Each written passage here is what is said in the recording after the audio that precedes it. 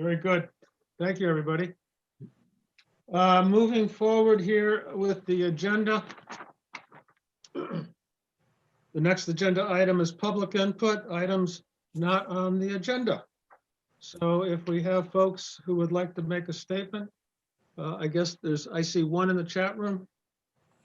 And Mr. Chairman, I also would request time to make a statement as well, please. Very good.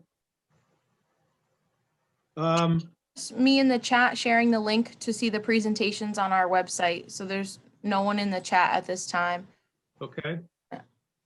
Carrie? Carrie, please feel free to make your opening statements. Okay, thank you. I would like to make a statement, thank you, and also submit it for the record, please. Massachusetts law states finance and advisory committees shall consider any and all municipal questions for the purpose of making recommendations to the town. Wenham bylaws state the finance and advisory committee shall consider the annual budget and any other municipal matters. We are here to discuss our annual budget. Also, the broader context of municipal matters merits discussion. Indeed, these municipal matters impact our annual budget.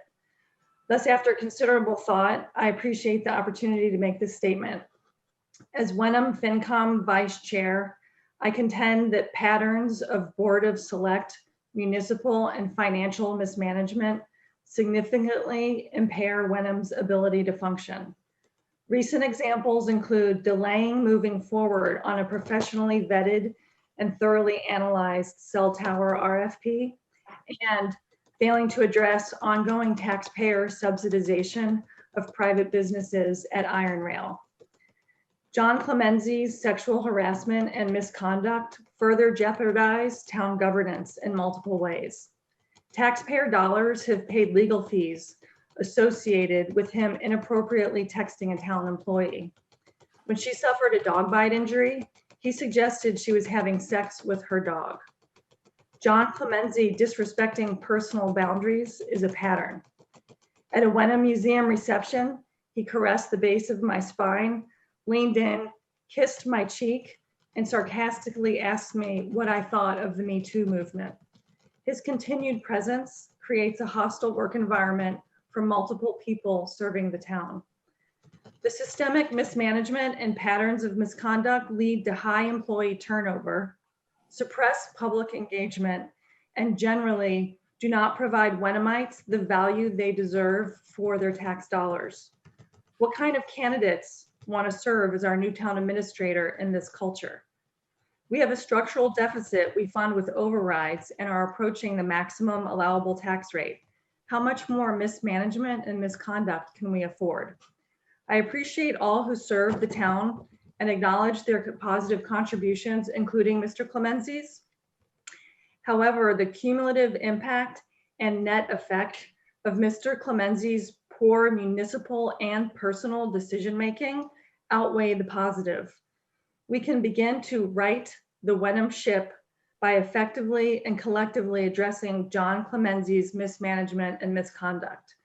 As authorized by Massachusetts and Wenham law as Finance Committee Vice Chair and as a Wenham citizen, my recommendation to begin to address these municipal matters is that Mr. Clemenzi resign.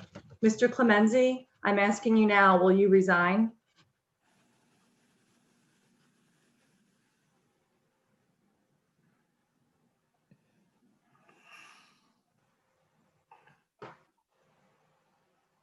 That determination hasn't been made.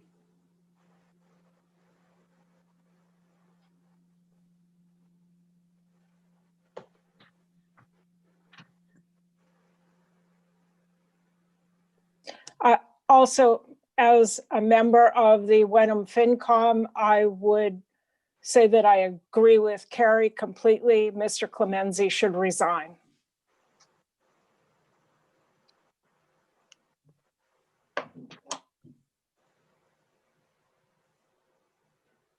Carrie, have you completed your opening statement? Yes, thank you for your time and thank you for listening, everyone. Okay, thank you. Are there any other input, questions, or statements from the community at this point? Yes, we have one other name in the chat, Patrick Waddell. And Mr. Chairman, if I can just remind both of you, Mr. Chairman, plural, we just want to be mindful of the time limits so that we can make sure that all of our department heads are able to be on time. Yeah, I think we can manage An it. eye on that. Thank you. Mr. Waddell? Thank you, Mr. Chairman.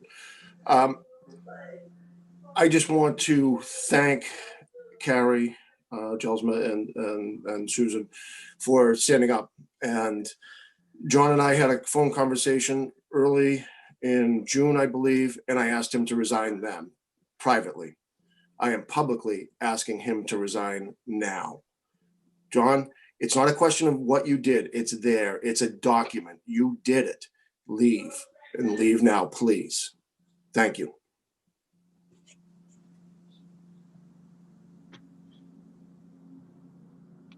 Thank you, Mr. Waddell. Any other comments? Community comments, Jackie? There's no one else signed up for public input at this time. Okay, thank you very much. All right, we're going to move forward. Now we're going to move into the budget presentations for those of folks that are watching. This meeting will last to approximately 2 o'clock.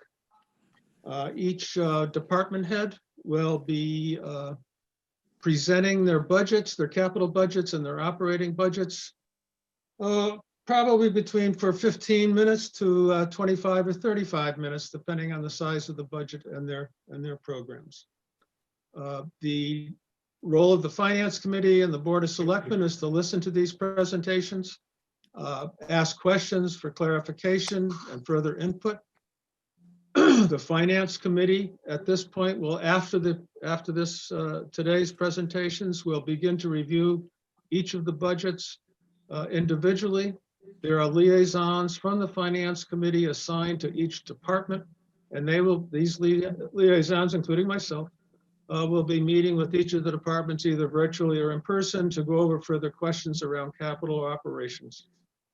This process will continue with the Finance Committee up to town meeting, which I believe is scheduled for May 2nd. The warrant has to be published by probably first week in April, but I'm not so sure about that. So we have about 12 weeks, January, February, March, and part of April to do our work. That's just by way of information. So Jackie and Jamie, please go forward with town administration, town hall, information technology, town council, legal, reserve fund, municipal audit, street lighting, refuse collection, general insurance, and capital improvement. That's a whole range of the significant issues. Thank you very much, Jackie and Jamie, for this presentation. Jim, sorry, Jamie, 1 second. We're just going to back up quickly to Jamie's going to do a quick overview to just kick off the day. But before we get started, I just want to make sure it's all set with both chairmen that we, Jamie and I help to moderate this meeting with you so that we can try to stay on track and ensure that we get to all the department heads. That's fine. That's Yes, fine. Jackie. Thank You got the time clock. Thank you. I appreciate it. Jamie, whenever you're ready. Good morning, everybody. For those who don't know me, I'm Jamie Colon. I am the Finance Director, Town Accountant.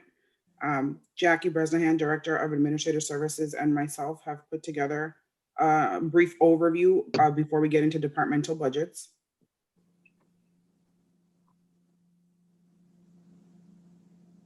So for today's agenda, we're going to go over a quick overview. We're going to get into administrative budgets, and then we're going to do a first batch of departments, and then we'll have a break. After that, we'll get into a second round of departments, and we'll get into a recap and then steps moving forward.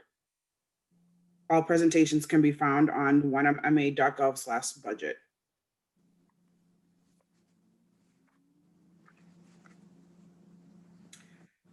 So for FY20 departmental budgets, they're fully in and rolled up, including capital request. All potential capital requests are included in our capital master summary, which we'll see later on.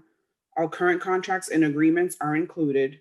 This year we didn't include COLA increases for any stipends. Not sure why that was happening before, and typically stipended positions don't get COLA. The Hamilton Wenham Regional School District budgets, as presented Wednesday, is fully loaded at a 2.8% increase. And just a quick reminder that FY20 actuals are low in some cases based on a spending freeze. I think it was implemented some point in the middle of FY20. FY21 cuts due to COVID. The FY21 had some cuts due to COVID. Increasing seems greater in context by returning to prior COVID-19 funding requests, and each department head will address that as needed. Current revenue and expenditure spreadsheet includes no use of free cash at this time. So our approach this year was to continue conservative revenue forecasting, being mindful of our obligations to contracts soon to be retirees. We're working toward a levy limit budget. Our total revenues right now, as it stands, is at $21,721,755. Our total expenses is $22,390,339. So our deficit without plugging any free cash in as of yet is $662,584, roughly. Our free cash has not been certified yet. I've talked to DOR several times. They were late in the process this year because of COVID, and the tax recap and a couple of things took priority. So they will be certifying it by this month. And I will stay on top of them for that. I have free cash estimated at $975,000. And then again, our $250 for reserve.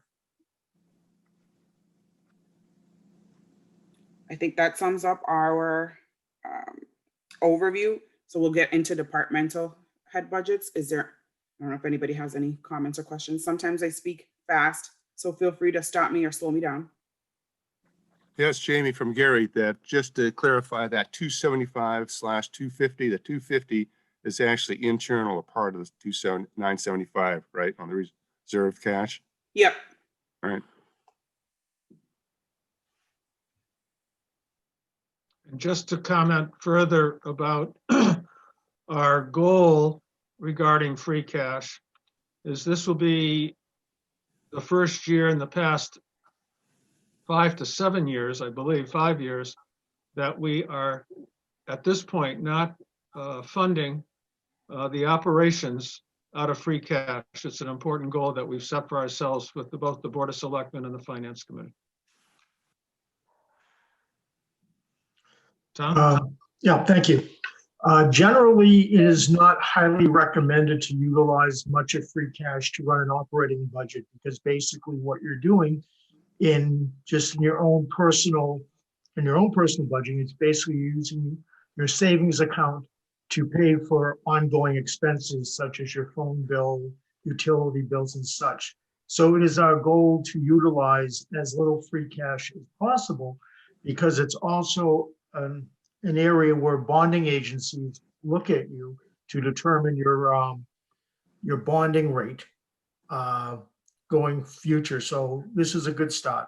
And secondly, generally, historically, in my years of service, seeing a deficit at the beginning of your budgeting process is not that unusual. That's based on conservative estimates and going forward. So seeing this in January is not something to really boost the alarms on. Thank you, Tom. Thank you. Okay. So thank you, Tom, for your comments. And I will say that it's actually very good news for us. That deficit that we're starting with in January is significantly lower than what we've seen in past years at this time in the budget process. And I do want to clarify something but highlight something Jamie already said, which is that all of our capital projects are currently fully loaded into this budget. And many of those capital requests are one time. So we can work with the FinCom and Select Board to move those one-time capital items to use of free cash article, which then further reduces our reliance on free cash in the operating budget. And capital is one of the items that DOR recommends we use free cash on. So that'll be a funding strategy we certainly talk about between today and the coming weeks. Okay, Jackie, it's Dave. Sorry, just to interrupt that. Just to Yeah. repeat that, you're saying the capital requirements are included or not included? All the capital requests for 22 are included in the current operating budget Got and it. current deficit number. So as we Right. start to vet them, And then the subcommittee will take a look at those. Got it. Okay. exactly. Thank you. Thank you. Thank you. So as we've said, there's going to be no increases on stipended positions this year. So for the Board of Selectmen salary budget, we have a no increase across the board for the different roles. In the last couple of years, we did add $500 to 21 for the Selectmen expense budget. And this is due to the fact that we have the iPads now for all standing selectmen to utilize, particularly with COVID. It's a huge tool of governing for us because they all need the capacity to do Zoom. But before that, we were actually really reducing our waste by putting all of the selectmen meeting materials, packets, and agendas onto the iPad via Google Drive so that we weren't producing, hundreds of pages of binders on a monthly basis. So we've kept that static for fiscal 22. Jackie, Yes. why are we funding a data plan? iPads are Wi-Fi enabled. Do we need to be on the road where no Wi-Fi access is enabled or available? Nikki, are you on? I am. Really, I believe at least one selectman, if not more, have issues with Wi-Fi. So I think the idea was that so that they could be out anywhere and access the packets. It's $15 a month per selectman, so it's $45 for all three. So that's Okay. where getting driven from. Right. So Yeah. this is Gary. So probably we could look and see, if that is actually still in fact needed. So just take Yeah. a note. Small line item, and the reason I ask is because we could probably maybe get someone to help resolve the Wi-Fi issue for connectivity. We're all generally at home, and maybe if one ventures out to Panera or something, there's Wi-Fi most places, so every bit counts. And I won't belabor this small line item any further. Thank you. Absolutely.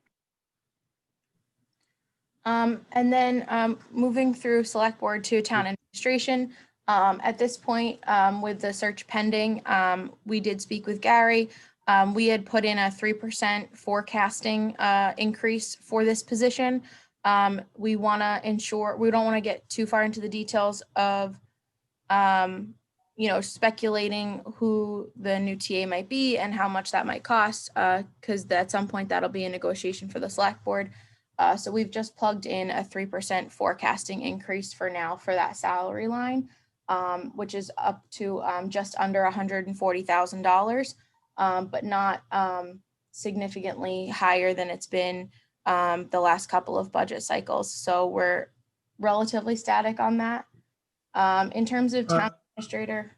Oh, Jackie, just a quick update to those. Community Paradigm has posted the position online, the advertising, and applications are due, I believe, February 9th of this year. So there'll be a month out there for advertising for the position. Just a quick question, Tom, Jackie, is that number, where does that fit in terms of competitiveness with other communities of our size and so on? Have we ever taken a look at that in the context of market, if you will? Let Gary jump in here. Okay. So I've talked to Mr. Petron, and I believe the advertisement went out as a 135 plus or minus. And so we're in the right range there, but it's quite dependent upon the experience level of the final candidate we might select as far as Right. negotiations. So I think there's probably, if you look, at least a 5 to 10% plus or minus range in our kind of a size community. But the dependent factor is on the experience level of the actual candidate we hire. Thank you, Gary. May I ask, what's in expenses? What's included in that? Yes, so thanks, Susan. That was where I was headed next. Okay. We do offer training and education for the person in the TA role, and this line has traditionally been used for things like the Mass Municipal Annual Conference, updates on procurement school, things of that nature to keep, to go to the mass manager meetings and conferences. It's, continuing education. And this line isn't just for the TA role. If the TA is not able to go to a conference because they're busy, we have used it for other members of administrative staff before. So that's basically a continuing education. Also, we provide a cell phone to the person in the TA position so that they have a town phone for town business. And in these days, that's a cell phone.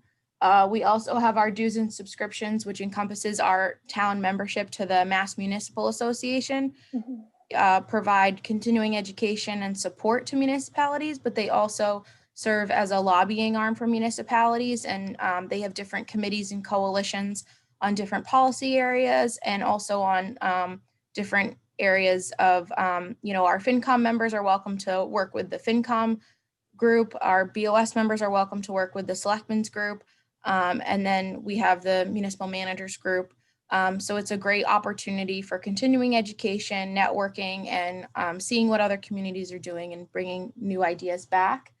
Okay. And we do have a line for office supplies and then meals and travel, which is, an accompaniment to some of the conferences that are available for folks to attend. This line is not increasing this year, but it's one of the lines that we, in the prior TA's tenure, did increase so that there was opportunity for the TA to have professional development and go to conferences. Okay, thank you. So, and I will say too, that this is another thing that, another item that can be a big incentive for a candidate, that we have these types of ability for them to do professional development. And I also concur with Jackie. That is one of the items that a candidate looks for when they're applying for a position and having support of the community in that.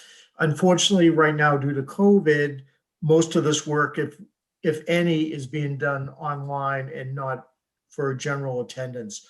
Hopefully, when things are resolved, possibly this fall, you might see an uptick in on-site conferences or meetings. And then for town hall, this line you will see an increase over last year, and that's because we've made a strategic move this year based on discussions that have begun between the two select boards of Hamilton and Wenham regarding moving inspectional services to the town of Hamilton.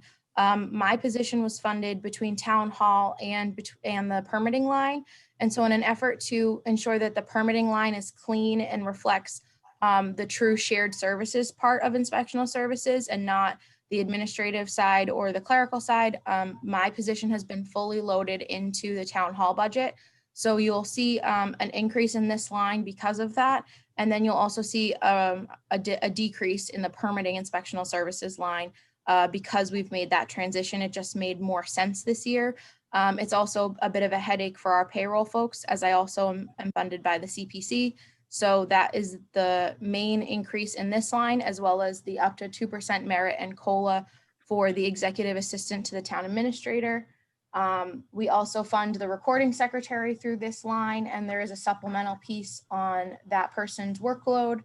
And then last year we were able to add shared administrative assistants to this line, approximately 55 hours a year at $21.60 an hour. And this is so that when someone like myself or Nikki or anyone else in town hall takes a vacation, we have so many sole proprietor departments. This allows us to keep that department operating while people take vacation, so that you don't need a vacation from coming back to work from your vacation, because almost all of our department heads and town hall staff are by themselves. So this allows continuity of operations so that people can appropriately take their vacation time. So it's just really coverage moving forward. And we did get a comment about making it bigger, and I'm going to try to do that. And if you would like to follow along at home, you can go to wenhamma.gov/budget, and this is in this time frame. All these spreadsheets are there. I'll try to make it bigger the best I can. What's the policy on longevity? So we have longevity identified in our personnel handbook. So after 5 years, it goes up to $300. And then I believe it's after 10 years, it's $500. And then there might be one more payment after 15 off the top of my head. Okay, thanks. Okay. Jackie, Yes. thank you for that explanation around the salaries. So that accounts for, on the next page, the 27% increase in salaries is the realignment of your salary into this category. Yes, Just want correct. to make sure everyone understands that. Yeah, just to, when we get to permitting, it'll make We'll sense. see the change. Yeah. Okay. Sorry, I'm gonna unzoom because it's hard to change slides, but, and then also on the town hall expense side, we have all of our main utilities for town hall. We don't really see a big change or increase in any of those. We're maintaining our current continuing education budget. We're encouraging all staff and department heads to take as many opportunities as they can of continuing education. Particularly, we've actually maxed out the free trainings we can do through our general insurance carrier Maya, which actually allows us a reduction in our general liability bill.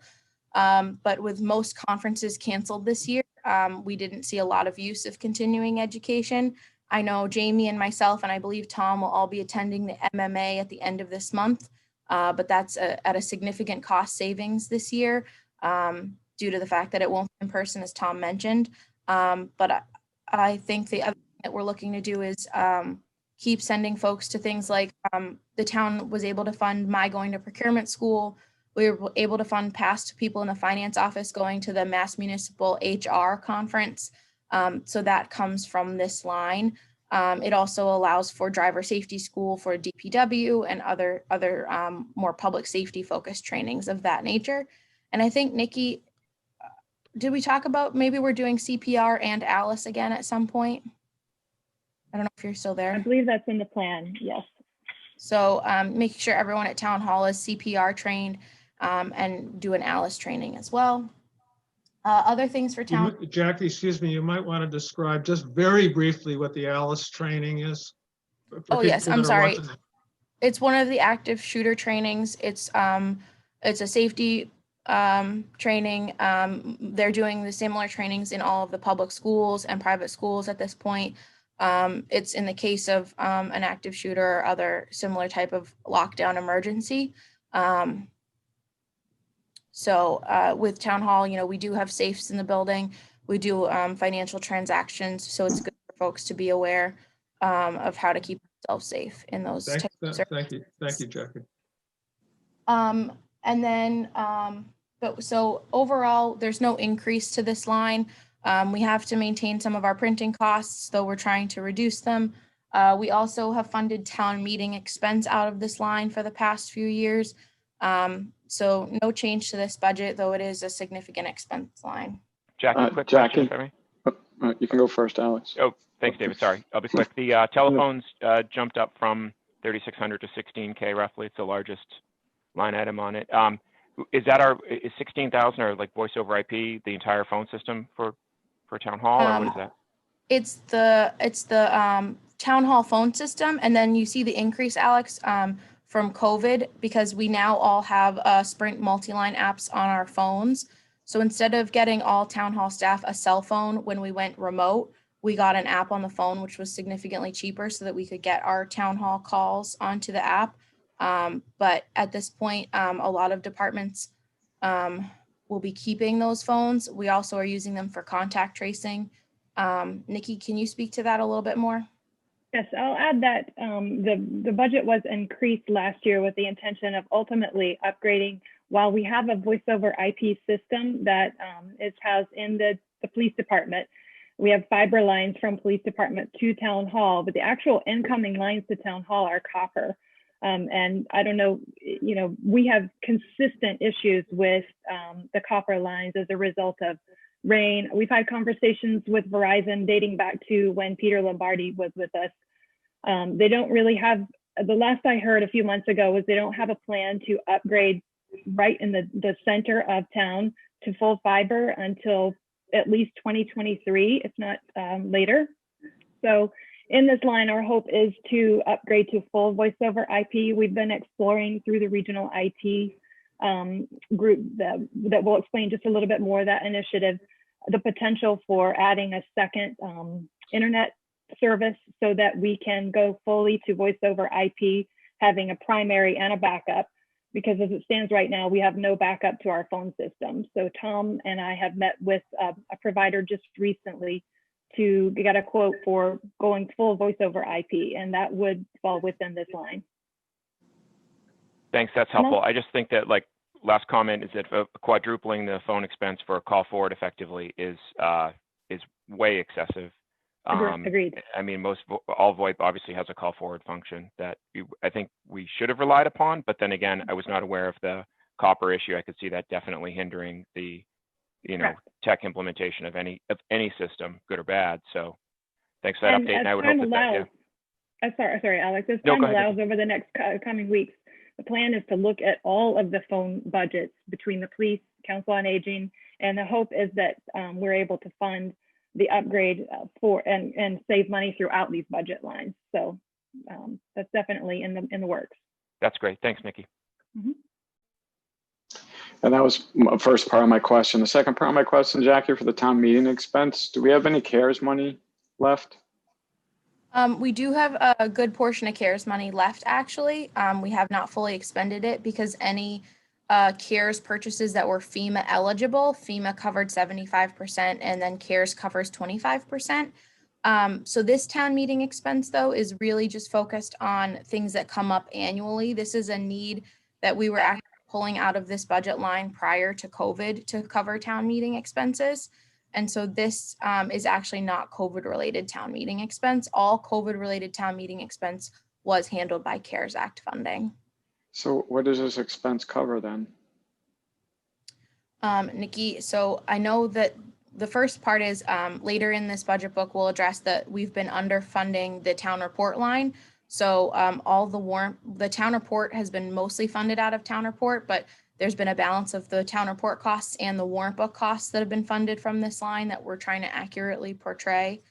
The rental and the custodians of the Bucher School are funded through this line. Nikki? Audio as well, the full audio system, the operator, the technicians that come in and set up the recording, all the microphones, the speakers and playback. Okay, that makes sense. Also, through that line as well. There's also legal costs associated with the town meetings, correct? KP Law attends the town meeting from start to finish. Correct. Yeah, I thought that was a separate item though. Yeah, I got it. Okay, so yes, Jim is correct, but that's captured in legal. Okay. So this is more just the nuts and bolts logistics of town meeting that we're funding in this line. I have a quick question for Nikki or Jackie or Jamie. At some point today, are we going to go over CARES Act funding and COVID funding and what's left and what, if there any more is coming? We have not done it as a part of this. We're trying to focus on our operating budget today, Carrie. I think our goal is, I think we can certainly add it to an upcoming FinCom meeting. Christine? We don't expect, Steve, oh, you're not muted. We don't expect at this point in time that there will be additional CARES Act funding for municipal services in regards to continuity of operations because of COVID. Yeah. This next, I just want to add, this next round that they just released didn't include anything for municipalities, and we don't expect that to change. They did, however, extend how long we have to spend CARES Act money. Oh, thank you. Definitely in our next FinCom meeting, I'll put something together so we can see numbers and what's left and what we've expended and all that fun Okay, stuff. thank you. That's helpful because last I had heard it all needed to be returned at some point. So that extension is good to know about. Yep, they extended it till December 31st of 2021. So we still have this full year to expend. Okay, thank you. You're welcome. Any other questions on town hall expense before I move through? Hearing none. So Infotech, we do have Nikki Roebuck on to speak to Infotech this year. We are looking to, as you can imagine with the discussion from the phones, IT is a challenge for us. We have no dedicated staff to information technology. We hire an outside contractor to assist us with some of the work. But Nikki had already brought up the regional IT initiative and some overhauls that we're looking to do to kind of pull town hall firmly into the 21st century. Nikki, do you want to go over IT? Sure, absolutely. So just looking through the list of contract services, SoftWrite, it's just a minor increase in the contract with SoftWrite, and that covers our accounting software, also water. A portion of that actually is billed separately in the water budget. Revise is our website provider. I've subtracted this service amount out and added in Civic Plus. Last year in the FY21 capital budget, the town funded a website upgrade, which we are hopeful after we get past this budget process that we can get started and actually request some assistance from members of the community as an advisory committee to help us get this process going. We definitely feel that we're ready for this website upgrade, but we need some assistance as the bandwidth is limited to manage that process at this time. So I have added back in the annual fee for Civic Plus for their service agreement. Ricoh Copier Static, US Telecenter is our current phone provider in that they just they're our remote service provider. They handle all the programming needs as they arise. At this point, I left that number in the line because we're still working the numbers to see what we can do in terms of a full voice over IP switch. If we're able to do that, then that number would come out of the budget. IT support is basically what we pay Micro Support Group, our remote provider, monthly. This number has a little bit of CAD in it just because we're not sure, as we've been going through this regional IT initiative. RFIs have gone out to a variety of different local service providers. And just to back up a little, the regional IT, the feasibility study was funded through grant funding a few years back. There definitely is a need for municipalities locally across the board to have a collaborative effort in IT. Many of us struggle in that area. So the goal is to, right now we have fiber that was also funded through grant funding that it all leads back to the town of Danvers. They have a full IT department, and we're working at this point to collaborate on an MOU for Danvers as a town lead. The towns of Essex, Middleton, Hamilton, Wenham, and Topsfield are working together to come up with, and we'll ultimately over the next few months hopefully agree on the MOU and agree on an IT provider to service all of the towns. So at this point, we're not exactly sure how that's going to look in terms of the monthly fee. We've been told that it should be similar to what we're paying now, but we've increased this budget slightly, or we're leaving this number as the way it was budgeted FY21 with this in mind, to make sure that we have plenty of coverage for that. I pulled the IT support money out as I don't think that's necessary. We seem to be on point in terms of budget right now for FY21. Spam filtering, as you can see, I pulled out the just under $10,000 number for Proofpoint. We are at the advice of our current remote IT provider upgrading to Mimecast, which for anybody who's familiar it should be a much more robust, secured spam filtering system for us. The management fee for regional IT, as the town of Danvers operates as the lead, there will be one annual fee back to the town of Danvers for managing the MOU, managing the contract with the IT provider, whoever the service provider is. More to come on that. And then, as we discussed at a Board of Selectmen meeting about 6 weeks ago, the decision was made to upgrade to Office 365 for all laptops, so all computers that we're implementing moving forward. We struggle with having enough in our funding to upgrade to current software. I don't know, many of us are working still on Windows 7.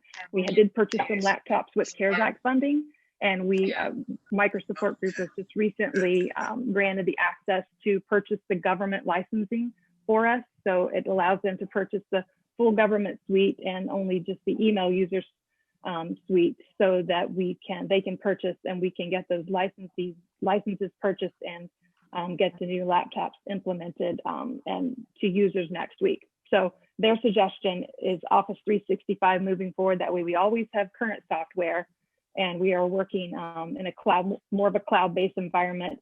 It reduces our cost for capital in terms of necessary server space. And the plan is going to be to fully migrate all of our mail from the Exchange server to Office 365 over the next several months. And then in terms of capital, we left the $10,000 in for additional desktop laptop replacement. There are a few that we have identified that for the most part, I think will be good. But I think that there are a few, that we have identified that weren't covered in what we had for FY21 budget and CARES Act funding that would need to be replaced. So I'm all for your questions. Could you just clarify the total information tech line? The FY21 budget is showing 107. The request this year is 109, and it's showing an increase of almost 17,000. Am I just reading that incorrectly, or? I feel like it's just Excel. The formula wasn't correct, obviously. And Jim, too, just for everyone to keep in mind. So Nikki, you can see that at the bottom that those two capital items, the 10 and the 13.5 from fiscal 21, those are items that we funded with free cash at the special rather than through the operating budget. Whereas the 10 grand under capital is operating budget we funded at the July meeting. So that's where we're trying to show what we funded, but it's just multiple funding sources. So that's why these look a little different than they have in years past, so that you can see a complete picture of what was funded. But I think there is a formula error as well on top of in that corner. Okay, we'll correct that going forward. Just one question, if I may. The IT support at 34.7, that's the micro support, right? Correct. And that, do they not provide like spam filtering as a service? I mean, I would think that would be kind of bundled in, but perhaps not. I mean, you're using the Outlook access via web and they bill that separately. Is that also billed to micro support? Correct. Yes. Currently, the proof. Oh, okay. Mm-hmm. Interesting. All right. Thanks.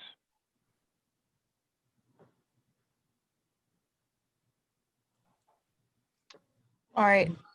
Any Okay. other? Go ahead, Jackie. Let's move forward. I don't hear any other questions. So Nikki's also been managing the legal budget with the ongoing transition that we've had. So she's done a great job of keeping us on track for managing the legal expenses and what they're attributed to. Nikki, can you speak to the current legal budget?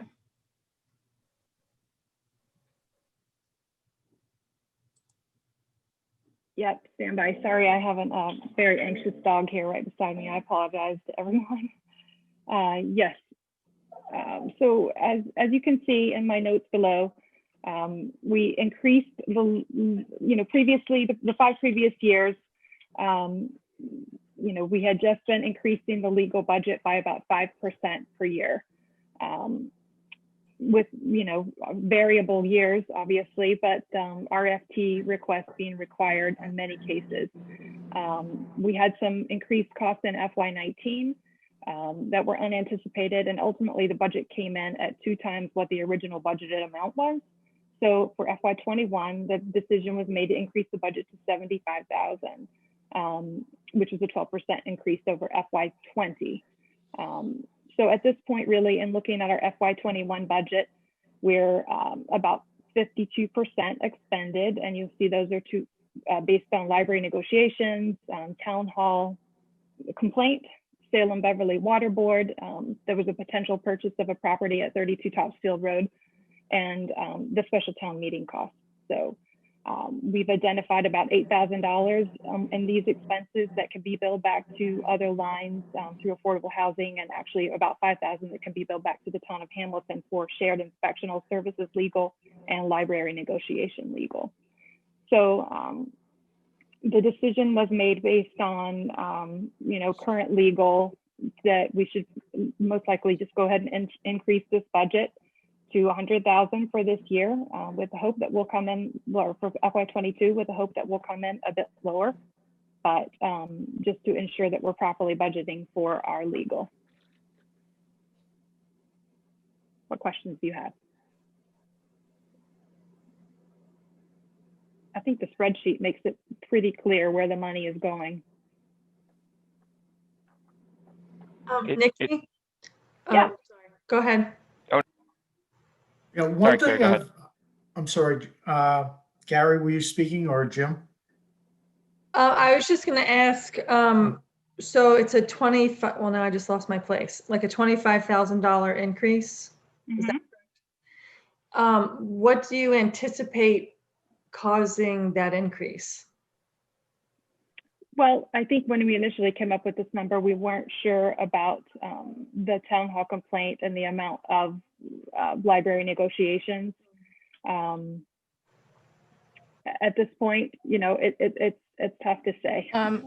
Also, Nikki, if Jackie? I might add, Carrie, the one thing too is next year, we just completed the library union negotiation. Next year, all 3 other collective bargaining agreements are up for their 3-year renewal cycle. So we actually will probably see a significant labor negotiation line next year that we want to attend to for all 3 of those.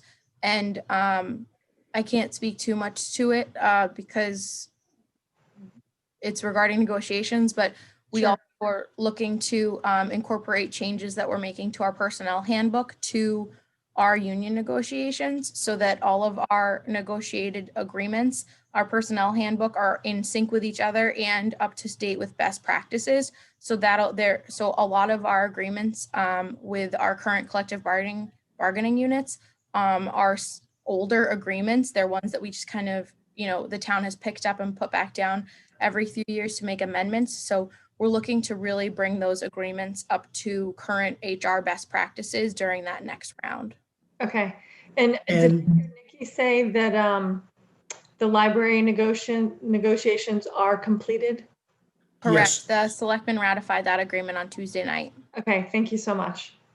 And also, Carrie, I'm recommending, as I've been reviewing since I've been here, that generally when we approve contracts, in various cases, they really should be reviewed and approved as to form by town council. And I've seen in the past that they have not been. Just quick question. Sorry, David, you go first. Mine was, thank you, Alex. Mine was quick. All the litigation is listed here. There's nothing else pending on the slide. Everything that we have is here. And you'll note, David, that there's KP Law as well as Mead, Tallerman, and Costa, who have been our attorneys on the Maple Woods case for a long time now. So anything that goes to a lawyer from us is included in this wrap up Nikki's put together. Thanks. I just wanted to make sure there wasn't any other litigation not listed here. So thank you. Thanks, Alex. Thanks, David. Just real quick, 2 questions, I guess, or 1 question, 1 request. General labor line at 10,146. Do we expect that based on the library labor discussions kind of being completed or whatever, an agreement reached, do we expect that to drop after, say, some period of time? I think there should. Oh, sorry. Go ahead, Jackie. Oh, sorry, Tom. Alex, I was saying that you said there should be some bills coming in for library under the December bill, because we just recently finished that up. There should be some small numbers there. Thanks, Tom. And I was going to say too, Alex, if you note, Nikki did show how much to date is currently going to be attributed to Hamilton, as it's a joint department. So there will be some assessment to Hamilton for the shared library costs. What does general legal entail? In the months of September and October, I believe those fees were primarily associated with the Salem Beverly Water Board, the potential purchase of 32 Topsfield Road. I don't have the bills in front of me, but I'm pretty sure that's what that was. Okay. And just one, if I may, oh, sorry, I turned my camera off. If I may request, so could we add an FY20 total at some point to this grid? Obviously, we don't need to track each month by month, but just important to see, like, for example, the town hall complaint, I think there were substantial expenditures in the operating budget for FY20. So just whether it's off to the left or off to the right, I would expect that a lot of them would be, some of them might be blank, like Salem, Beverly Water Board or whatever, but if we Sure, could add and I that have would all be the great. backup for those. I have every fiscal year back to FY17 with this same format. So I'm happy to include any information you like. Below, you'll see what the FY20 requested versus actual budget was. But I do have these spreadsheets to back all that up. Great. Yeah, I think, can we just scroll down a little bit to see those yearly numbers?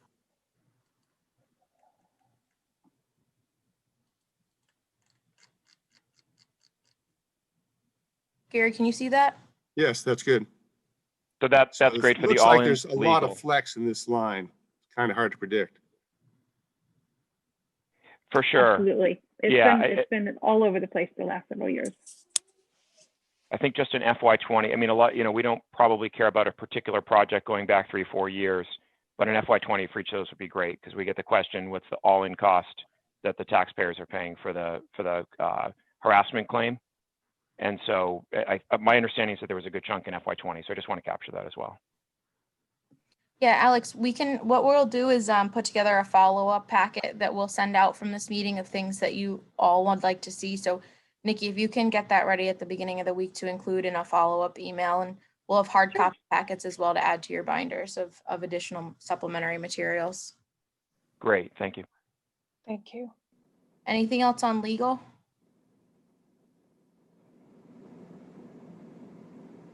Hearing none. We're going to move on to Jamie, Reserve Fund.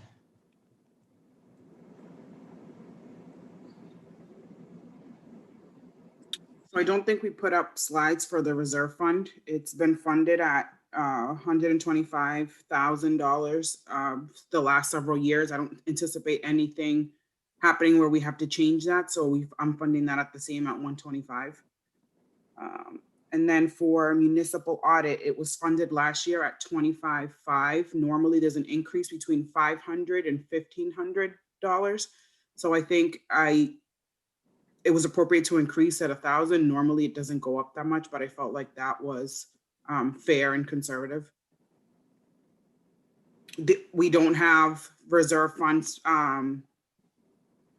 spreadsheet up on the screen, but I'm more than happy to send that to you guys with follow-up. Okay. And I think, Jamie, with the one exception of a recent one, we've only had one reserve fund transfer to date that you handled a couple weeks ago with the FinCom for the TA screening committee. Correct. So 21, there's been no change to that account with the exception of funding the TA search. Right. Quick reminder on cost of the TA search. Ballpark. I Oh, think it's been approximately. 9. Was it 9, Gary? Thank you.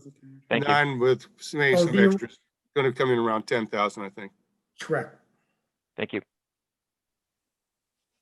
Okay, and then street lighting, it was funded last year at 20,000. We felt like it was appropriate to leave it at the same amount just because from FY21 20 to 21 there was already a bump, so we felt comfortable leaving it at that same amount. And then I'll just add refuse, on I'll street. throw that back to Nikki, who did a fabulous job. Thank you, Nikki.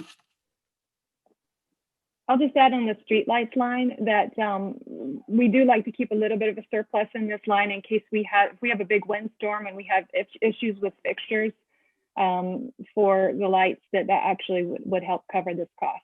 So we're hopeful that, as you can see, even at FY19, we were just under 20,000. So.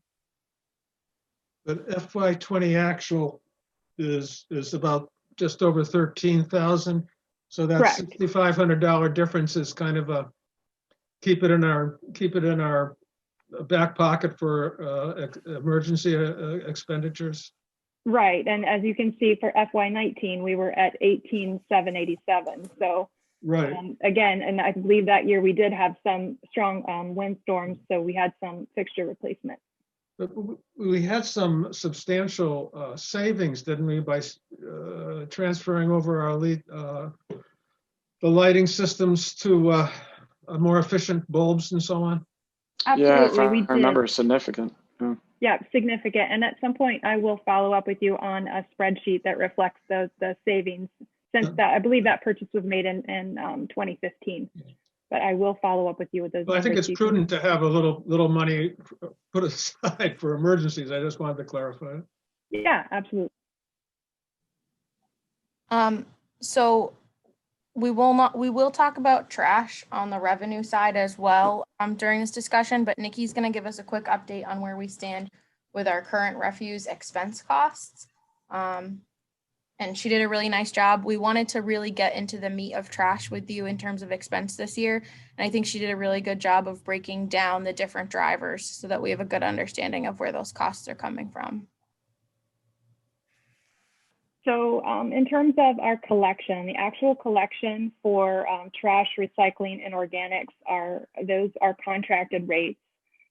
For FY22, the rate for trash and recycling collection is $302,000, organics $17,000, and the recycling processing, obviously, that's handled through Casella, has been a moving target based on the market rate for recycling. And a spreadsheet we'll show you shortly that's included in the packet. It's really been nearly impossible to budget for based on the increase in cost for the recycling processing. We added in leaf collection. Loose leaf collection is a contract rate that was offered by Casella when we negotiated the contract back in 2016. Obviously, this last year being the first year that we've used that service.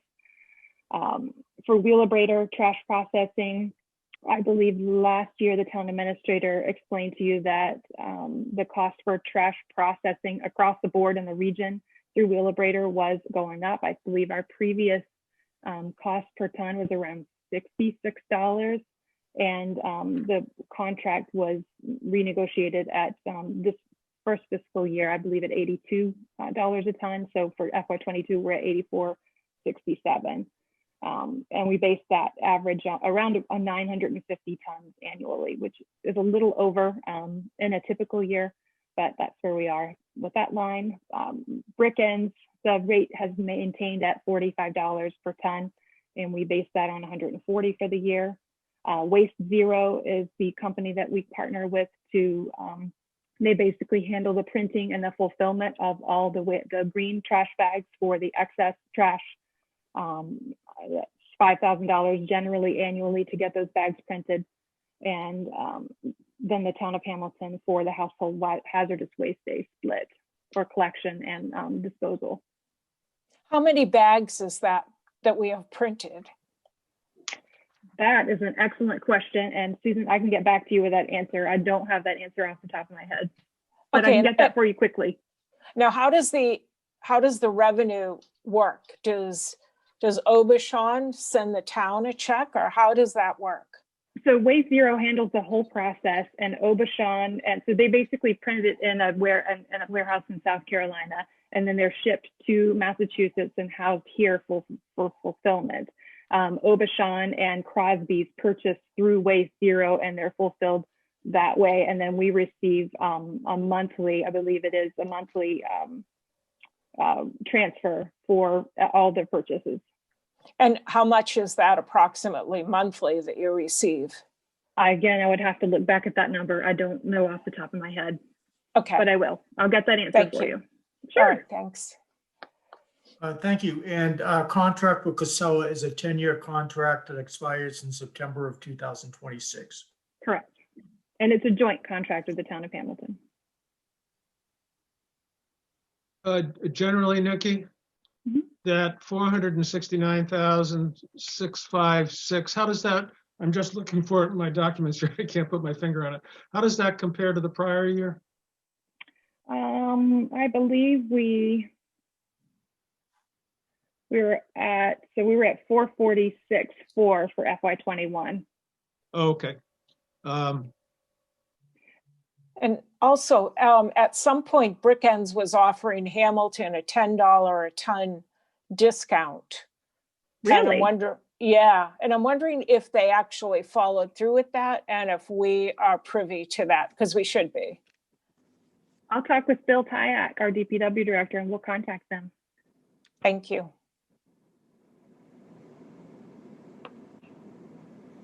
We can ask Bill later when he does his presentation. Yeah, absolutely.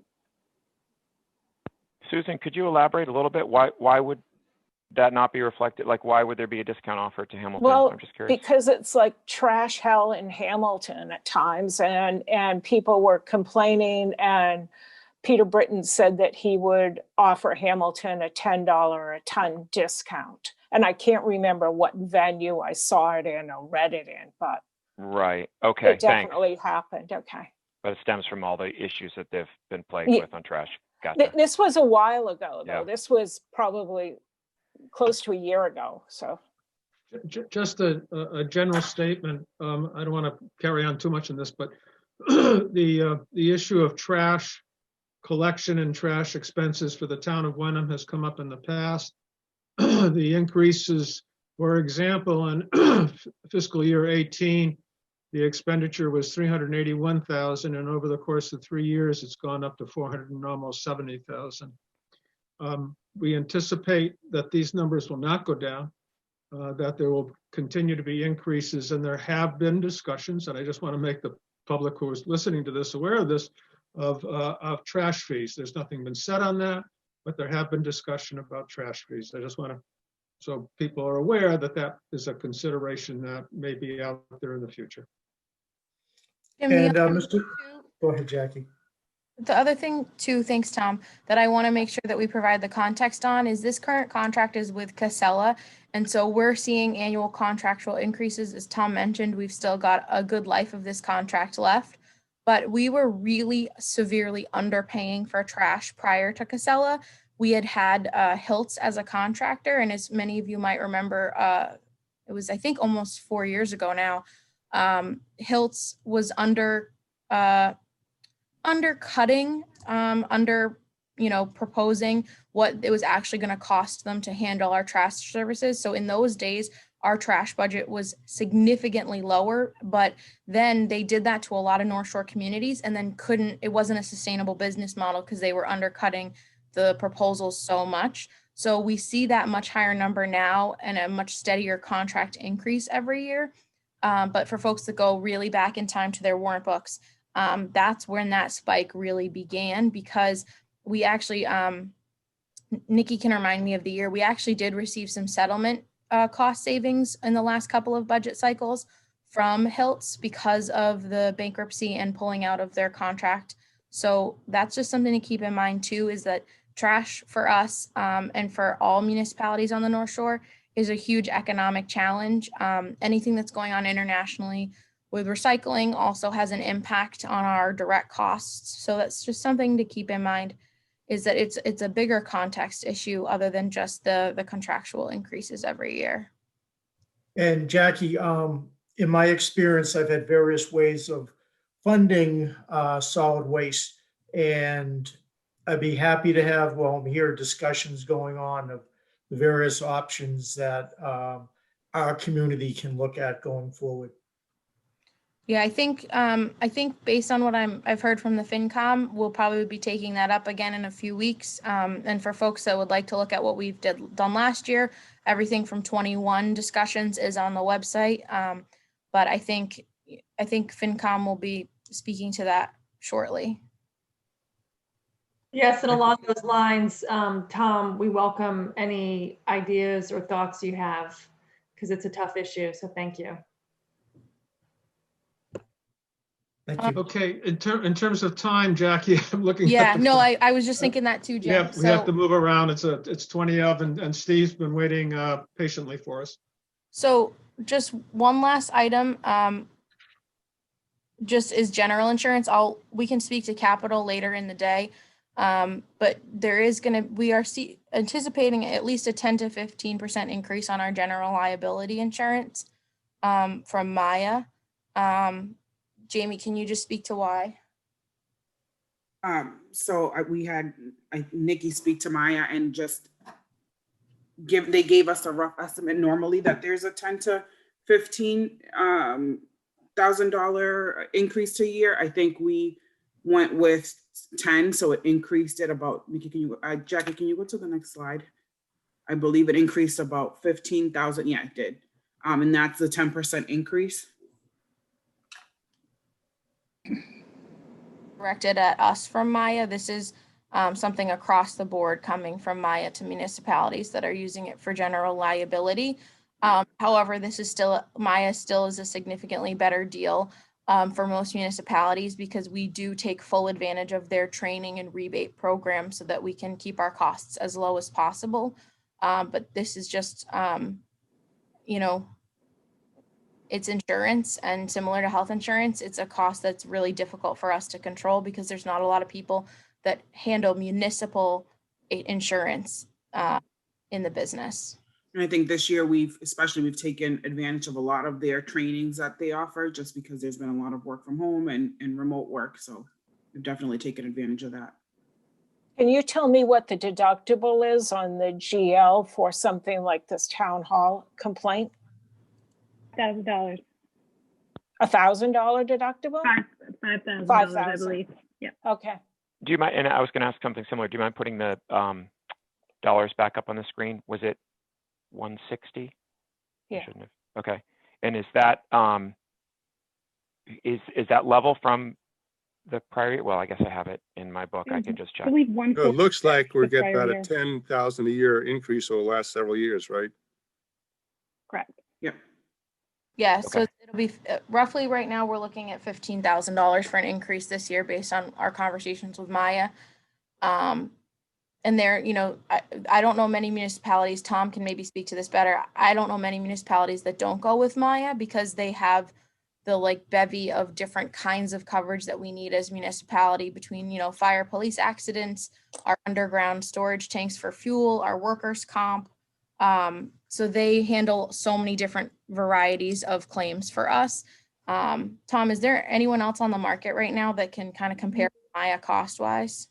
Very few, some communities, and it's rarely, will employ a private broker, will go out and try to find you the services. But generally, in my experience, I've pretty much utilized Maya. I've been on the Maya Health Trust Benefits Board previously, but most communities utilize that. As Jackie was saying, it's more difficult trying to go out on your own to get these services.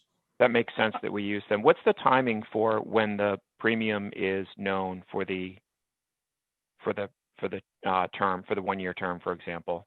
I'm just trying to think at what point we would understand if there's an increase in premium due to you know, existing claims for representation, or if there were a claim that were covered by the GL. Like, when would we know that? I believe generally we don't receive the bill for the next fiscal year until late May, early June. So it's fiscal year timing? Correct. Got it. Thank you. That's what I was looking for. Great. Thanks, Nikki. Okay. Is that it, Jackie, for you and Jamie at this point? Yeah, we're gonna get into the other departments at this point. I would just like to make just very, very briefly one general statement. Yep. And that is that we do not have in our budget any resources for a human resource consultant, a human resource department, or any kind of human resource professional to help us oversee a range of personnel issues. It's just a statement, and we can talk about it further in the Finance Committee. Thank you. Okay, Steve, you're on, and thank you very much for your patience. I appreciate it. How do you know I'm patient? Good morning, everybody, ladies and gentlemen. Thank you for the first thing I want to say is thank you for your work. You guys are amazing. It is, I've participated in Hamilton town government for over 20 years, and I've got to say it's, I I find it rewarding, and I hope you guys do too. And I think you do a great job. And thank you. And while I'm saying thank you, I'd like to say thanks to Nikki and to Jackie, because I think they do an amazing job. They do. So how can I? What can I do to help you? And thank you to Jamie too. Yes. Yes. Steve, why don't you just briefly run through your budget? Okay. And highlight the issues. Where the only increases we're looking for is the standard, salary things and the cost of living and merit. If we are so, if our board is so inclined to grant the merit, then that's fine. So there's nothing changing there. Everything else is staying pretty much the same. We are we're still dealing with the transition from Vision to Patriot Properties. It has been so far successful and a welcome change. Just from my point of view, it's been so much easier. There were initial expenses associated with that, but the fact is that Vision's annual fee was 3 times what Patriot's is. Wow. And we're getting, I think, 3 times more help from Patriot than we did ever get from Vision. Great. So it's working very well. There are some wrinkles that still need to be worked out, and we're working them out. And between that and the focus that I'm going to have on getting the new growth in, the new houses and the large building permits and so forth, the town is booming in that regard. There's all kinds of new houses, which you people have probably noticed as you drive around. There are amazing additions that are going up and have gone up. And finally, the high-end market for inland properties has picked up, so that there is actually demand. There's a pending sale in Wenham over 2 million. We had a sale, 2 sales last year over 2 million. So Wenham remains an attractive suburb. So anyway, I keeping tabs on all that takes time, and that's what I'm focusing on. Overlay, it is what it is. We have a healthy balance. I do not know. I don't have a crystal ball. I don't know what's going to happen with the property tax abatements this year.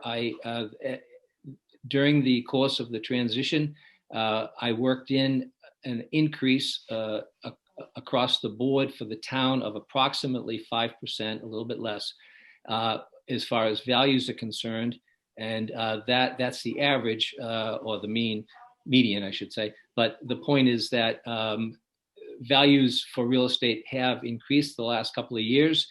We had starter homes in Wenham have gone off the charts. We had so many sales of homes that I thought were fairly assessed in the low 4s, and they're selling at $550,000, $600,000. So it's my job to see that those properties are properly assessed. But there are people who have similar properties that did not sell, but those properties also went up because the fact is real estate values have increased, and there will probably be another increase. Excuse me, I get emotional when I talk. The values will also increase next year. I had expected that when COVID hit that values would tank, but the exact opposite happened. So it just goes to show you, if I'm so smart, how come I'm not rich? But anyway, the overlay, we should be releasing some. That's up to the Board of Assessors, but I'm anticipating there to be a surplus. Excuse me.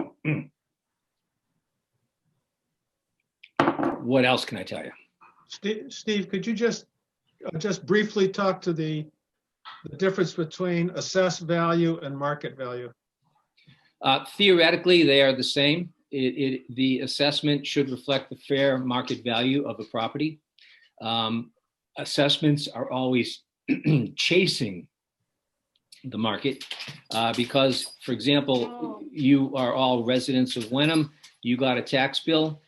The assessed value on that tax bill reflects the value of that property as of January 1st, 2020. which is based upon sales from 2019. So the point is that the assessing is always a step behind what the market's doing. Thank you. Sorry. You need some water. I do, or something stronger, but it's too early. Riley, could you get me a glass of water? Thank you. Yes. Tom, you're muted. Any other questions to Steve on his initial budget? Yeah, I just quick question, Jim. Steve, and this is more of a history lesson for me, if you can make it really brief. Why did we have the high in 2019, the high monetary number for the cost of abatements? The number of abatements seemed to be about the same, around 10 or 11, but that number was $151,000. Yes, that reflects the prior year. We had our annual, every 5-year reval visit from the state. And as a result of that reval, values were increased for a number of different markets or price ranges in town. And the increase affected the high-end properties much more than anything else. And we had a whole bunch of people who had assessments that went from, let's say, 1.9 to 2.4 million, and there was no basis for it. And that I should have picked that up sooner and made the adjustment earlier. However, I was dealing with the state and with their people and their issues. And so there were a large number of big homes that we gave big abatements to. And they are now fairly assessed. And in the months to come, or years to come, I expect that we'll be able to see those things go up again. Okay, thank you, Steve. Okay, I'm sorry for my voice. I just I have a quick. I don't usually talk this much this early. I have a quick question. Sure. When the housing goes online on Maple Street, the elderly housing, will that be taxed or is that tax exempt? It will be taxed. Oh, it will. It will. And is it a special rate or how does that work? No, we only have one residential rate. Okay. We will theoretically be assessing them at the fair market value of that property. And so there will be taxes generated from that, and they will be significant. There will also be more of a strain on town services somewhat, but you know, hopefully it will be more offset by the increased tax revenue. If I remember the presentation, it was one number, but then they presented between 25 and 50,000 of additional tax revenue to the town, Susan. I'm going by memory, but I don't think it was 6 figures. No, yeah. Sorry, David, to cut you off. My memory may not be serving me well here, but I recall something in the order of 25. I almost want to say like 18, 20, but 25-ish. And we were, and Steve, I don't know if that was from you or from folks associated with, you know, very closely with the extensive Maplewoods discussions that were ongoing for years. But we did ask that this very question, covered it in some detail, and the expectation was kind of muted. I mean, you know, it's all relative, and any revenues, I suppose, welcome. That said, we were led to believe it would be pretty modest at the time, and that was after the lowering of the units, right, from like 2 floors to 1 floor and 60 to 4, whatever the numbers were, 90 to 60, whatever it was, the reduction. Okay. Thank you. I would expect that it would be more than that, but okay, we just have to wait and see. We'll have to, yeah, right. There'll also be taxed either way. There'll also be some money coming in as a result of the rollback because the property has been in chapter status. So we'll be getting a chunk of money. I think, again, I didn't even want to say, but there will be some money coming in. Oh, good. Okay. Thank you, Steve. My pleasure. Anything else? Any other questions to Steve? Going forward, just so you know, next year, I think I'll be asking for a bunch of money because we need to prepare for the reval from the state. And I've made it very clear that I have strengths and weaknesses. My strength is in the valuation of individual properties. I've been a real estate appraiser for over 30 years. The mass appraisal thing is something that I am still learning. And there's a saying about old dogs and new tricks, and I'm working at it. But I will be leaning towards Patriot Properties to provide some additional assistance, which of course is not going to be free. But I am certain that the fee that they charge will be fair. It will help us a great deal in terms of efficiency. I won't have to spend a bunch of time doing that stuff. I'll be able to continue to focus on the new growth and the other things that need to be done. I will remind everybody that between my assistant Shirley and I, we work a total of less than 40 hours a week. I do think that in years to come, that's going to need to increase as well, but that's probably going to be beyond my tenure. But that's something we'll be talking about in years to come. I think that we shortchange the townspeople by not having real efficiency in the assessing department. So that's down the line, but for now we need to get by this year because it's been a heck of a year. And Steve, if you could at some point at this time during this year, you could give us an estimate of what those costs might be for 23 Sure. Of the consultants coming in for the new evaluation process. Yes, I will certainly do that. Yep. Thank you. Jim, one last comment, if I may. Sure. Thanks. Steve, it would be helpful to see, I think, for these developments as they come online, just like breaking out those revenue received, which would be great, just since we've had a few larger subdevelopments. And then one question is the 5-year reval body of work, that term, is that synonymous with measure and list? No. No, the measure and list is every assessing department is required by the state to attempt to get into every home in the town once every 10 years. Got it. 10 years. 10 years. So we did that a couple of years ago. Yes, right. And we will do it again in a few years to come, but that is not the reval. The reval is when the state comes in and essentially says, okay, give me graphs, give me this, give me that. How do you support your land value? Why is your land value at William Fairfield different than it is on Bruce Lane? It's just it's much more technical. It's different. The measuring list is getting our records up to date. And that's what we had fallen a little bit behind on previously, right? That is correct. We found as a result of the measuring list, we found all kinds of things that we did not have on the books. Understood. And the revaluation is a mandated state process. That is correct. It's essentially just to be clear about that. Like the bank exam. It's an audit. Going into a bank. Yeah, it's an audit. Correct. That's right. It's an assessing audit. Yep. Yeah. Thank you, Steve. My pleasure. Thank you. Okay, can we move on to Diane Bucco, Town Clerk? So for those of you in your budget books, that's 161 with Diane Bucco for Town Clerk, if you're following along in your paper copy.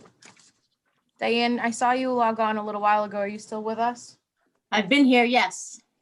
Welcome. We can't see you, by the way. We see your lovely home, but we do not see you. Yeah, what happened? Where You am need I? to flip. There you There are. you are. Oh, hi. Welcome. So excited. My turn. Good morning, Okay. everybody. Thanks for having me. I believe that everybody has my narrative. And as much as I would love to go over all my awesome accomplishments in the office, I'll just stick to our budget, finance type stuff. The clerk budget over the years has been basically consistent in its ups and downs that are based on the election cycles. Some years there's more elections and events than others. But this year, I've been told that there's a larger increase than normal. And I believe the reason for that is obviously COVID-19, because that's the reason for everything. I was told when COVID-19 hit that we were to, or I was asked to cut our budgets, save some money, et cetera, and I did such a thing. I cut substantially in my budget. And I think that even though COVID-19 is still going on, I need to bring some of this money back. I cut all compensation for election officers, as well as the hours for the administrative assistant in my office. I think the election officers are, take part in a very important part of our town government and democracy as a whole. There's a lot of responsibility to be an election officer. One needs to be trained to be an election officer. And although everybody loves doing it, it's an opportunity to serve your community. It's really interesting and exciting. They are fine not being paid for the most part. I do feel as if the warden and the election clerk, two specific officials for every election event, put in a lot of time. They are extremely responsible for everything that goes on for those 15 hours of an election. They're responsible to be trained by me. They prepare before the day, they follow up after the day, and I feel it's only fair to have them compensated for their time. It's not a lot of compensation, it's minimum wage basically, but it is something. So the ask for the next fiscal year is pretty small because we only have 2 election events anyway, so it's really about $700, but that is part of the increase.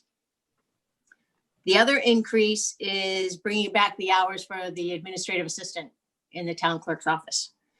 If you did read the narrative and all the accomplishments that we've made in the office, it's due to a lot of extra help. We have a lot of senior tax work-off people. We have interns from the high school as well as some college interns every now and then, and we have the administrative assistant. Without all those people, the office would really basically only be run by myself, one person, and we would be working day by day to get things done and would never have the opportunity to accomplish as much as we had, such as itemizing everything in our vaults or organizing the cemetery records as well as we have. So I don't see a lot of the senior tax work-off people or any of the school interns coming back right away because of COVID-19. So a lot more work is going to fall on myself, and therefore the need for the administrative assistant hours is really important. To be an administrative assistant or to be any volunteer in the town clerk's office takes a lot of training to learn what needs to be done and how it needs to be done. Everything in the office changes on a monthly basis based on the schedule of the year. The administrative assistant specifically needs to be involved in all things in the office and therefore needs consistent hours in the office. I'm asking to bring her back at less hours than we had prior to COVID, but enough to keep her hands in all things clerk related in the town clerk's office, all things related to the town of Wenham. So, and above that, I'm requesting a pay increase for her. Terry, our administrative assistant, has been with us since 2015. Might have been 2016 now, I don't remember. And has gotten a 2% COLA every year. A slight raise 2 years ago, but even so, her, I feel like Steve now, excuse me. I'm back, I'm gonna blame it on Steve. Her rate would be under $22 an hour for the amount of work and expertise that I require from my administrative assistant. I feel it's only fair to bring her up to more of a rate that seems commiserate with the amount of work that I require from her. So to bring her up to a $24 an hour rate. So I think that explains everything. And that's all I really needed to tell you. Yes. May I add one note just in regards to the context of last year? Yes. So for those that might not remember, obviously we had just wrapped up our FY21 budget process in March of last year. We were moments away from the warrant books being printed when we pulled the book because town meeting was postponed and we knew we needed to rethink fiscal 21. So Diane is actually the first of the department heads today whose budget was significantly altered by the spending freeze in fiscal 20, by cuts for 21, and we're looking to restore some of the services in 22. The hours Diane is proposing are more for this position than 21, but still actually less than our original FY. So, going back to our pre-COVID FY21 budget, So this is one of those circumstances Jamie brought up at the beginning of the morning, where when we start to like go back into prior budgets and prior actuals, the numbers start to really have variation. As those of you might recall, at the time, our revenues were very steady, and thankfully our revenue collection is still at a very strong rate. However, we were very anxious for obvious reasons, and now my throat's going, so thank you, Steve. So we were being very cautious in the early days of the pandemic because we weren't sure of the economic impacts and how short, medium, and long term they were going to be. Thankfully, the short term, we've, I think, gone through and we were able to get CARES Act funding, and that helped us a lot. We're now in kind of the medium term of our fiscal response to COVID. And obviously there's long-term effects that we may see as the overall market of our area and the country changes. And that'll obviously definitely affect Steve's work in assessing. But just to keep in mind in the context of these budget proposals, Diane being the first this morning to have this, that we do see a significant amount of variation from fiscal 19 actual to 20 budget to 20 actual to 21 budget to now 22 proposed, because of our diligence in responding to COVID and being flexible and being mindful of our fiscal challenges and wanting to preserve full-time positions when we looked at cuts and spending freezes rather than prioritizing part-time roles. But a lot of our offices are sole proprietors, and a lot of their good work relies on part-time staff. So just wanted to provide that kind of wider lens view for FinCom and Select Board and those following along at home, which is lovely to see people paying attention on a Saturday morning to us. Diane, do you want to speak to your expense budget as well? Could I just? Oh, sorry, Jim. Excuse me. Can I just it's more of a clarification, Diane, or on the administrative assistant's position. So if I'm reading this correctly, it's approximately a $700 increase to her $24 an hour salary. The change from her $21.93 to $24 results in about a $700 variance, increase in her salary from $9,300 to $10,012. Just to clarify that. I believe that sounds correct. Yes. And the $24 an hour, I don't know if you have this handy. Where does that fit in a market kind of analysis, or even within the community for a position like this? So I have done that year after year, and I've realized that it's very difficult to compare our position in our town clerk's office to any other area town clerk's offices. Some have full-time extra help, some have multiple people in the office.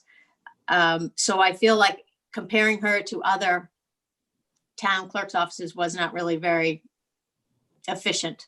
Yep. I don't know the rates of other administrative assistants within the town of Wenham. I'm hoping that from Jackie, Jamie, and all, that they would let me know if my proposal is way out of line or somewhat in line. And since I didn't hear, I assume I'm pretty much in line with a typical Wenham. I'm not suggesting it is. I was just asking for right. kind of fit in the whole scheme. While this is a part-time position and wouldn't normally be functioned into our compensation and classification table, this would function in class 9, which has, for example, the executive secretary to the Board of Assessors. So it is in line with the town's hourly rate for an assistant position of this nature. However, given that it's significantly part-time, only 18-hour-a-week positions and higher are included in that schedule. I think something we'll talk about later today is the desire for a comp and class study. So it fits into our current scheme based on what we have right now, but this is a position that based on Diane's identification of it would be included most likely as part of our wider comp and class study to ensure that we're competitive, but still getting the extra help we need. Thank you. Thank you, Diane. You're welcome. So expense wise, my expense line is about a little under 2,000 less than it was requested for last year. The only increase really is for postage. The reason for the increase in the postage, I believe, is because the amazing amount of vote by mail and required mailings that I need to do for voter registration and et cetera. I did lower, Diane, yes, I'm sorry, in fiscal 20 and 21 were both part of the year 2020, which was a pretty outstanding election year in terms of volume of elections, correct? So that was a It big was. for you as It- well. right. So that's why there was such a large chunk taken out when we took out the compensation for the election officers, because there were so many events. And putting it back in for next year would be a small amount of money because of the limited amount of events. The only other change I think I made is taking some money out of the continuing ed budget and not seeing that we will be having many opportunities for continuing ed away from our computers. I don't think I need as much money as I had requested in the past. And so I think that's everything that I thought that was important, but I am so excited to answer any questions.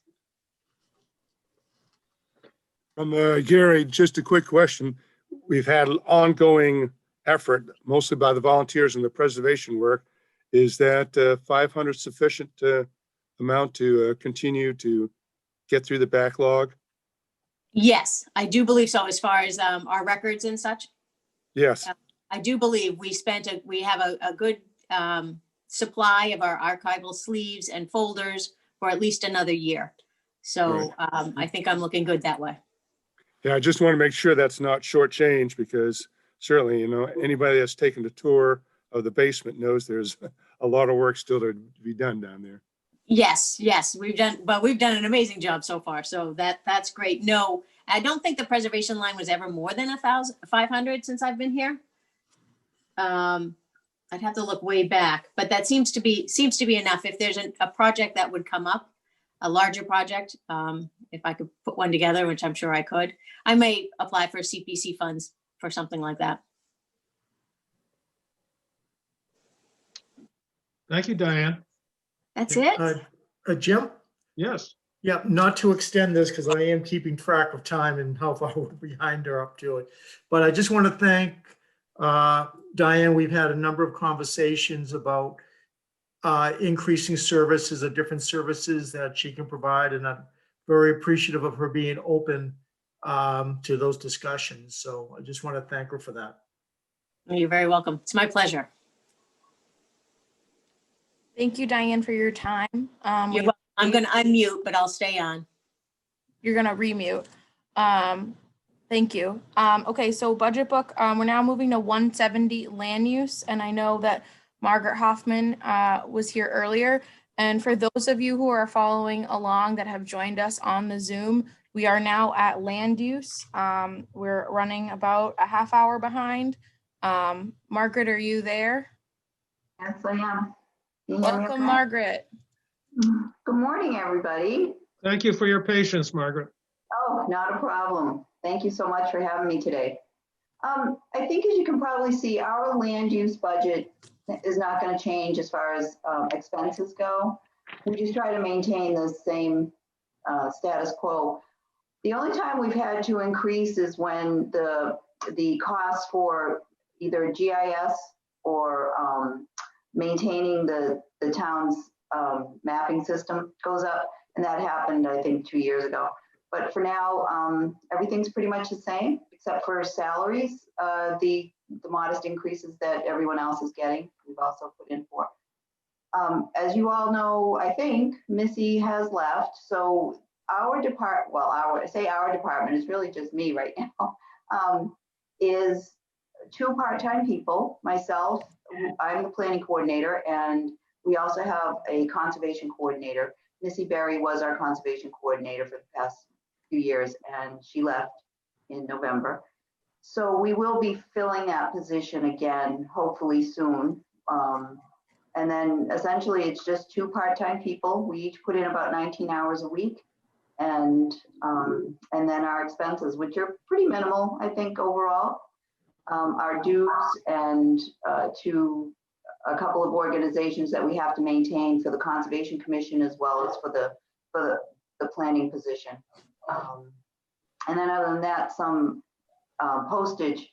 Postage seemed to be one of those things that we were a little behind on before, but we feel we've gotten to a level that we can maintain that. So I think as far as my budget goes, there's not a lot of changes or, pretty modest, I think, and overall. Margaret, I apologize. Your budget is funny on the screen in terms of the tech. I apologize for that, but it is available online for folks so that you can see it all on one page. And I know it's all set in the budget book. It doesn't appear correct on screen, but it is right in the other copies. Yeah. Do you want to That bottom line request of 6585 is what we requested last year also, I believe. So we've maintained that. And do you want to speak to the capital request from the land use department? I know your chairperson is here as well today. I do. If it's okay for me to go ahead, unless anyone has questions on the actual budget. Oh, yes, thank you. Any questions for Margaret from FinCom Select Board? No. Here. All right, thank you. So what I wanted to discuss today, and I appreciate you giving us the time to talk about this, is there'll be a capital budget request for funding a master plan this year. It's been brought up, I know, several times in Wenham. And I know a master plan is a big undertaking, but I believe that it's time for Wenham to really start to look at this. It really will give Wenham the opportunity to see the big picture.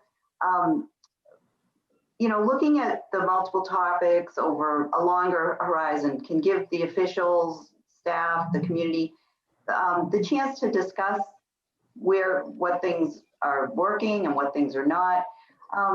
And also, it's part of a legal foundation, I believe, for our regulations.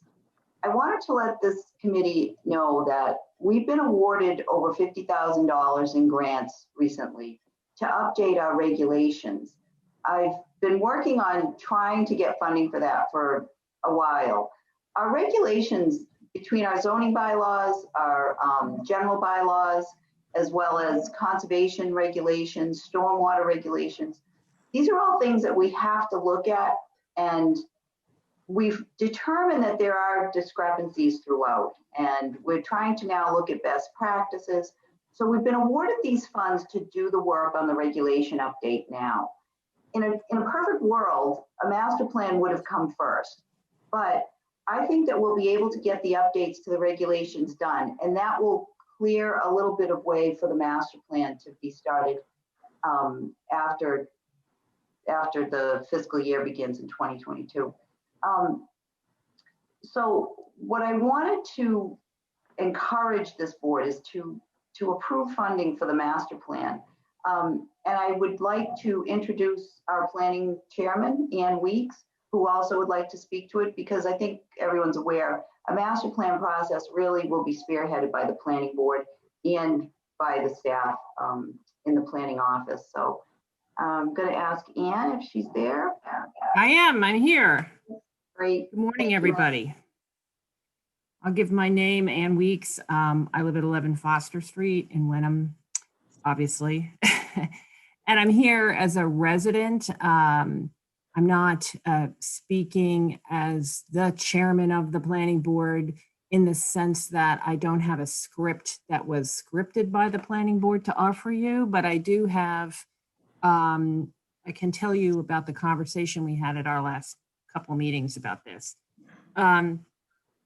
If I see a couple of other planning board members, actually maybe only one, I don't know, that my screen keeps shifting around, but I thought I saw David Anderson there.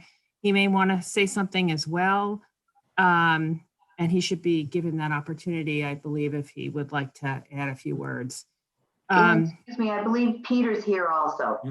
So we have. Okay, I can only see like 16 people, so I don't know who all is here, but anyway, thank you, Margaret. So just as a little background, Wenham has not had a master plan done since 1960, 60. I was alive then, many people on this call were not. And some aspects of our plan have been updated since then, most recently the open space and recreation portion of it, but not most others. And I think that's a problem for a couple of reasons. One is we just heard the town is booming, and that means that the planning board has to make decisions about development projects coming in, and we can't use the 1960 plan to guide us.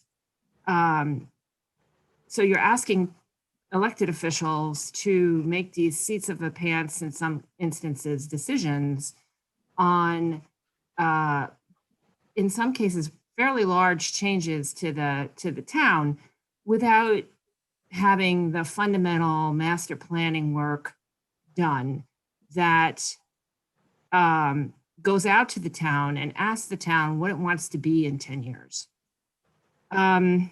So, we'd like to have that baseline for decisions about development, about economic development. Where should that occur? Where to put the town's resources. And also importantly, Margaret has been very successful, as you just heard, in getting some state grant money to update the zoning and subdivision ordinances in addition to some other regulatory efforts that we need to undertake. It's hard to do that, though, without the plan's direction. How should she make those choices when she's updating the subdivision ordinances, where the town doesn't have that standard blueprint that most towns have for what it wants to be and how it wants to grow? It's also not possible, frankly, to get some state grant money unless you do have a master plan. So we're leaving money on the table for projects that we may want to undertake. It's amazing to me that Margaret has been as successful as she has, given that we don't already have a master plan, although I think part of the argument there was the subdivision and zoning ordinances stand in for a master plan. But if that's the case, then we are asking a consultant and staff to make the choices about, and 5 elected officials to make the choices about what the town wants to look like and what it wants to be. Whereas if we were to hire a planning consultant to do the kind of process that needs to be done to create a master plan, which is going out to the town, meeting with the town. I don't know how many people on this call remember the Open Space and Recreation Committee's efforts, but there was a charrette, there was a public meeting at the library, there was a survey taken of town residents. There was a lot of analysis of the results of that. Thinking about and reflecting on what the town wants to do, where it wants to go, how it wants to grow, what it wants to keep, what is not essential to keep, where should recreation resources be. All of those questions are really important to a town's identity. And this process we have not undertaken since 1960. And a lot has changed, I think everyone would agree, since 1960. So this is not just like a one-year process. This is a longer range. We're really talking about making an effort. And I think people around town will be very excited about it. It's a great opportunity to engage people in the place that they live, how they want it to look, what they want it to be about. What are our constraints? Do we have any constraints on what we can be? We don't know that right now. And it's very difficult to ask staff to do the work that staff needs to do. And frankly, our 5-member planning board to make the decisions we need to make, unless we have this kind of, and it's not just a document, it's a process. It's a guided process in which we decide what we are, what we want to be, and where we're going. I know that the number in the capital budget is, the ideal world. One of the things that the board discussed the last time is the fact that this is a process. It's over a couple of years.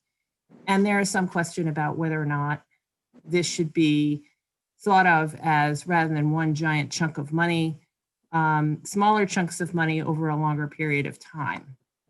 So we did have that conversation as well. I want to say, finally, that I appreciate the opportunity to speak about this. I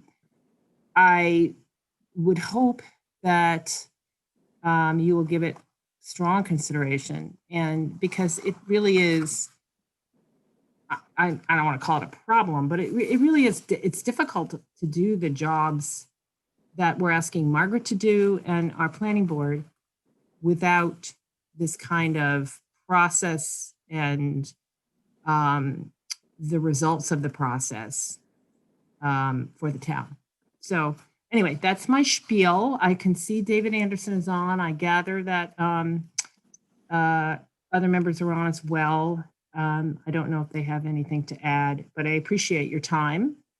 And I hope that we can figure out how to put some amount of capital into the budget to support this really, really necessary effort. This is Peter Clay. Can I contribute? Peter, let me just check in with Jim Purdy and Gary Cheeseman as they're co-chairing this meeting. We're just already running a little late. If they're happy to have you speak, I think now would be good. But Jim and Gary, are you all right to let planning board speak? Absolutely. And then I have a few quick questions. Peter, why don't you go ahead and make some your observations? I'll be very brief. I just want to say that I support everything. As a resident of the town of Wenham, I support all the points that Ann Weeks just made. Thank you, Peter. I do have a comment and a few questions to Ann and the planning board. The comment is that Hamilton has funded a master plan, and they have offered to include Wenham in their master plan activities and include us when it discusses joint services. So I think that's a positive, a very positive thing. And when the planning board discussed possibly doing this study in segments, was there a consensus? I mean, could this be done over the course of 2 years? The 125,000 with the chart I have in front of me looks like it's right in the market. It doesn't look like it's certainly unusual. Was there any consensus about spreading the costs out over a year or two more? Well, I think we were the planning process or the actual receivables of a planner. Well, let me answer that as not only as the planning board chair, but as someone who was. I'll just give you a little bit about my background. I was for a number of years a professional planner myself. I worked in a small town in North Carolina.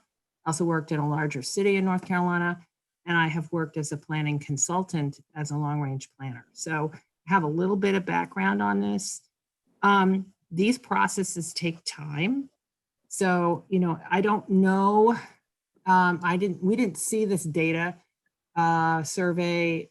I don't believe, maybe we did, but I don't remember seeing the survey at our meeting. So, and I don't know whether these numbers are annual or total, right? But I do know that a long-range plan, when you're developing it, takes more than 12-month period. I mean, you can get it done in 12 months. And maybe for a town the size of Wenham, you can, but with COVID, and the fact that we're not starting, we're starting in July if this is funded. And, when you're thinking about putting together a meeting of the town, or maybe 2 meetings to talk about things, to run a survey, to have maps put together, to engage the public the way I think it's envisioned we would need to do.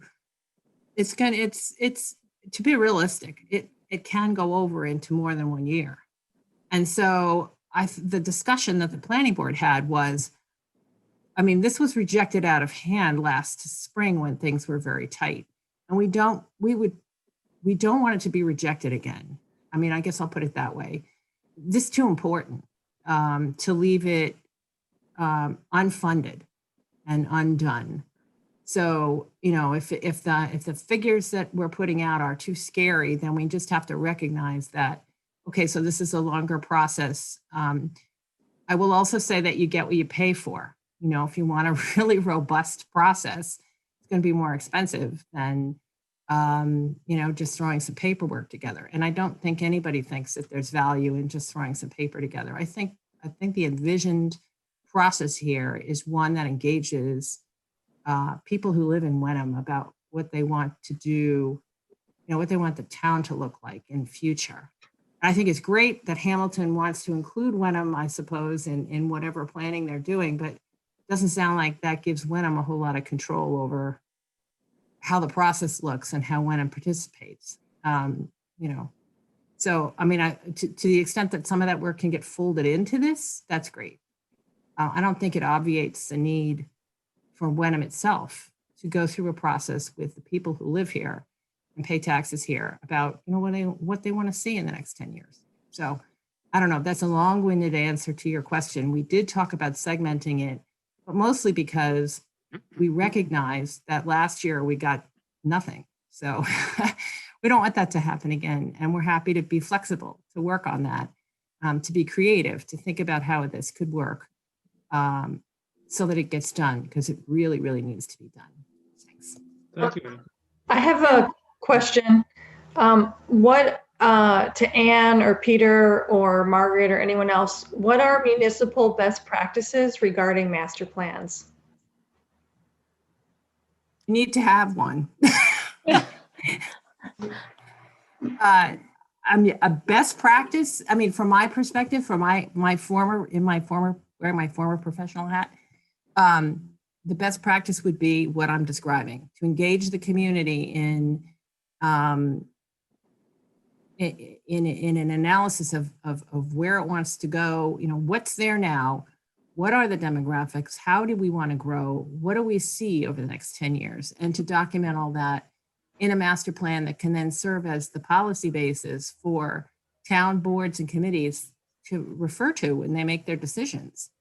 Right now we're kind of seat of the pants, and yeah, we can all operate that way, but it's not as good as having a plan in place. So I would say best practices is hire a consultant over a number of years, design a process that really engages the public and that the board can work with the results on to create a document that guides us going forward.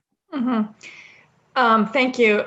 My concern is, in the broader context of Wenham that I was discussing earlier in my opening statement, with structural deficit, funding them with overrides, money's tight. We've discussed trash fees, other increasing budget pressures on the budget, that not having a master plan is broaching municipal mismanagement. So that's, to me, it's a no-brainer. Why wouldn't we do long-term planning to help us get the most value for our tax dollars? So I appreciate you resubmitting the proposal and hope that we can figure out some way to slice it and dice it 1 year, couple years to help it go through. Thank you. Tom, Gary here. go ahead, Gary. I'm sorry. Go ahead. So let me just weigh in. I think, the real issue here is Wenham needs to, in some respects, needs to move into a modern age of town management. That certainly we've seen piecemeal efforts on this, whether it's open space or so forth. But really, what the master plan does is allow us to move up to best practices, get more access to Massachusetts funding in some respects, but also allows the town as a whole to come to a consensus as to what Wenham should look like. So I think, we need to fund this. Prior to funding it, I would say we also need to have a plan in place internally as to how we're going to step forward with this. Because, there's always resistance to, oh, it's another consultant fee. But in fact, this is a solution to many of the problems we see today of what are we going to do with open space? Where do we get more tax revenue from a business district? How do we institute, a dog park or whatever? So I think this is money well spent and really necessary to move the town forward. Gary, can May I I make just say clarification? something? Susan, can I clarify one thing Gary said, that just that we won't get more funding, it just opens us up to the ability to get more grant funding. It's not. That's right. It's not guaranteed, but you know, Right. we are losing opportunities by Yes. not having this in place. Sorry, I- Susan. I just want to say, I think by not doing this, we're essentially wasting time. Things are getting built, projects are being discussed, and we have no idea where we're going. And part of the reason, and I'm going to say this, the reason that we feel unable to fund these things is because we're spending so much money on legal expenses, which are unnecessary and basically punishing the town. So I really think that thing needs to get resolved. However, I would think we need a master plan ASAP, and I think it should be a good one. I think the town deserves it. Stuff's going to start popping up and somebody's going to say, when did that happen? Now we will know what can happen where, and that's critical. Let's give Tom a chance in there. Okay, thank you, and I'll just do it briefly because I concur with everything what everyone said. I've been working with master plans my entire career, most recently 2016. Real simply, master plans allow you to control your destiny. And that is a major key. You don't want to wake up in our community one day and find a major property has been sold without any planning or any input from our community, how it can benefit us. The master plan benefits our community, and that's very important. There's a large part of public input put into it, so it's just not the planning board making a decision, Tom Younger making a decision, or any other member of the general government. It's the town's master plan, and that is with a capital T. That's So it's right. very important that we fund this and allow us to control our destiny. Thank you. Here, here. A practical question to Tom and Jackie and Jamie. What would be the funding mechanism if assuming 125,000 capital expense? So at this point, we would be looking to, so Jamie's currently estimated free cash conservatively at 975,000, which leaves roughly 725,000 for us to work with. Mm-hmm. This is one of the few projects that isn't built into the operating budget because it is a one-time cost, but On capital. the fact that we'll see some cost savings as we continue building the budget in the coming weeks. Some of our wider expense costs are still conservative estimates. We'll see enough money in free cash that we could fund a majority of the $125,000 request, if not all of it, in this year's budget cycle, if that's the policy decision that these two boards wanted to move forward. So we would have a funding, basically after today, we'll have the first vetting of the capital projects, and it'd be good to kind of have a straw poll of members here today of FinCom and Select Board on what projects you'd like to see us move forward with to the next stage. And then I would expect that we'll see a capital committee. I know the FinCom's looking to form a capital subcommittee amongst the department liaisons who are with the, That's right. have the majority of the capital. So that subcommittee would be working with myself and Jamie on funding strategies for each of the different types of capital that this board, these two boards want to move forward with. But I think right now in the process, we do have the ability to fund a majority of capital projects that have been submitted for this year, depending on your policy decisions. And just to be clear, the 125,000 is not predicated on a bid or a response to an RFP or anything like that. It's not on an RFP, but Margaret has received, they're not included in your packet because they're quotes from private companies. She's received multiple quotes for Wenham specifically at about 125,000. Oh, okay, great. Okay, And so that's a then- pretty good number. Yeah, I think it's a pretty good number. It is higher than last year, but I think it's an accurate figure. While we still have some of our other recent planning work with open space, age and dementia friendly, and the affordable housing needs assessment, those are still in play. And we don't have a significant transportation need in our master plan compared to other communities. So add on that. Okay. And Jim, when Swampscott utilized MAPC for their plan, when I was there, Margaret's in the ballpark as far as cost. And I would have to double check, but I think we did use free cash also. Okay, thank you. I'd just like to say, sorry, Jackie. Oh, no, sorry. I was just going to move to the next one, but sorry. I was just asking for more questions. Go ahead. Okay, sir. I just wanted to make a quick comment. Margaret, thanks for all you do, and Ann and the other board members as well. And thanks for your thoughtful remarks. I think just wanted to express support in general. Clearly, there's been widespread support offered in response to this.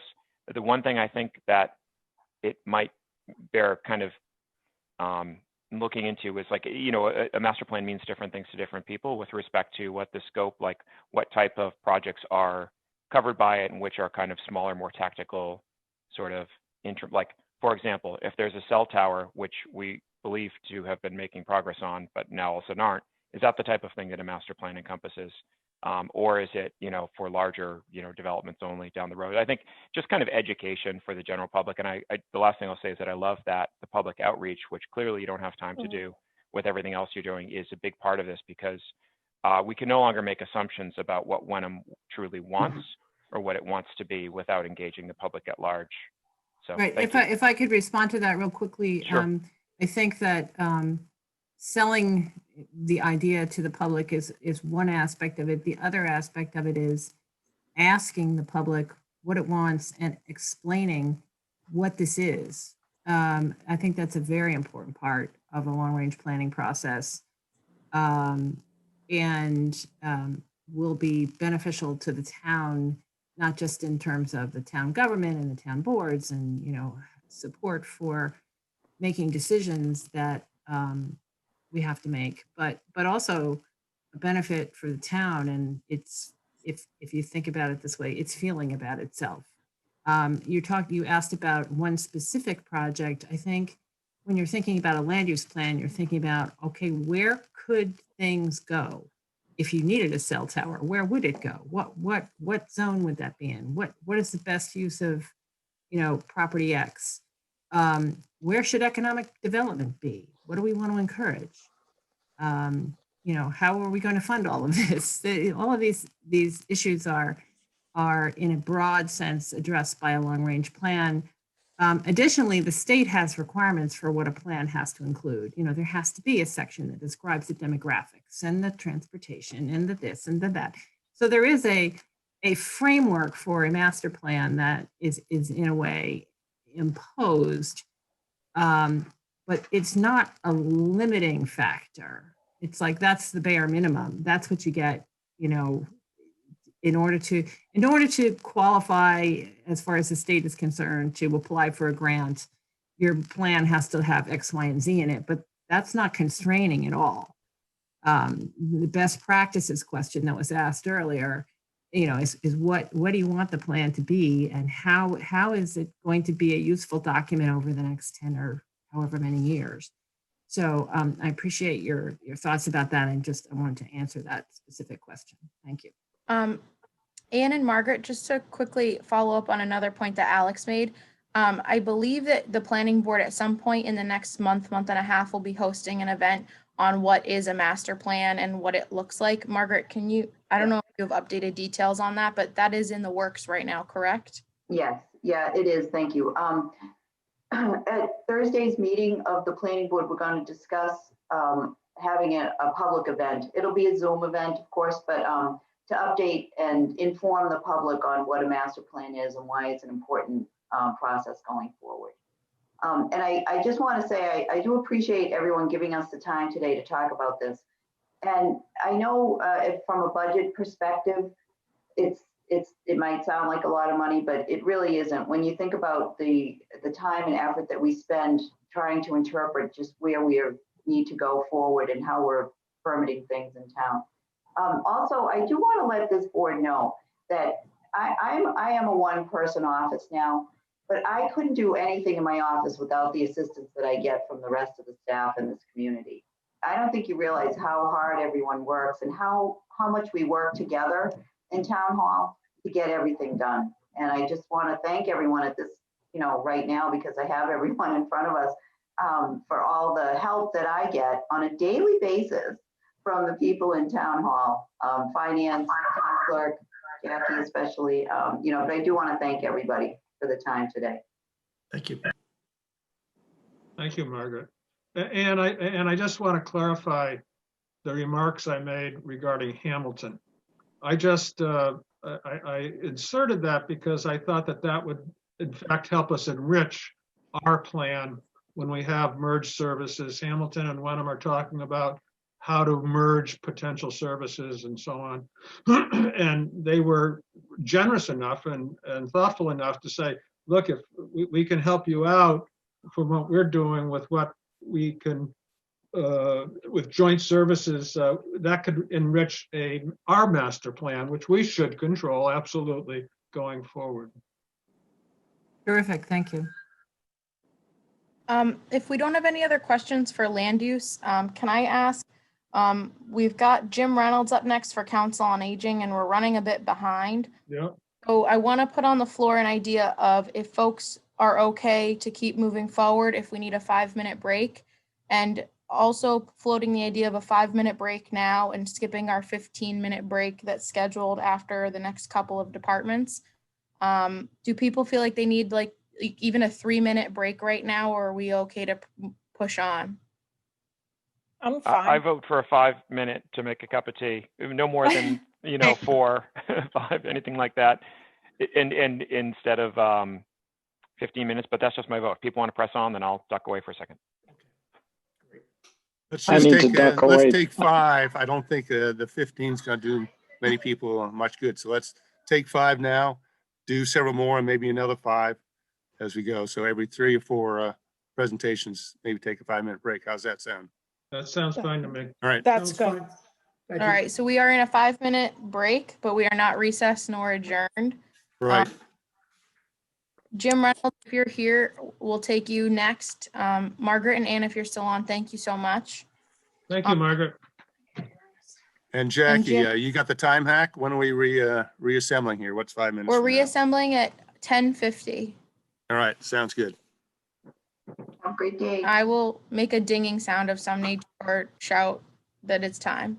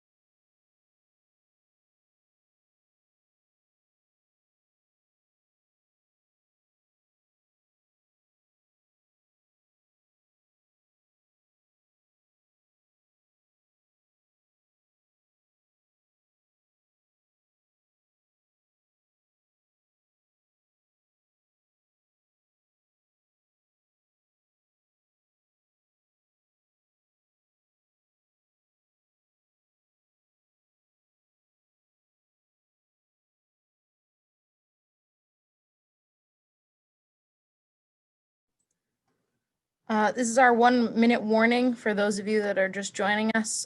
You can go to www.wenhamma.gov/budget to follow along with the presentations. But just a 1-minute warning and then we'll be back.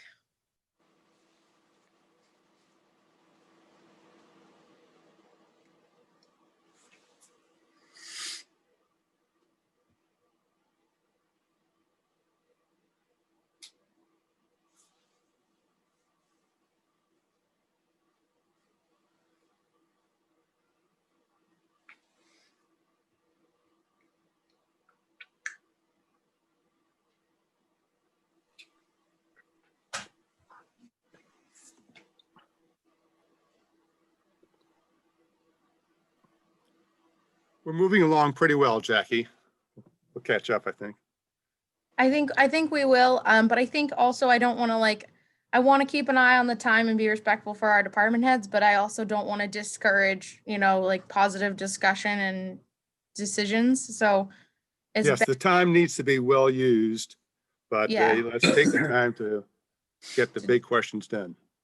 Yeah, and I'm actually warning department heads as much as I can.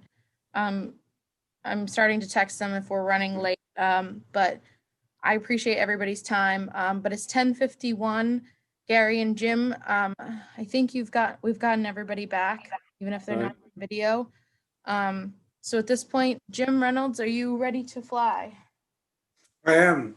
All right, I'll just pull up your PowerPoint slide, and then you can certainly get started. Okay. Well, good morning and thanks to each and every member of the Board of Selectmen and Finance Committee. I also want to welcome Tom and Jamie. They've been a great addition, as well as thanks to Jackie and Nikki and Diane in the finance office. I think we're a good team, and I'm looking forward to things going forward as we kind of work toward this idea of a master plan, which I'm very vested in and interested in, as I am soon to become a Wenham resident. So in any case, FY21 has obviously been a very challenging year for every council on aging out there. I attend regional meetings of the 9 communities under the senior care umbrella, and I feel like we've done a good job of managing our resources and providing kind of sort of check-ins, and we have a weekly newsletter, a monthly. Actually, now it's a bi-monthly at the moment, but newsletter, and we've done a lot of work on the phones, and I think we're doing a really good job with the resources that we have. As far as the purposes of the budget and to move things along, I have presented basically operating expenses that remain level going into FY22. And then otherwise, I've proposed 2 packages as far as for wages for the marketing staff, administration, and van drivers. So in any case, the one remains completely level with the exception of It shows a 2% increase for me and a longevity bonus. I'll be on my 8th year coming into August. It will be my 8th year here as the COA director. However, in keeping with other towns, I put forth a cost comparison as it applies to some of the positions that work for me on a part-time basis. And my request was, in the case of two of the employees to bring them up to market wage, $15 an hour, and then an increase for my marketing and outreach person from essentially 18 to 20, or $18.73 to $20. And I put that forward.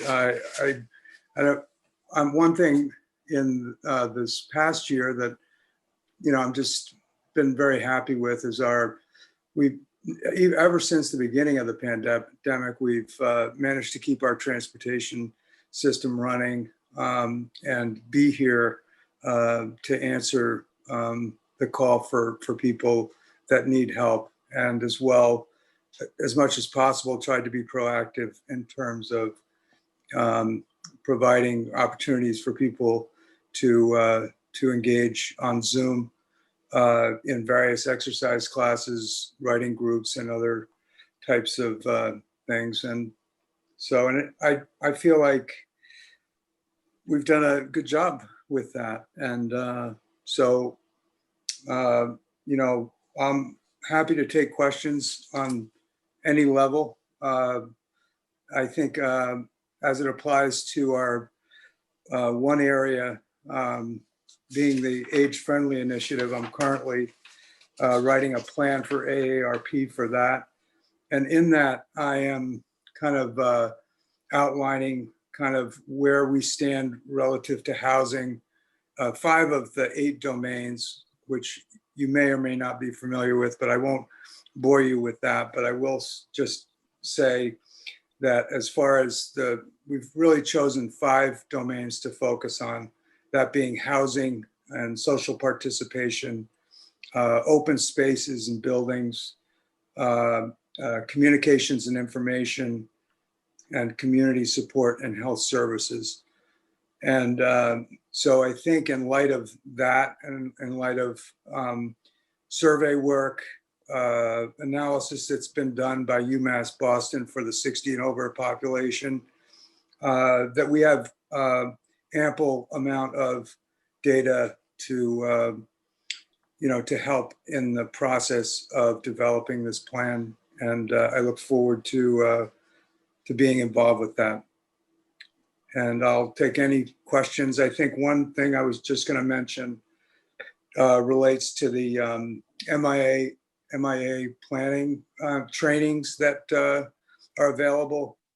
I think during this time is a good time to take advantage of those trainings for our drivers, for myself, as well as for outreach. So we plan to take advantage of that and hopefully help to reduce our insurance costs as a function of that. So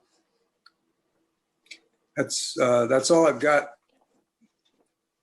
I'm happy to take questions. Thank you, Jim. I just want to clarify the 2-page, you have 2 salary schedules. One without the market rate adjustments and one with the market rate adjustments. I just want to be clear about that for myself. And if I'm reading this correctly, without the market rate adjustments, your FY22 salaries are just shy of $107,000. That's correct. And then with the market rate adjustments, it's about $113,000. Is that correct? That is correct. That those two schedules correct? So it's Yes. about a $6,000 increase for the market rates. That's correct. Okay, thank you. I have a quick question, Jim. How do you, I always ask this, I'm always just curious, how is the participation, like how many residents did COA engage with this past year? And you mentioned COVID earlier. I was wondering how that impacted COA engagement. Well, I have a lot of data going back before this year, and I haven't, I really haven't brought forward this fiscal year yet because it's oftentimes at the end that, I'd be projecting for half the year. But as far as our transportation participation has been pretty much level, I think, maybe a little bit down. And then otherwise, it's really, you can't really compare the physical participation and the virtual, because the virtual is taking place in numerous locations that where like in, for example, we have a yoga class that it takes place in Essex. We have some Parkinson's exercise classes that take place out of the instructor's home. So as far as the participation numbers, I don't have as good an access to that, but as I would if they were coming to the building, because we account for that in a different way. But safe to say, maybe half in terms of our actual participation in, we're doing about half of what we did in in the previous fiscal year. I'm pretty sure it's about right based on my quick scan of numbers. Okay, thank you.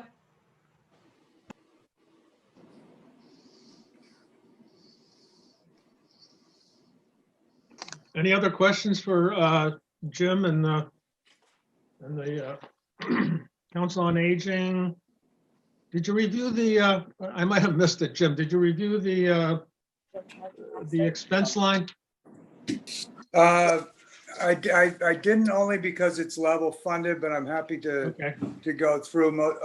The first three of those are utilities, and I think our remain level.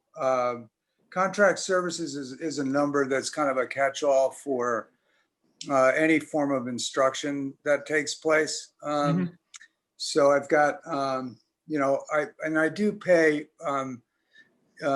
people that are engaged in my Zoom classes, generally about it's less than what they would, be paid coming into the building, but nevertheless, they're doing actually more classes. So it's like, and then telephones, Wi-Fi, a lot of the, the Wi-Fi cable stuff is for people, so that we can engage them in activities that involve those devices. But no, we couldn't do without the Wi-Fi, but cable, we could. But in any case, we're holding on for better days. Office supplies, standard meals, conferences, the MCOA is a really important organization and a great organization, I think, in the scheme of things relative to what's going on in the state of Massachusetts, which is pretty far ahead, I think, of most states, and they're very good with communication, meetings. So I have high regard for them, and most of the costs associated involve that. And dues and subscriptions are, we've got that includes software. We have a software called My Senior Center, which does all our tracking and gives us an idea of, exactly how much in the way of transportation and other types of things. It gives us the ability to measure what's going on. Thank you, Jim. Okay. Yep.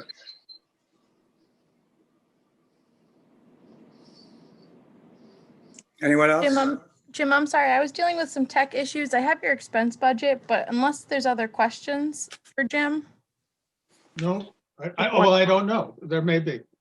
There might be. Anyone have any? One quick question. Yeah. First off, Jim, thanks for all that you do for the town, and also cool to hear that you're moving in.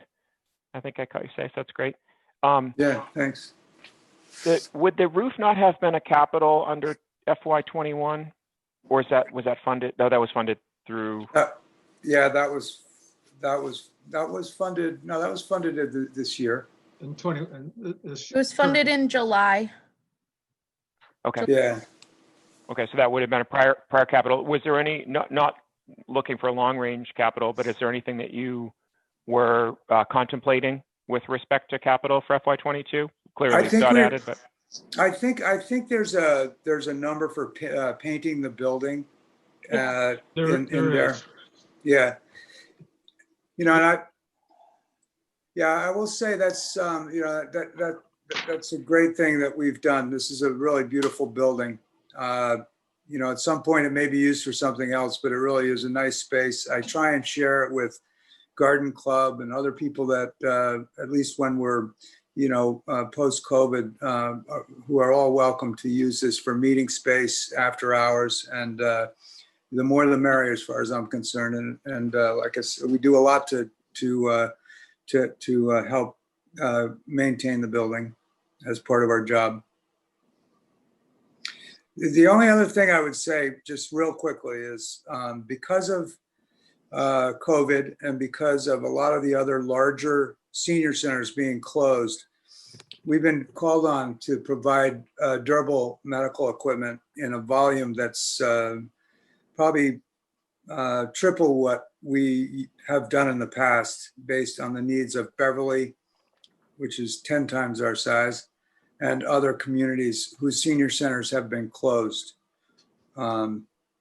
So that's been a really, I mean, it's very rewarding to be able to help people when they really need it with by providing equipment. It's kind of a tangible, something that kind of, you know, helps people deal with recovering from surgeries and so forth. So that's all. Thank you for your time. Thank you. Jim. Thanks, Jim, thank you so much. Thank you, Jackie. Up next after Jim, we have the library, and I know Kim Butler's on. And that'll be item 620 in your tabs towards the end. Kim, are you still with us? I saw some members of your board as well. Yep, I'm here. Hi, Kim. How are everybody? Good afternoon, mid-morning, good afternoon. Yeah, there are some members of our trustees here as well. If anyone has questions that I can answer that you'd like to hear from them as residents of both towns. So I guess I can go through quickly and explain. We are pretty much asking for level funding compared to what we were last year. I was able to get within like $20 of what we were last year.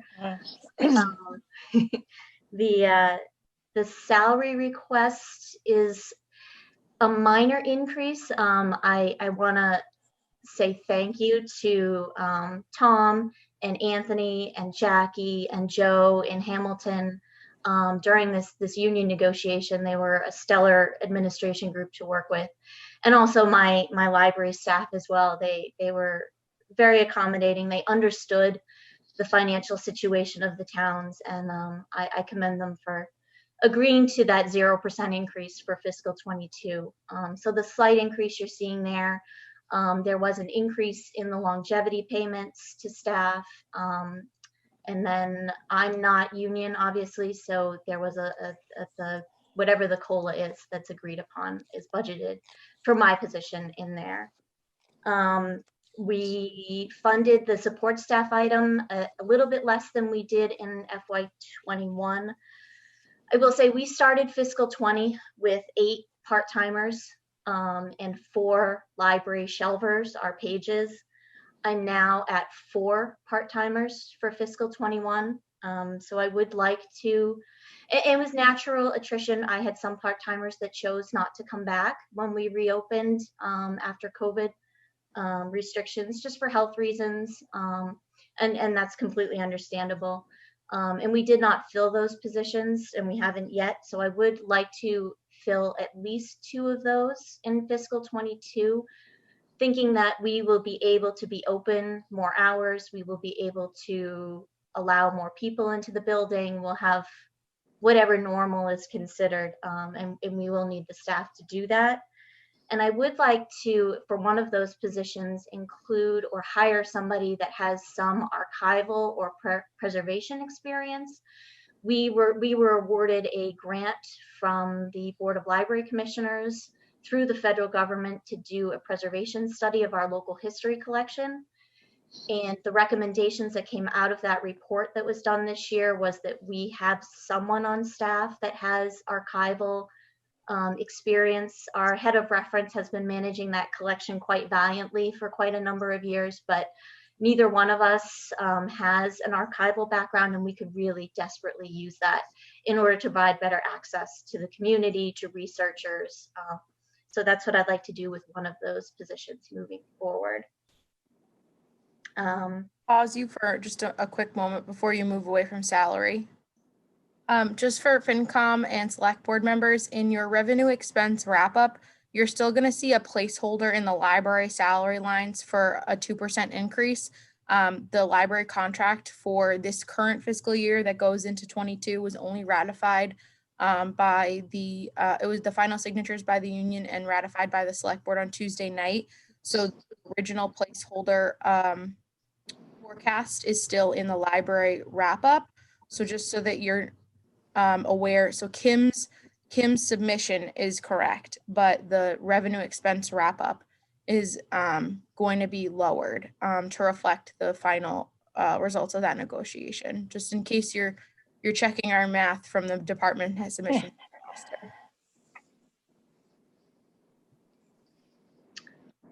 So I can move on to expenses unless there are questions on the salary. Actually, Kim, quick question on the salaries part. Since it would include the 2 part-time positions, but I see that it's roughly flat between FY21 and FY22. So were those part-time positions already baked into FY21? Is that why it's flat, or? Yeah, we baked into 21 was all 8 of those positions that we started fiscal 20 with.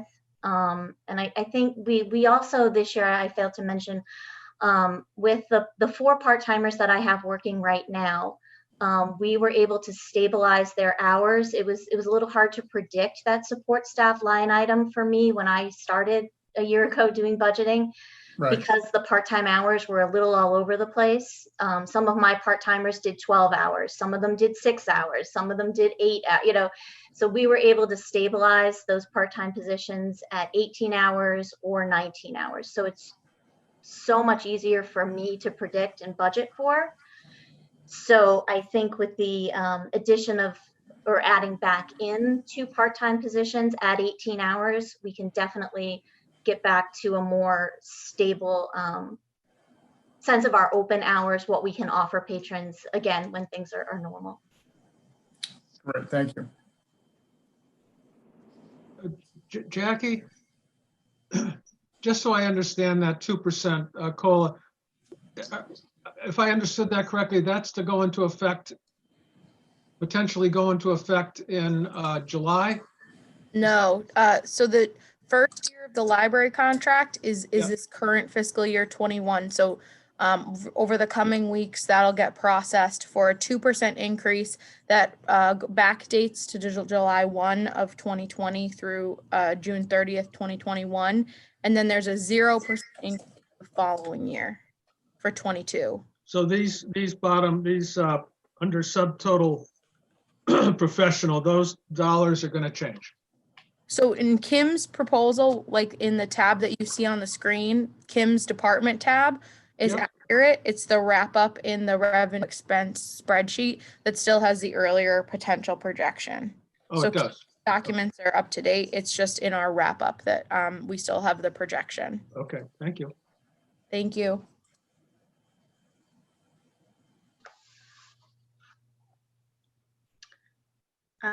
So if we're good, everything else is pretty close.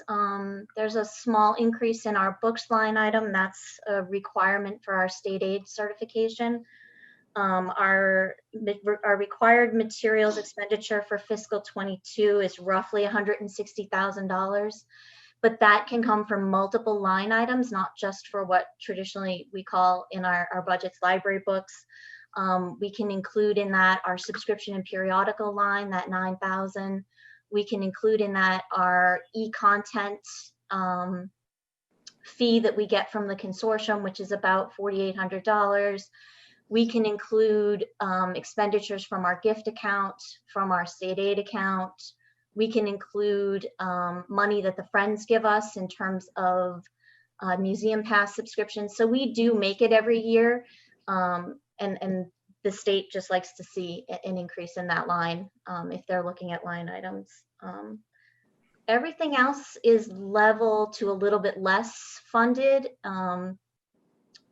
which gets us to our final number. Quick question, that increase, is that mandated by the state or recommended? And is there a particular percentage number they're looking for accreditation? For the books line, Gary? Yes, yes. Yeah, it's based off of like the general amount of money that we have to spend every year for certification is based on the last 3 years, that our last 3 years budget divided by 3 to get the average, and then you have to add I believe it's 0.5% to that to get to the number that we're required to meet. So there's 4 or 5 different requirements that we have to meet for our state aid. One is the grand total of the budget has to meet a certain amount. We have to meet a requirement for hours open for our population. We have to meet the materials expenditure, which is that books item. And that's based on an average of the past 3 years as well, plus a small increase. And as I said, that from my calculations is that 160,000. So it can be taken from a couple of different places. They just like to see that. All right, thank you. That's good information for the public to know too, that some of these numbers, we have real targets from the state to meet. I had, this Dave, I just had a quick question. Are you seeing an increase or decrease for the Friends of the Library in funding due to COVID? The Friends have definitely saved for a rainy day for this exact kind of moment in time. They've got some good reserves set aside. We have tried to keep down our requests to them this year. They had to cancel their March book sale. They also had to cancel their fall book sale. And I assume they're going to not be able to do a March sale again in 2021. So 3 book sales, which is their massive area of revenue that they take in, which is, if you think 3 book sales, that's probably 10 to 15 grand that they haven't been able to raise. So we've definitely lowered our ask in terms of our programming numbers. Our ask in terms of museum pass renewals has gone down because a lot of the museums aren't even open or honoring library passes. So we've tried to keep our ask to the Friends at a minimum for the last 9 or 10 months. And hopefully sometime in the future, they can actually get back to a book sale and bringing money in. But it's been a tough go for them.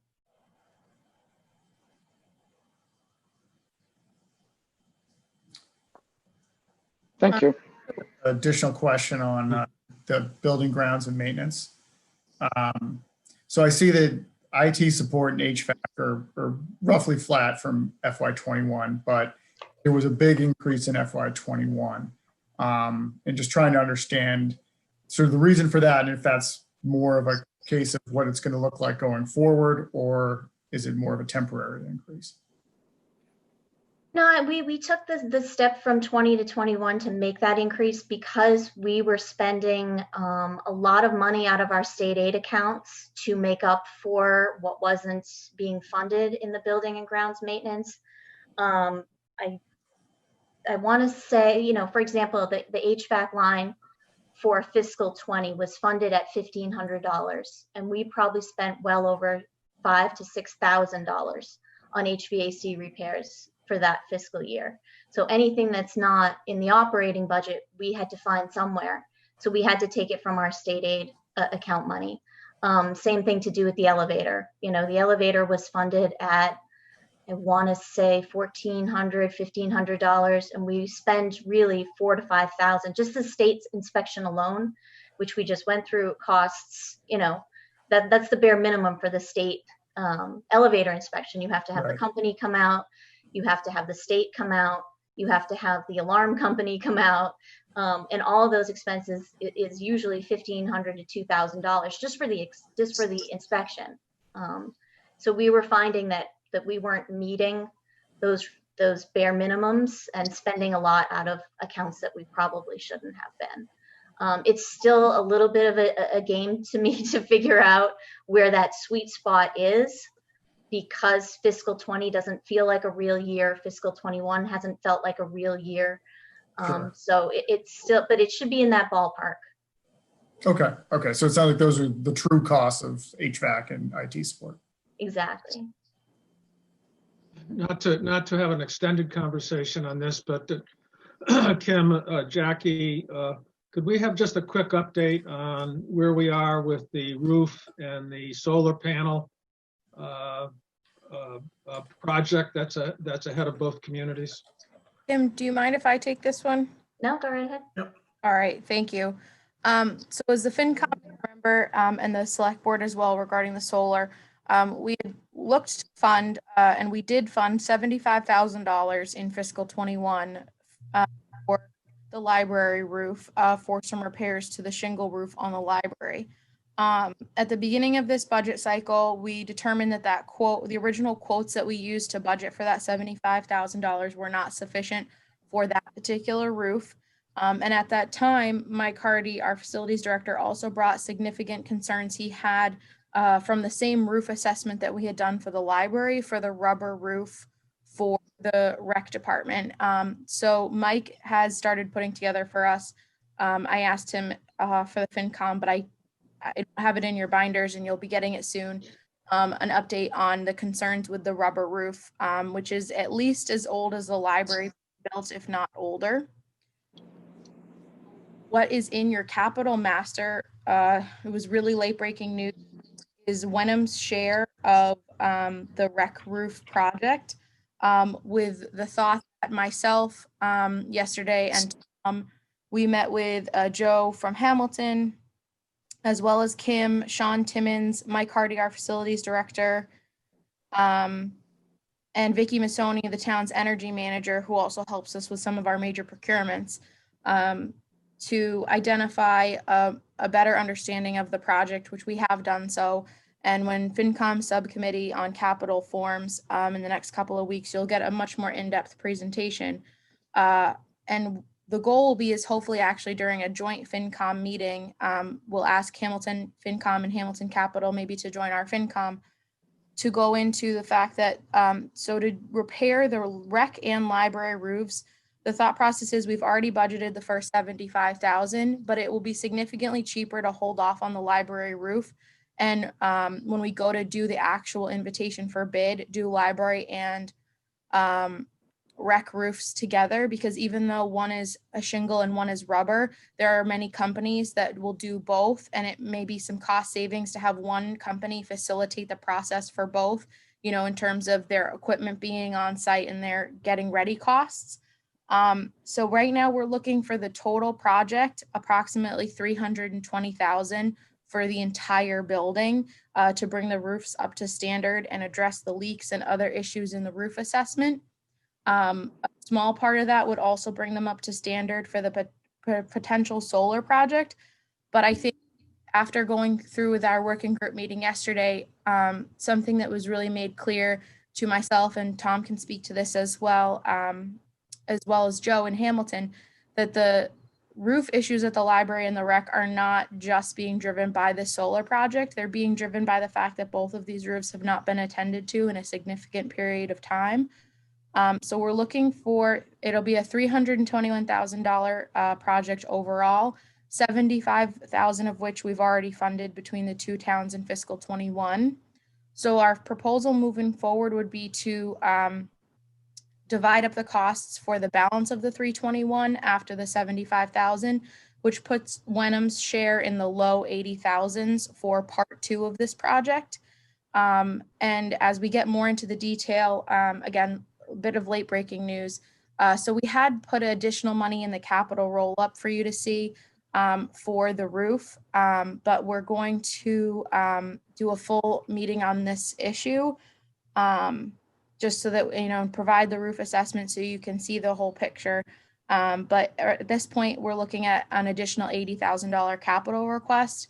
And what we would like to do is to see the first 75,000 used to get the project started in May and June. We'd go out, we'd prepare the procurement, we'd do the bid, we'd award the contract, let the vendor get started, and then with the money that would hopefully be approved and available for July 1 to continue to work on the project, thus splitting out the cost between 2 years.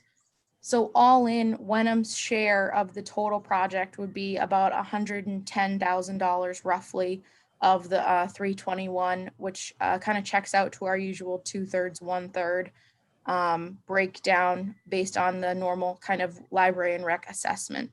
So that's where we are now. I apologize that it's not in your books. We just, worked as a group to finalize this yesterday. And we'll definitely, I hope Jim and John Prulich from Hamilton FinCom is here today. I hope that we can get both of your groups and the Hamilton Capital Committee together soon to go more in depth on this than I can today. May I ask a question? Where did the 75,000, this completely freaks me out.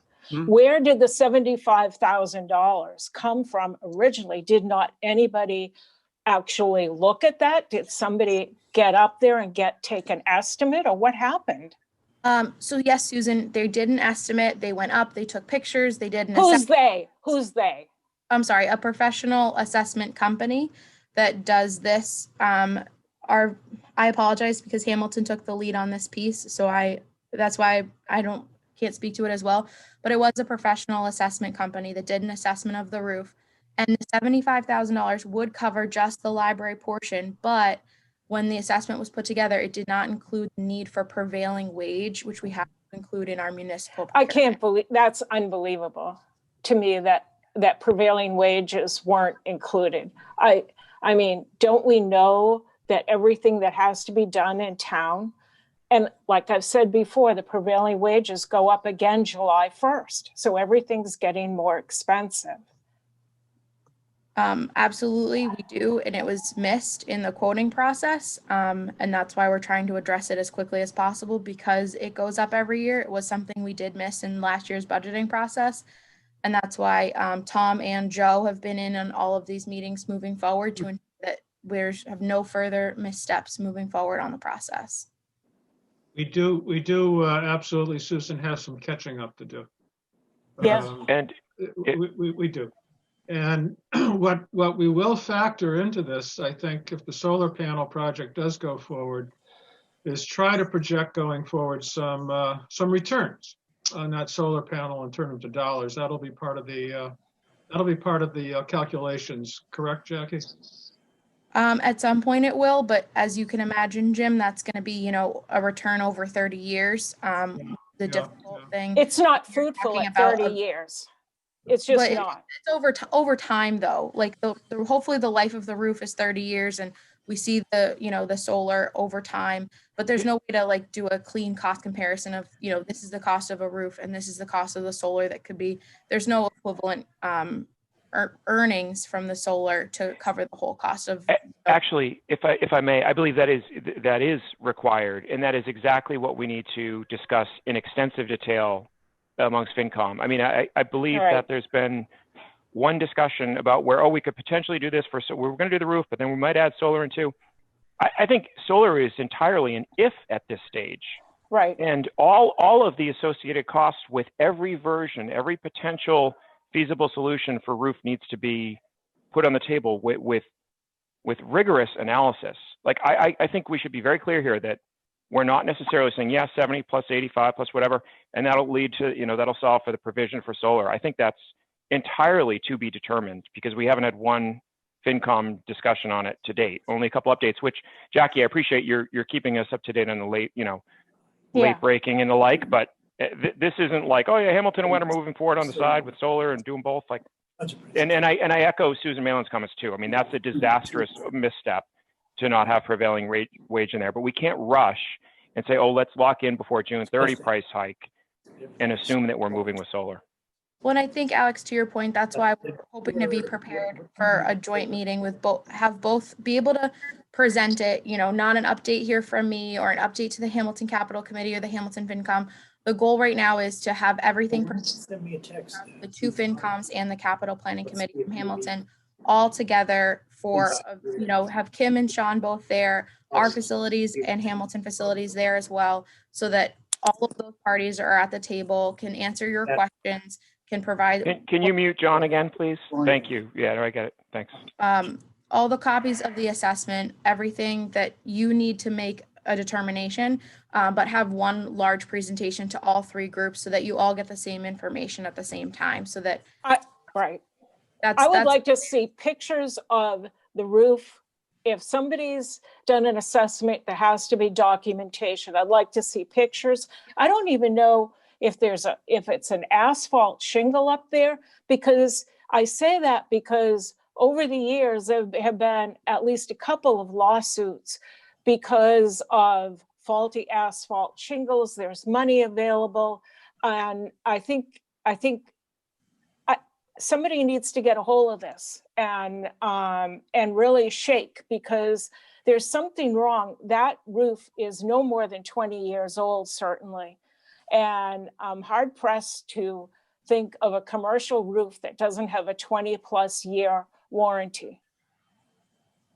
So that's, Susan, we have that assessment, and that'll be what we're getting to you in the next week, the assessment, the photographs. And I know Bill Tyak's already on for his DPW presentation, and he'll work with the facilities director to get that sent out to you in advance. But I think with both John Prulich from the Hamilton FinCom here and Jim here, I hope that we can maybe commit to getting a joint FinCom meeting on the books, and like maybe by the end of January with this issue as an item for that meeting for a good chunk of time. Great, thank you.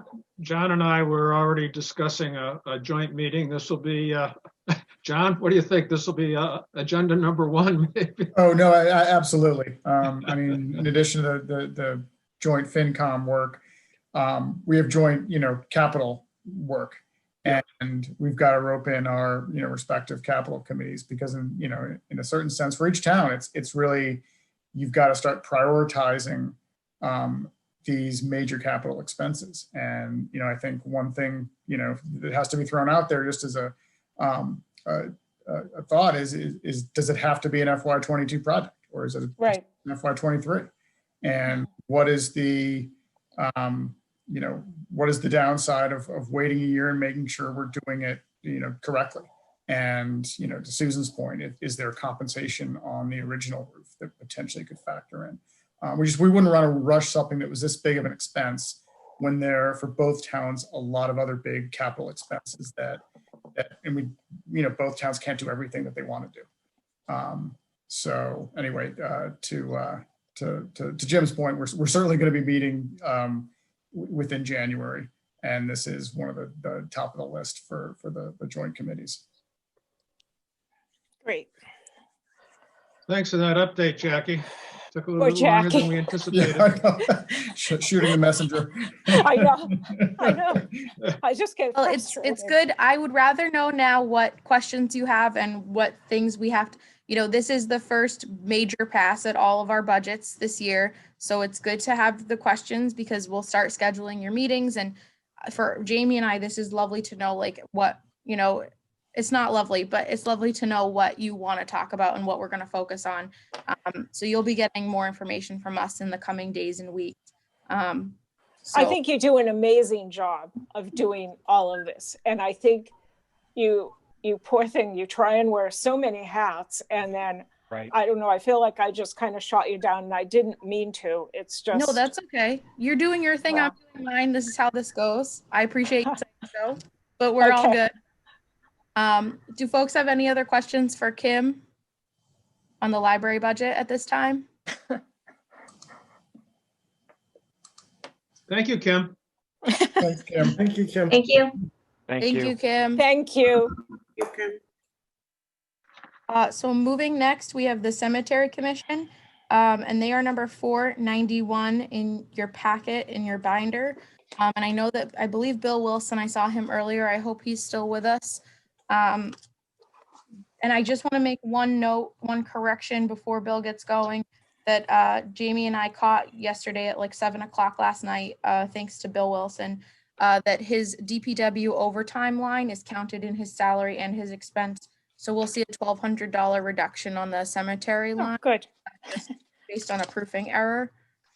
Bill Wilson, did we lose you at some point in the last few hours?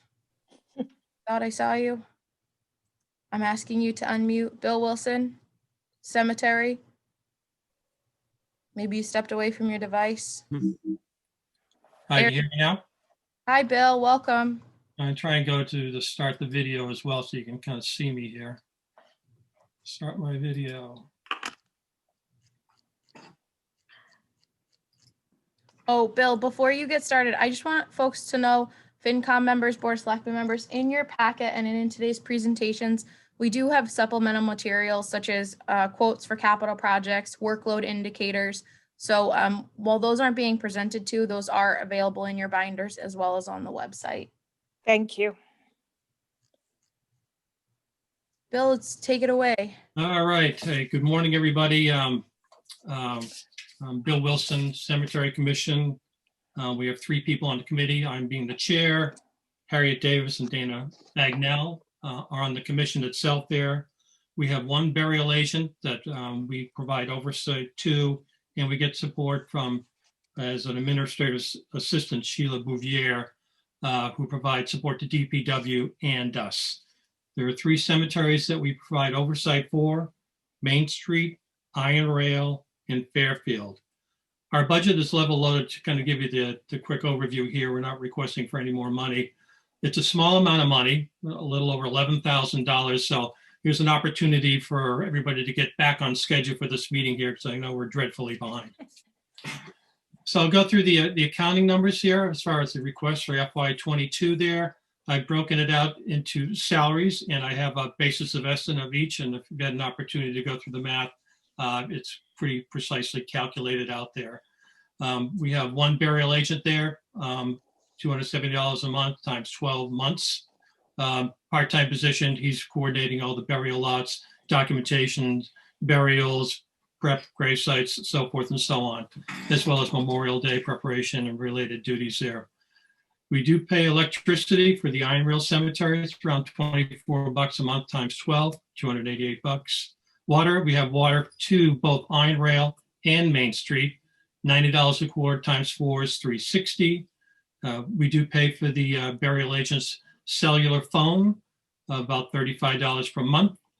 And then groundkeeping supplies, which includes miscellaneous loam, gravel, grass seed, biological solution for stone cleaning, concrete for putting in bases for the cemetery monument stones there.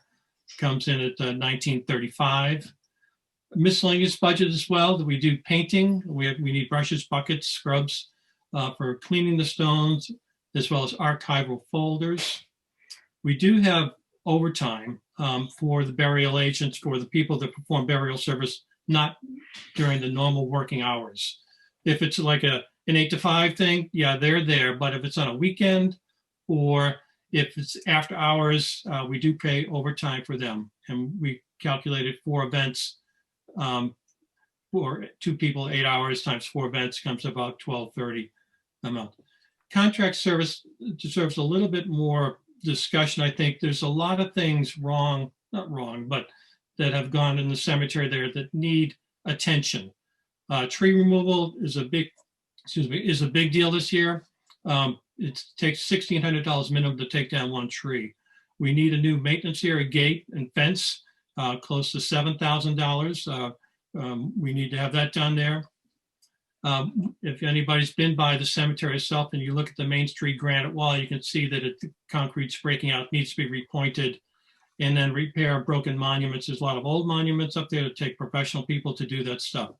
So that comes to over $10,000, almost $11,000. What we're asking for is for you, the town, to fund 20% of that for this year.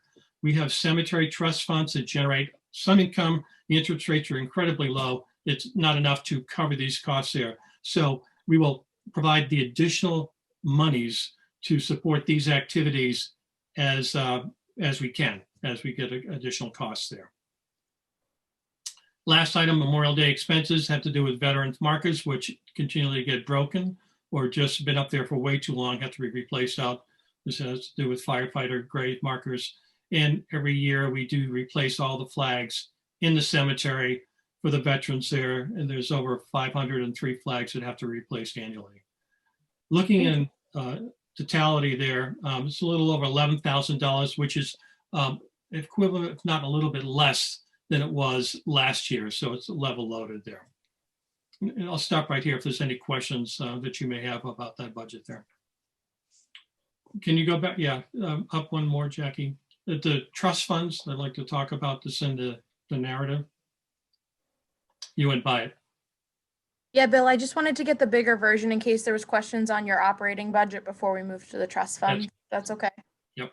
Just a question of clarification. On the chart, Bill, it shows 11,419 for your FY22 request. Correct. And in the schedule, the budget schedule, it's coming out at 12,619. Right. That's Jackie talked about that. There's a duplication in there. If you go to that Is that the 2,000 that you were talking about? There's Yeah, that's the 1,200 double counting, Jim. 1,200, I mean, yeah. Yeah, so we'll take care of that clerical. Oh, okay, thank you. Okay, I missed that. Thank So you. what you have on the screen right now is what we're asking for. And we should point out that overtime is a accounting process that we put in place for DPW. That in fact, the town receives back a little bit more than that as the actual customer is charged. So that's not an actual expense per se, but it's just to highlight the work hours that DPW puts in on overtime on the funerals. So if there's no questions on Bill's operating budget, we're going to move to his trust funds. Before we do, I just will remind folks that Bill, so if you notice, Bill has a request for the operating budget, and then the balance of that will be coming from his trust fund accounts. So we will be doing a financial article for him for town meeting that will seek recommendation and from both boards and the select board to be putting that on the warrant, because we do need a town meeting article to spend from trust funds. So Bill, do you want to speak to what you're looking to do with your trust funds this year? Correct. So the trust funds are shown, there's two types of trust funds. There's the non-expendable, which is on the top chart there, account 81. That's the base money that generates interest yearly, which is put into another account, account 82, which is expendable. So you can see there that, for example, cemetery perpetual care, there's $208,000 there. Quarterly, I think once a quarter, that they put some money into the expendable account there. Then you can see down below there's about $3,000 there that we have that we can expend for cemetery expenses there.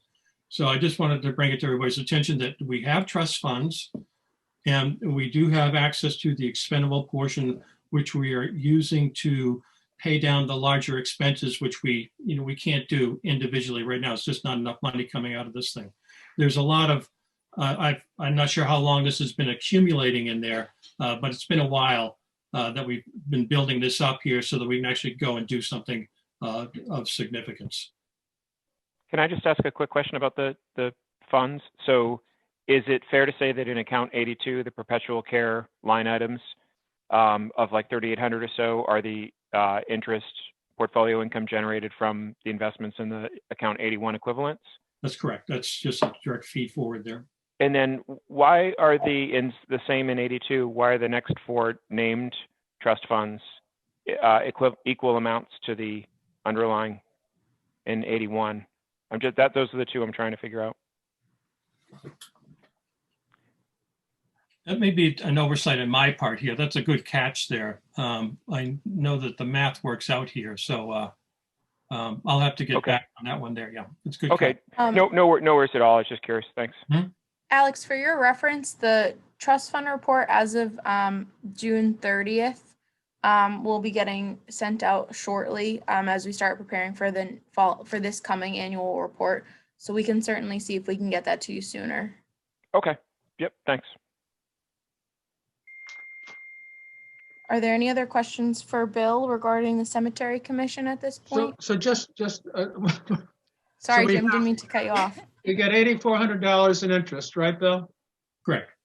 And then we have, I'm trying to find where I read it, about 17,500. That's an approximate number of revenue from graveside openings and services, right? That's correct. Is it somewhere in that neighborhood? So in total, we have 25,000, roughly 25,000 coming into the general fund of the community. Right. For cemetery burials, last year we had 26 events there, which generate around 19,000, 20,000. That goes into the general fund. Okay. And the interest, goes into expenses. Say again, excuse me. You had $8,400 of interest from the trust funds. That offsets expenses. That offsets the contract services that we kind of, the big tasks that we have there. That's what we use it for. Okay. Thank you. Just Okay. wanted to clarify that. All right. Thank you. Any other questions or comments for Bill at this time? Jackie, just 20 seconds. Oh, yeah, no, Tom, I'm not trying to. Okay. Bill, when was the last time we reviewed cemetery fees? I can answer that one. I think we updated the cemetery fees in 17. Okay. Yeah, so they've, for a long time, they're pretty static, but we have been watching them, and the cemetery commission has tracking cemetery fees. So I think we're pretty up to date on those. That's good. That's pretty recent. Thanks, Yep. Gary. And there are rules and regulations which have the fees in there. We are rewriting them going forward here, and we expect to go before the board and ask for an additional increase for example, Main Street, when we find lots that are still available that can be sold, that there will be at an increased cost there. So, yeah, we're going to review that and actually go before the board and look at the cost for sales of lots. And Bill, we are not at saturation point yet on lots, correct? We are discovering, part of the research we've been doing on Main Street is we have found that there are a few lots that are available for sale that we can bring before the town and make them available. And part of the new rules and regulations will delineate the process or the lottery, if you want to think of it like that, how people can apply for them, and then the rules and regulations on how they will be awarded. But that's in the new rules and regulations that we are working on right now. Okay. And then, Bill, there's significant capacity still at Iron Rail. Oh, yeah. I mean, Iron Rail is fine. It's just a lot of people want to go to the Main Street Cemetery.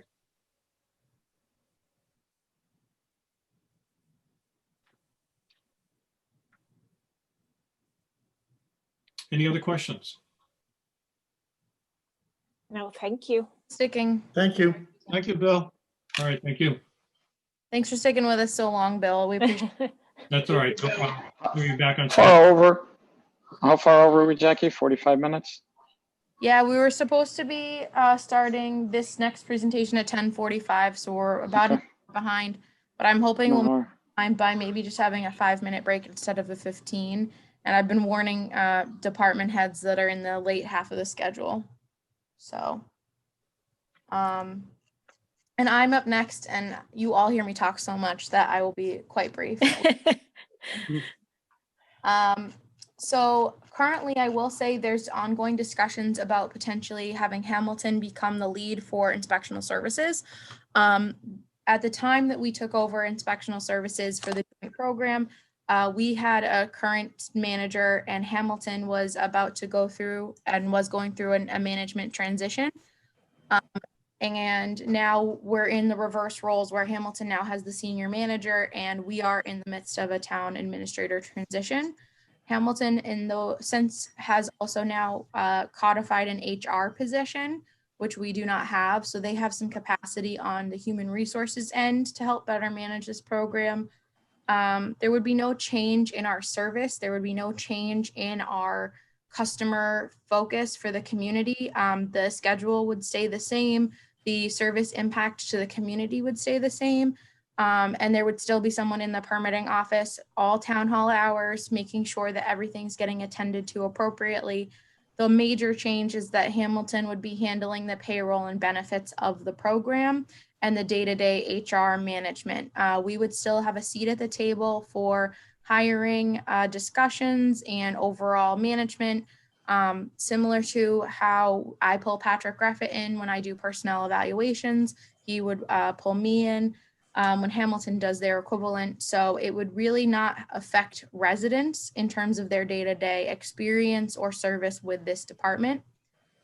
So as I mentioned earlier with the town hall budget, we've pulled my position out of this permitting line so that this just accurately reflects the joint shared services instead of the parts that we pay for just on our own.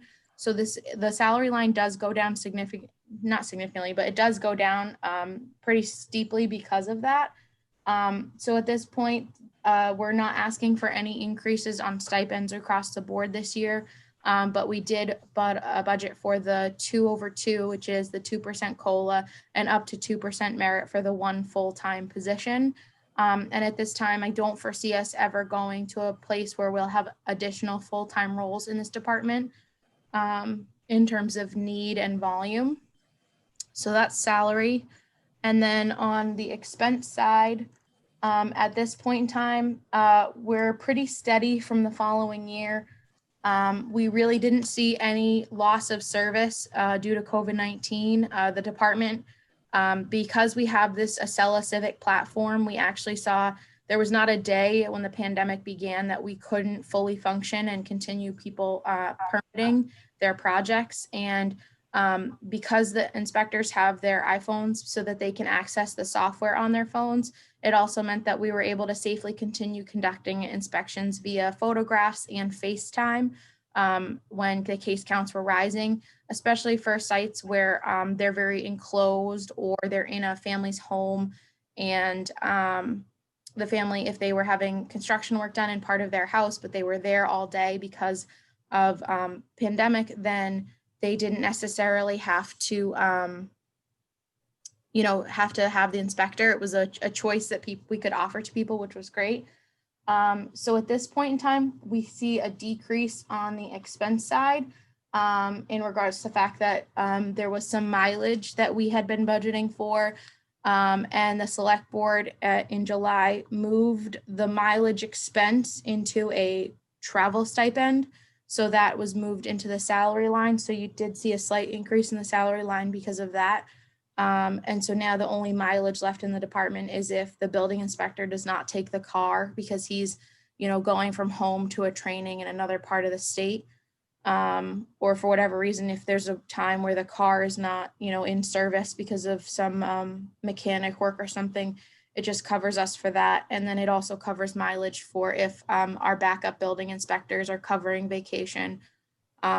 So it's just covering like that. I will say that we also have had no continuity of service issues since bringing on an assistant or backup in all positions. So our folks, they're stipended, but they're on call all the time. So this allows them to truly vacate when they vacate, which is good, and allows us to have emergency response when needed of a building inspector or electrical inspector. So this is a placeholder budget, obviously depending on the decision at the select board level between the two towns about transitioning the management to Hamilton. But I would say that I spoke with Joe and Patrick from Hamilton yesterday, and I don't expect they'll be making any major changes at this point without at very least discussing it with us. But at this point, I don't see it costing us any more. We may pay a slight administration fee that they've been paying us if we transition. And so if I can just show you too, this is our total request for this year. And if you come down to the bottom, you can see the 22 split between Wenham and Hamilton. So based on permit and population, it's a roughly 39 to 61% split between the two communities, including employee benefits and the retiree that we already have from this very new department. unfortunately. So that's where we are on inspectional services at this time. Jackie, thanks for this. Can I ask a quick question or two? So Yeah. I was curious about benefits eligibility, and does this mean, so if Hamilton becomes the lead in the agreement, the lead community, does like the building inspector become a Hamilton employee versus Wenham? Okay, Yeah, so that basically transition. they'll all become Hamilton employees. Hamilton has Blue Cross, Blue Shield through Maya as well right now, so it's no continuity issues for our employee that does take health insurance. And what about like the retiree line item, for example? How does that change at all, or? So basically, the retiree line item is a static cost, and it just means that we're paying Hamilton for our share of it instead of them paying us for our share of it. Understood. Makes sense. And do you have a sense for the administrative cost change whereby there'd be a slight decline in, well, it's not really revenue, but expense offset from Hamilton where we were providing that service previously versus what additionally we might pay to Hamilton? Sure. So we were charging Hamilton 10% administrative fee. And if you look at the presentation, you can see it was roughly about $10,000. So right here, $10,000. So they may be charging us for that. I'll be very surprised if they don't. So there's a little bit of cost increase there for us overall, but it's not super high, and it also just means better service for the employees of that department because they'll have a true HR person in Hamilton to work with them. And this is just the nature of the joint departments. We pay them an admin fee for rec, they pay us an admin fee for library. And hopefully, there's cost savings in other places because the staff that are managing this department will be able to work on other things like writing grants and other. So it's an unfortunate part of it, the admin fee, but it's unavoidable. Yes. And I'm sorry, one last question. That's 10% of what that gives us the total department cost. And not just salaries or wages? No, it's based on the total department, including the retiree and the insurance of the one full-time employee. And expenses? Yep, it's based on, because they'll do all the AP warrants for expenses. They'll do the biweekly payroll for the employees. They'll manage the benefits package for the retiree and the one full-time employee. They'll be doing the personnel evaluation for the employees. Everything that's kind of been on my desk in regards to that will switch to Hamilton. So basically they've been compensating us for my and the town administrator at the time's time on managing the issues of the department that come up. So along with costs, there'll be a decrease in stuff that you have to think about, which is helpful. Yeah, I would say that that's not necessarily the driver behind this. I think Hamilton is really interested in taking the leadership role because see they are still pretty highly invested in the program in terms of their cost that they put in to every year. So I think it makes sense at the time for right now for the two communities. And it's just, Jack, it's just calculated on 10% of half of the expenses? No, it's calculated on the entire department budget for the shared program. That's what I'm struggling with. I thought it would have been prorated for the community share. Because how do you get to the 10,000 off of 187,000 in expenses? That's what unless I'm missing something. I'm wondering the same too. That's where I was going. I had that question. I'm going to check my formula on that. I'm wondering, I can't check it in the PDF, but I'll check my formula. I appreciate it. I'll make a note. I might have, the formula might be off on that. Thanks for bringing that up. Thanks, Jackie. Yeah, thanks. Thank you. Just one quick question. Is the building inspector the only employee who's eligible for health and so on because of his more full-time status? Correct. Plumbing and electrical are not, just the building? Correct. Yep. And a sort of follow-up question to that. So for plumbing and electrical, if there were just all of a sudden, and there probably won't be since last year was, or FY21 has been pretty flat. A huge increase in volume of permits and work. Do the stipends go up, or how does it work on a sort of variable basis for the plumbing and electrical? We haven't had that particular discussion yet because we haven't had the need yet. But when we were in the initial discussions with Hamilton for the creation of the program, the intention was from both communities at the time that we would add additional part-time assistants rather than creating an additional full-time role. Because while the real goal of inspectional services being a joint program was to increase and provide better quality service, we also are mindful that, like, looking at a joint department, we're trying to see some cost savings. So I think the thought process would be to add additional part-time support rather than proceed right away to a position that would become benefits eligible. At least in that was the model that we discussed when we were negotiating the very first agreement. And at this point in time, I can't imagine either town looking to take on additional full-time capacity in this department, at least right now, based on the current volume. You'll see this year we had a pretty high permit volume between the two towns, but no, I think that makes sense. I mean, certainly from the Hamilton side, we wouldn't. The last thing you'd want to do is add more, full-time employees if it's only a potentially temporary cost. Yeah, and that's something that does come up as communities see spikes in development. Some communities hire extra building inspectors when they have a particularly comprehensive development. If you're talking about hundreds of units going into a particular site, you might try to hire extra support on a temporary part-time basis, but you don't really need that capacity permanently. And you have the matching revenue on the permit side too, so that's good. Yeah, exactly.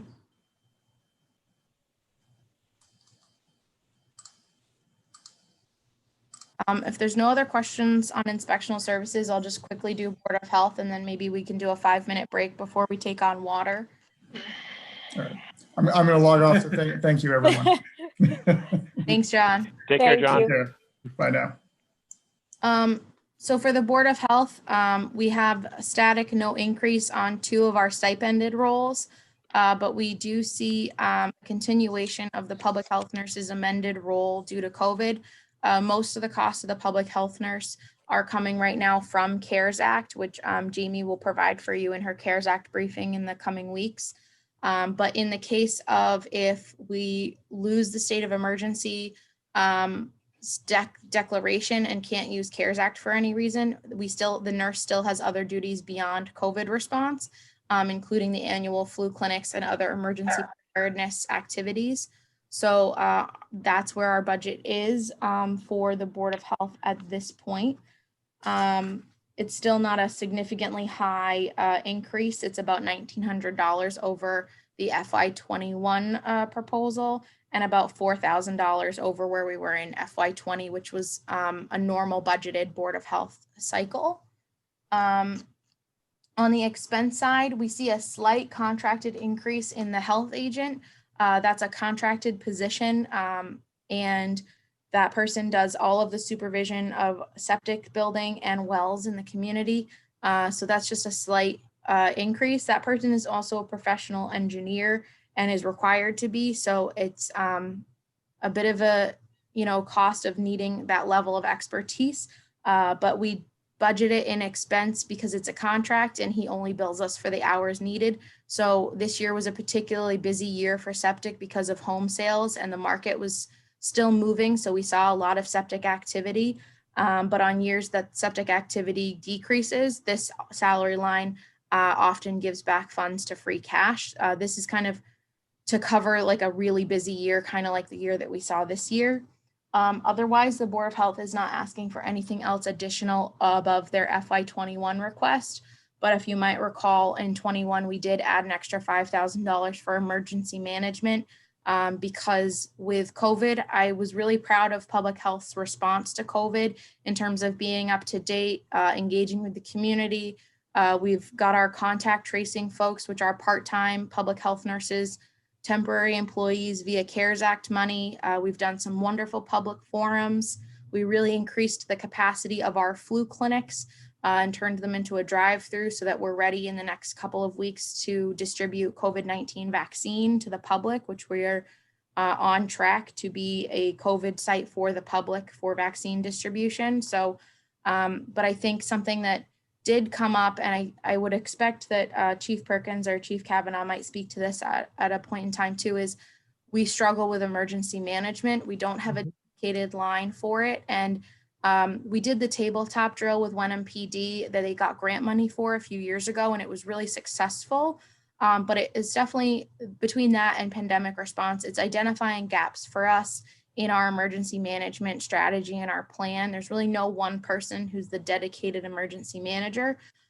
So we've maintained this $5,000 because we're looking to really work as a team with public health and public safety to ensure that, you know, the lessons we're learning from that tabletop drill and from the pandemic response are codified and maintained and drilled and practiced so that when things come up, we're ready for them. You know, the Board of Health took on the flu clinics 4.5 years ago. And it was only because myself and the public health nurse at the time kept saying, if something ever happens and we don't know how to run a flu clinic, it'll limit our ability to run an emergency dispensing site. And I don't want to ever claim that we jinxed it. But now, because we've been running these flu clinics and doing these emergency management drills, we were able to expand our current flu clinic infrastructure. And I think out of the communities that I talk to on a pretty regular basis, we're one of the most prepared small towns on the North Shore for having a really sensible, ready to go COVID-19 vaccine distribution plan. And I'm really proud of public health and public safety and the collaboration that's going on to make that happen. So that's, I think, why we're keeping the emergency management increase that we added last year. But otherwise, that's it for the Board of Health at this point. Can you go back? The salaries were only for 6 months. Yeah, with the expectation that CARES Act money has been extended through 2021 and the current state of emergency has been extended through June.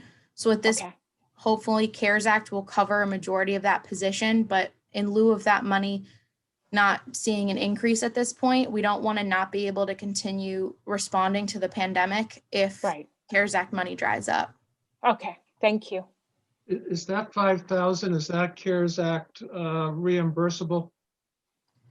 Some of it, we're trying to reimburse everything to CARES Act that we can, but this 1,000 is going to be about like what's coming after the pandemic and solidifying our local response. There are some things that are not eligible under CARES Act that we're trying to be prepared for. You know, trying to, you know, PPE is very easily CARES Act eligible, but there are some things that get rejected from CARES Act when it comes to the current pandemic versus other emergency management. The only other quick question I had was the FTEs over the course of the past several years has remained the same. Not that I'm advocating for increased, but has that been evaluated in terms of COVID? I think it works out to just shy of 9 hours a week. Is that continues to be adequate amount of time? In normal times, absolutely. I will say that I was in CARES Act times, you know, this FTE just shows what's coming out of the operating budget. I would say that roughly right now we're running about 50 to 60 hours a week of different public health nurses in terms of contact tracing, isolation, case follow-up, and other pandemic response. So I would say that we probably have like 2 full part-time roles split between maybe 5 nurses right now. And then thankfully my role has always had some flexibility to kind of respond, you know, when there's been staffing changes. So, and there's been some extra clerical that we've paid for the CARES Act with Board of Health to allow me to better respond and work on the public messaging and keeping the website and the social media updated. So I think we did as well as we could, but I will say that I'm at the table with Hamilton and involved in their discussions about their Board of Health reorganization because it may spawn some ideas of, I don't know if joint health is the answer because you want to have your own local response as a community, the way the public health system functions in Massachusetts, every town needs to have capacity, but to see if there's any useful ideas from their reorganization that we can collaborate on the future. Because I think we've learned that we're really thankful we're in a community that has nurses and doctors that we can rely on, and that have stepped up and assisted with contact tracing and policy analysis.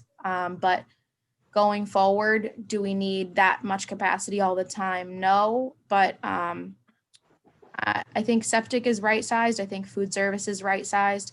And I think that public health and emergency management are a bigger discussion that I'd like to get into with the FinCom. But I'd like to do it with police and fire at the table as well, of how we can better be doing emergency management in general. So there's additional 50, 60 hours. That's all out of CARES money. Yep. And that would go away once, hopefully, this whole, the pandemic is under control. Yeah, the need would go away, but the money would go away. And it just, let's keep our fingers crossed that the need goes away before the money goes away. We'll still advocate, to get additional funding if we need it, but it's something that, we're mindful of. We're also using CARES Act money right now with the Board of Health to fund that local Hamilton Wenham testing site so that folks are getting tested. They know they're positive, they know they're negative, which helps reduce some of the contact tracing. And we're also, as geared up as we can be until we know what date we're getting vaccine for one of the public phases. We're as geared up as we can be for that because, Board of Health, public health, I think I can speak for the Board of Health when that we all want to be on the other side of this. We want to get people tested, get results, contain it as much as we can and be able to move forward out of this version of the Board of Health Services. Jim, just 30 seconds real quick. One thing that Jackie has hit on is very important that my successor should be working on, particularly with public safety going forward, is emergency management. We've done a wonderful job here with COVID-19, but that's not just what emergency management is. I mean, I'll leave this question out here. What happens if your water source is shut off, is closed? What happens if it's infiltrated? I've had it happen 3 times. How do you handle it here? Those are short-term items that you need to know how to handle immediately and going forward. So with public safety, and my confidence in Jackie is that those are items that you should be looking at going down the road in the future. I have a quick comment. In keeping with, the value for our tax dollars, and also in light of going through the budget proposals is a policy kind of conceptual, little abstract exercise.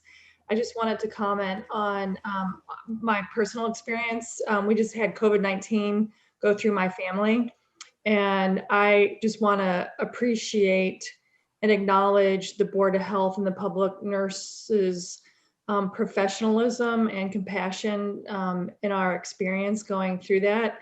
It included guidance, data, updated research and information, and even support of, are you guys able to feed yourselves? Because everyone's sick, which I didn't expect, and I appreciated that. So I just want to acknowledge that, in this budgeting policy world, crosswalking it to reality was an interesting experience, and I appreciated it. And we're glad you're well, It's nice. Carrie, or at least on the mend. Right, fingers crossed.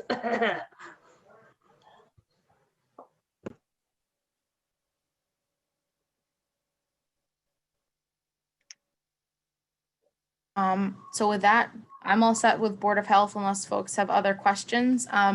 Do you feel like you need a 5-minute break before we get started on water, or shall we push on? I'm fine. I don't care. I'm ready to push on because we're an hour behind. Eric, are you still with us?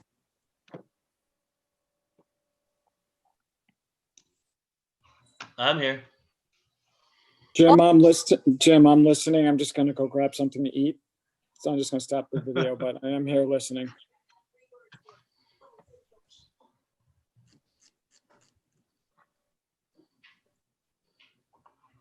Eric, ready when you are. Okay, well, most of the board is the same as been there. I know Susan, you were on before. Yep, So I think you have a good understanding of how the water department works.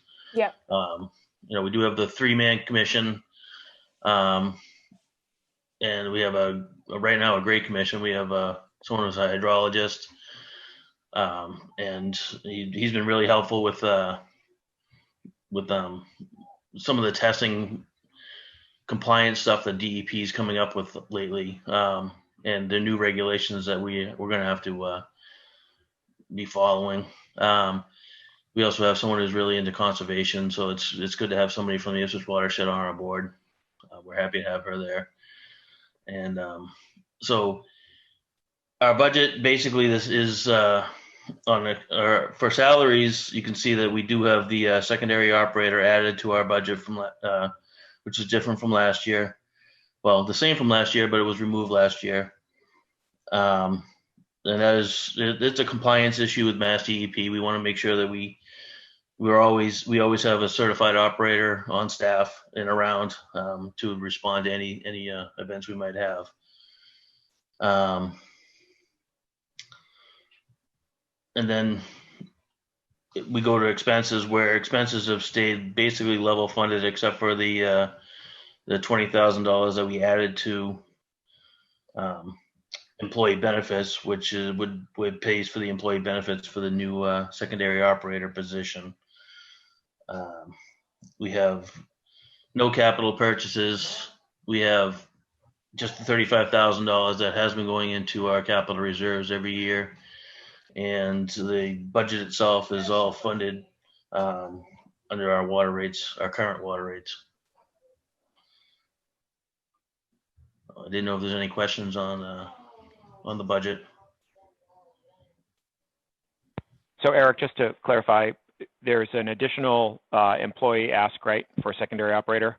Yes. For FY22 that was initially in the ask for 21, then removed. Is that's? It was, yes.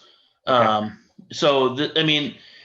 And I've given the paperwork I gave you last year still remains the same. I also gave that back to Jackie and Jamie this year. I don't know if it's in your packets or not. Just some information on staffing for surrounding towns and our requirements by Mass DEP, and also shows that this has been something that we've been planning for about 3 or 4 years. So since we lost John Hughes from as a secondary operator. Well, I think it's particularly important in light of what's happened with COVID-19. I mean, God forbid, but if you got it and were down for a certain period of time, I mean, just makes sense to have backup. Yeah, I was actually I was in quarantine last week for a week, so that leaves only one other operator to do the day-to-day operations. It's also nice to have municipal water that you can turn on, and it tastes really good. So I'm pleased. Thank you. Can I just to Eric one quick thing? Sure. I want to remind the FinCom and the Select Board that the Government Study Committee that I believe will be getting appointed in the coming weeks, one of their 3 issues that they're going to be looking to assess and address is water in regards to the fact that we have a potential, and not even potential, an impending retirement in Public Works leadership in Bill Tyak. He is staying on with us an extra year. But one of the things that will be discussed is, are we addressing water and DPW in a way that makes sense, that's appropriate? And does it make sense to, keep the departments separate, potentially combine them? Because the water and DPW, water folks help with plowing, DPW folks help with major water main breaks. There's a lot of commingling of responsibility experience needed when you're hiring for these positions. Eric's positions have a particular certification they need to get as operators. But even in the past, we've had DPW employees get that operator license and be able to serve. So something just to keep in mind as we go through this budget process is that I don't know the timeline, and maybe Gary can better speak to the timeline of the government study committee, but that is an issue on the table in terms of systemic addressment of, the support we need for these two departments. It was a difficult year for Bill to do some hiring. We've lost a lot of folks to other communities or other departments. So just to keep in mind as we go through Water and Public Works today, that discussion, just have that in the back of your mind. And also, I'd like to add to that. We did get notification the other day that Lenny will be retiring by one employee in the fall. And I know, based on Mass Waterworks and just the waterworks industry, people have a hard time backfilling positions now. It's not as easy to get licenses as it used to be. So also having the secondary operator who would start in July, it's going to be less requirements for licenses, but they will have enough license to be a backup. So at the time when we do have to fill Lenny's position, there may be a lag time based on what we saw in the highway department with being able to hire. We went, 3 months without having, a full staff. And, if that's true, then that would just leave me without it, if we didn't have the secondary operator.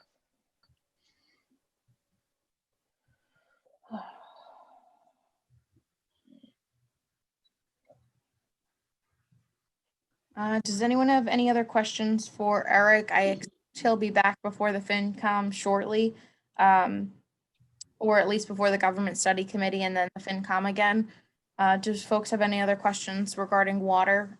Just a quick question on the $20,000 employee benefits. It was 60, it was 40, going to 60, it's 20.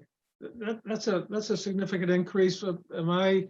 It's about $20,000 per employee for employee benefits for the year. And we pay that to the town after the town pays for it. That would be insurance, unemployment, all that stuff. So you reimburse the town from the revenue from the water fund? Yes. For that position? Yeah. And that new position that you're proposing comes out of the water fund as well? Yes, that would be paid for by the water rates, by the water users. And it also, it's also another person going to be used for plowing to help, when we do have a problem on the DPW side, major storms, somebody be called in to help move debris, any emergency situations. And just to be clear, I'm sure I'm sounding like I'm confused. That secondary operator is to be determined, to be hired if it's approved. Yes. Yeah.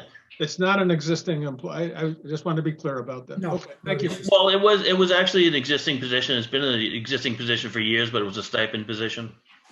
That's why I'm confused, probably. Okay, thank you. And do you think what you've projected for salary for that person is adequate to get somebody in? Well, that salary is based on the a driver operator position on the highway department. Oh, okay. And that person is not going to be required at this time anyways to have.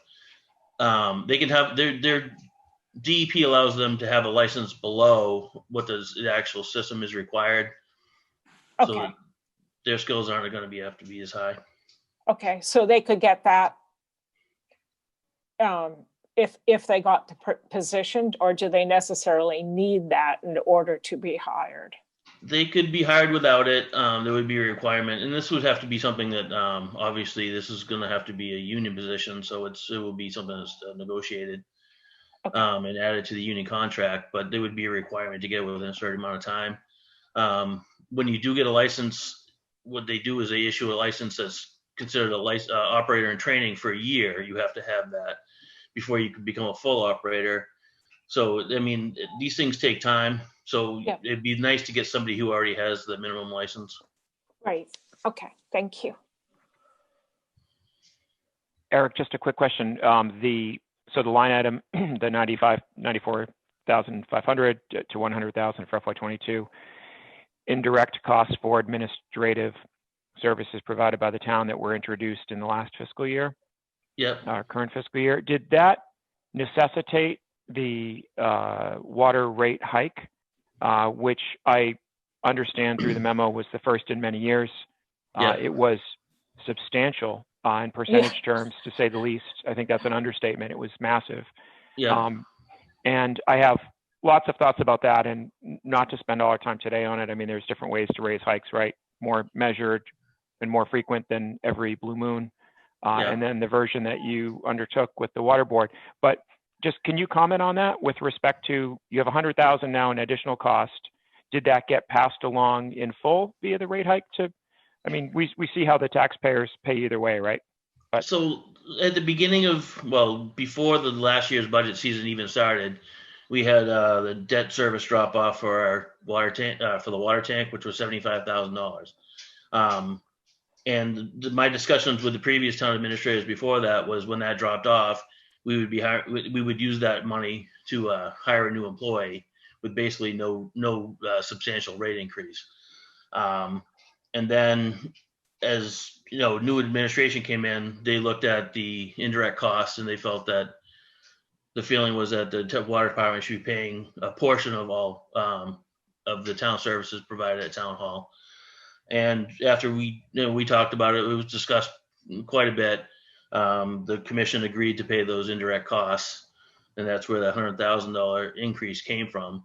And when you're talking about a $400,000, $420,000 budget, and we need to add another 100,000, we did have to have that larger increase. But we still do have one of the lowest water rates around.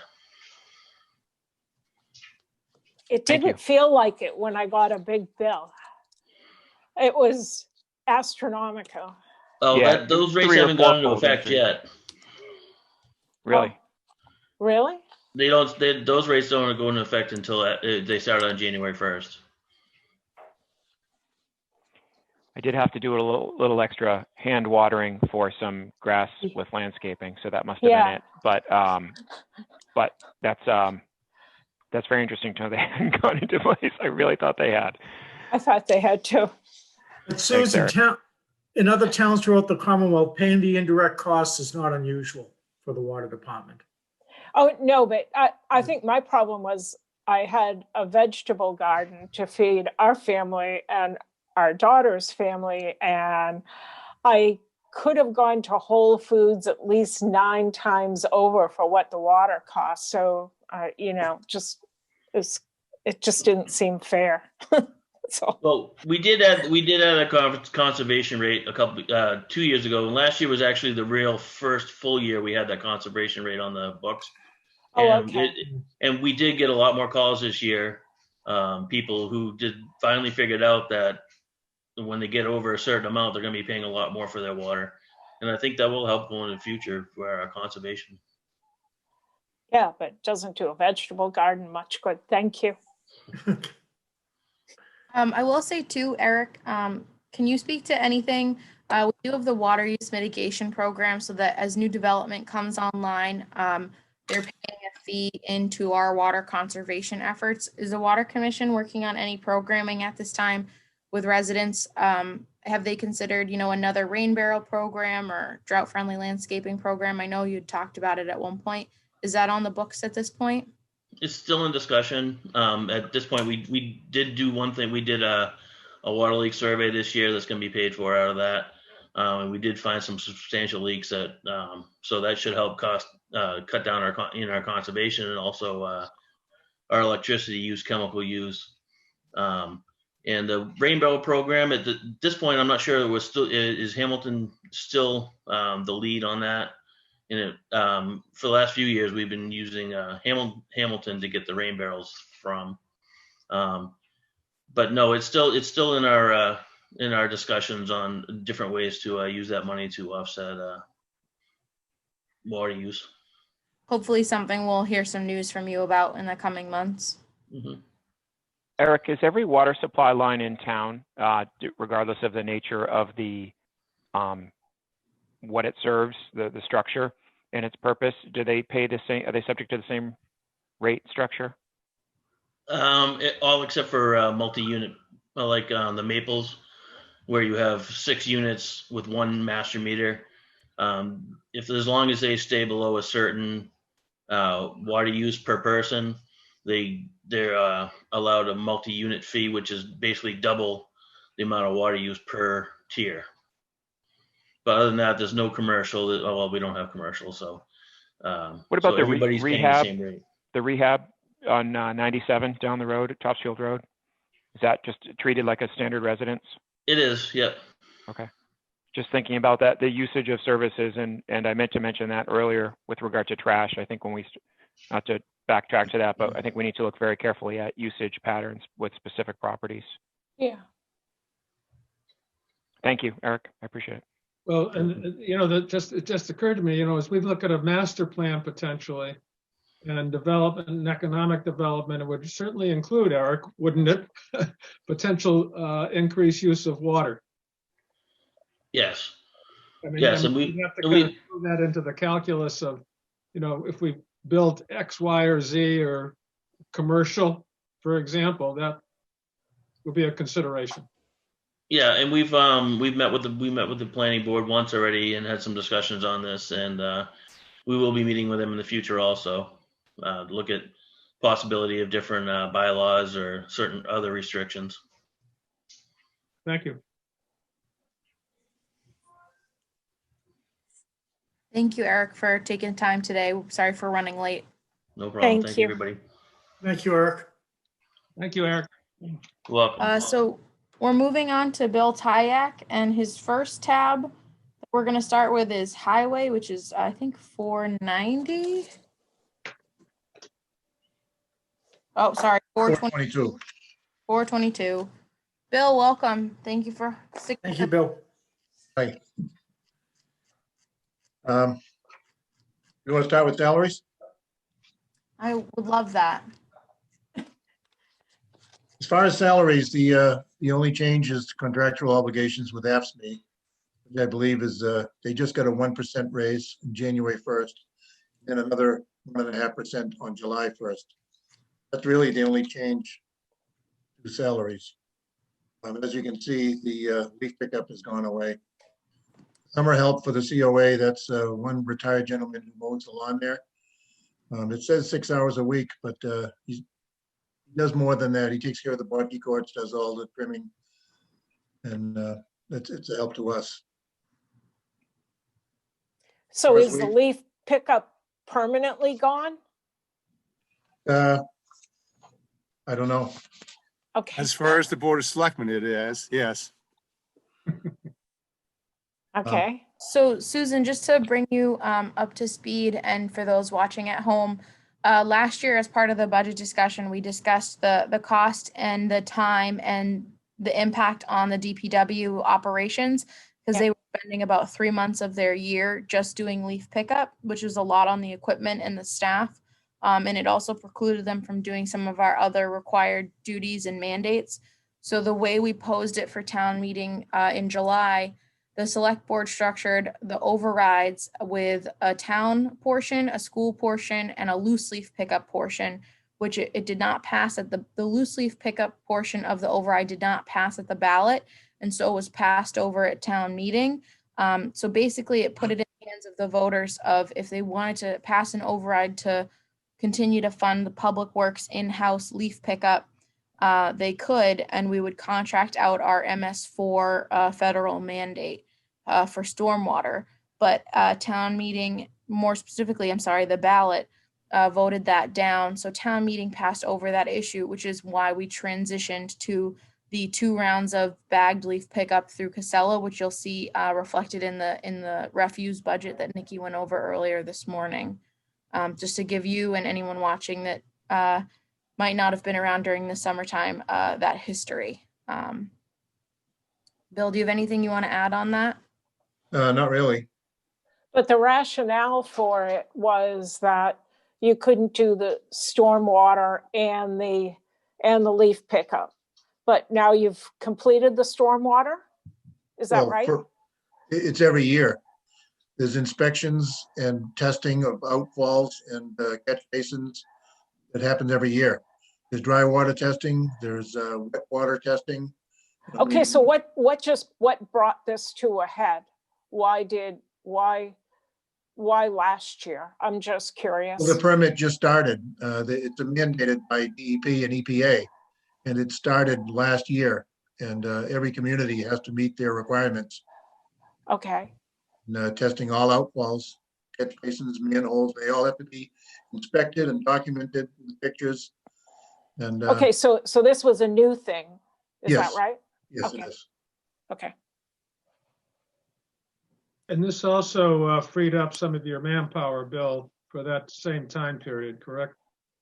Correct.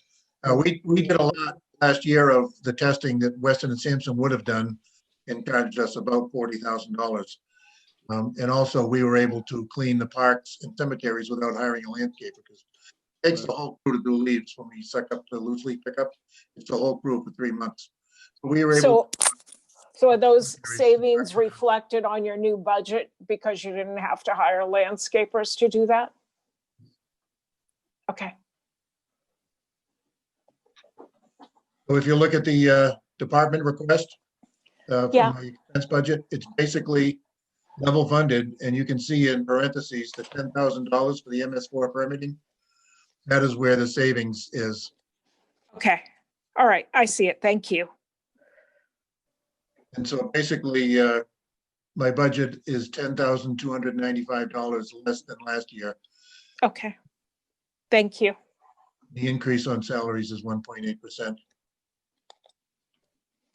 And Sorry, Bill, just a quick, so the MS4 permitting line item that we see here, is that the labor of DPW staff specifically for that, like, is that a breakout of activity?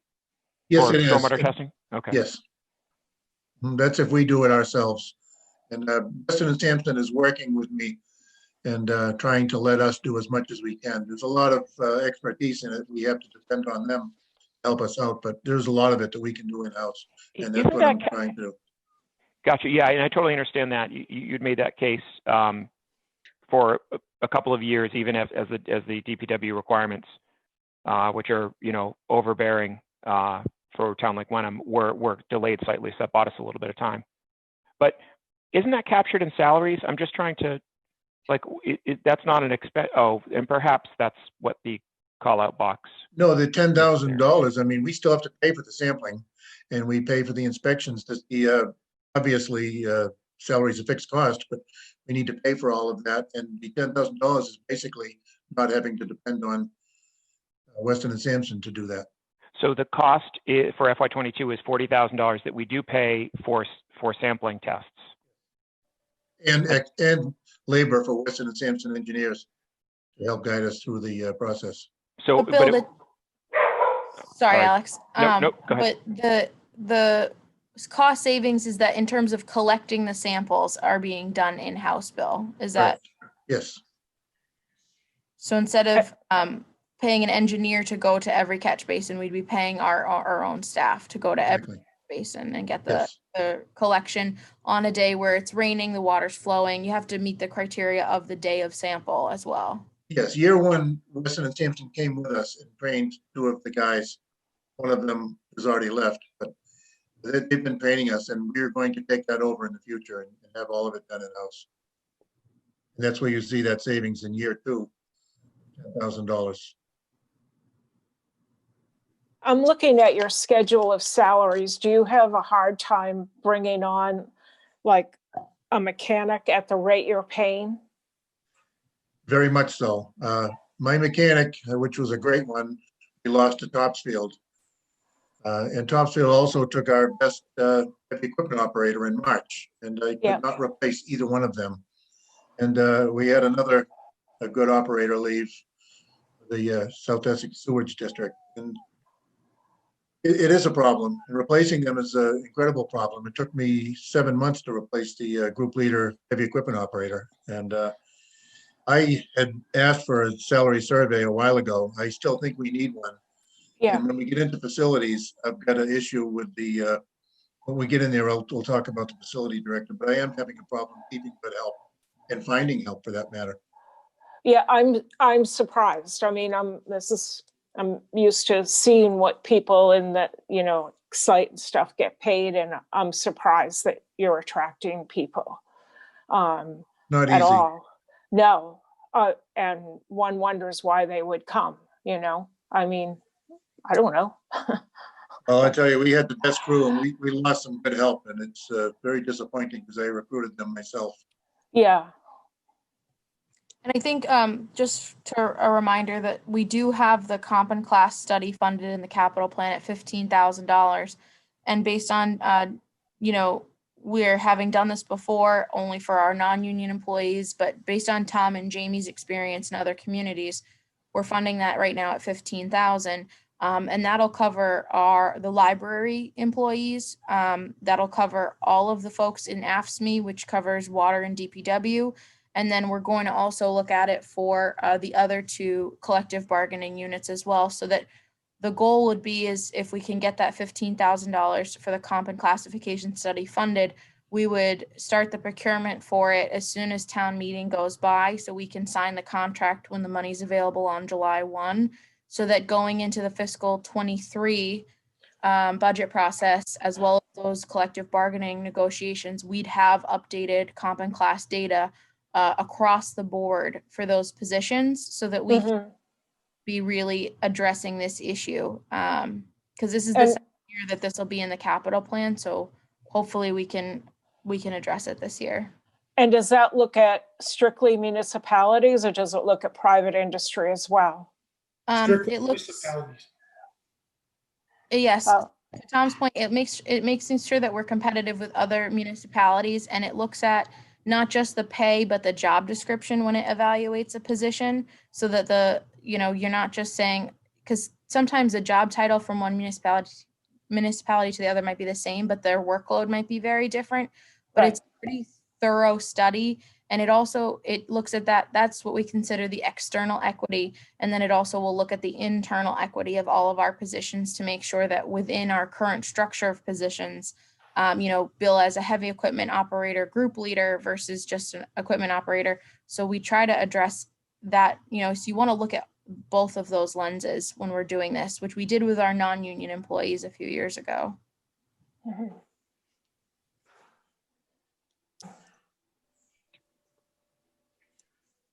Any other questions on the expense, or should we move on to capital? I say go to capital. That's a big one. This year, as far as my first request is road capital.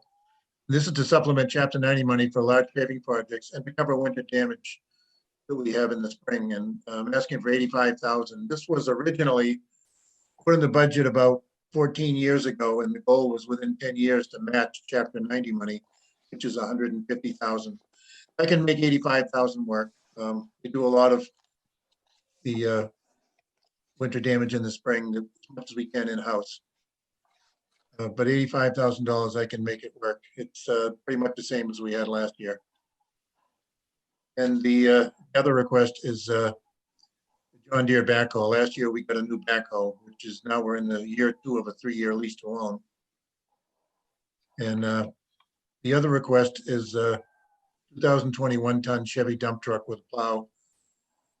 And we've gotten away from our replacement schedule the last few years, and the smaller trucks have over 75,000 miles each. These trucks are used daily and vital to our snow plowing operation.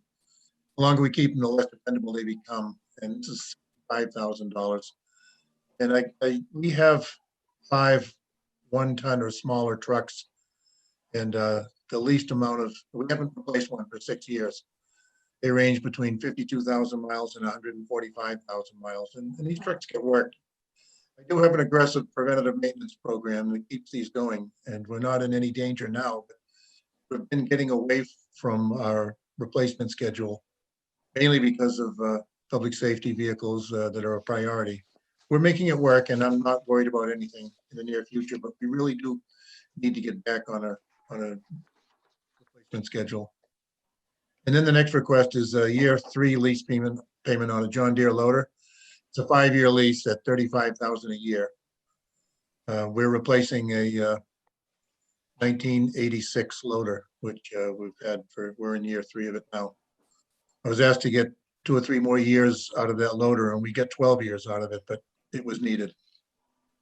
And So Bill, I just want to clarify that those are both ongoing leases, the John Deere and the front end loader. So we are obligated for those capital already. Correct.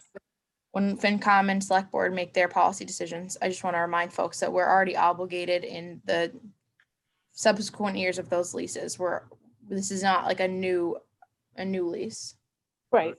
So what exactly is in highway road capital?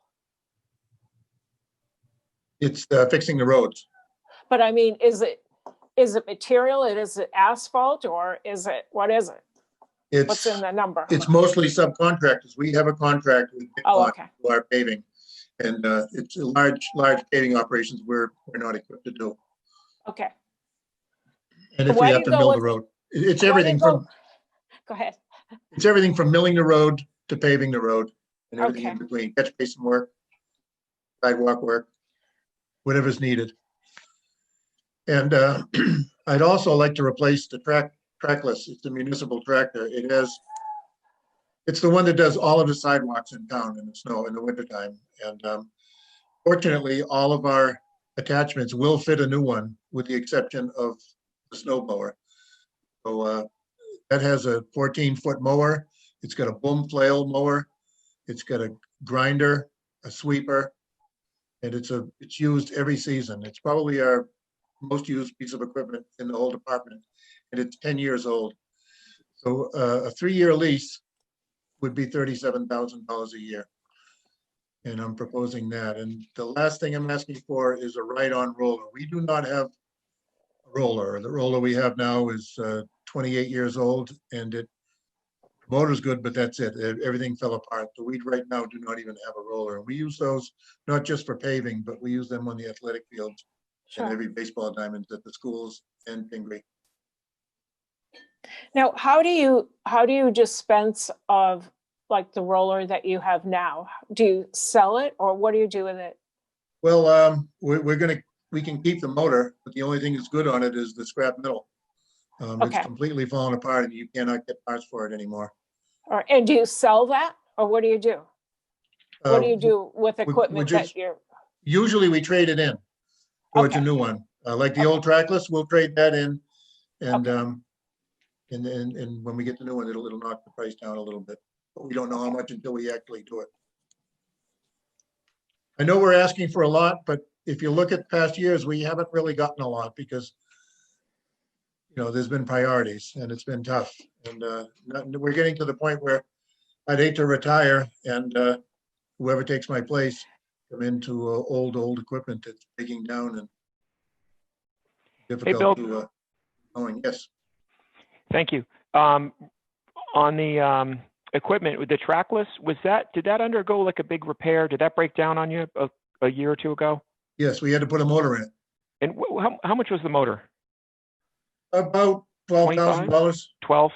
Yeah. It's a diesel? Yes. And then it was a brand new Perkins motor we had to put in it, which heads have already gone on it. We've already replaced valves in the heads, and the hydraulic pump is troublesome right now. So you only get about 10 years out of these because they use so much, and it's high RPM, and it's really hard on the equipment. So just to understand this, Bill, I don't see the trackless or the roller in your capital requests for this year, unless I'm missing it on the schedule that I have in front of us. Yeah, I had the same question. I don't see it. That's in what I have. The FY22 budget requests. I have the only new one I have, Bill, is the 1-ton dump truck. Yeah, Bill, I have these four: the highway road capital, the backhoe, the front end loader, and then the 62,000 for the dump truck with plow.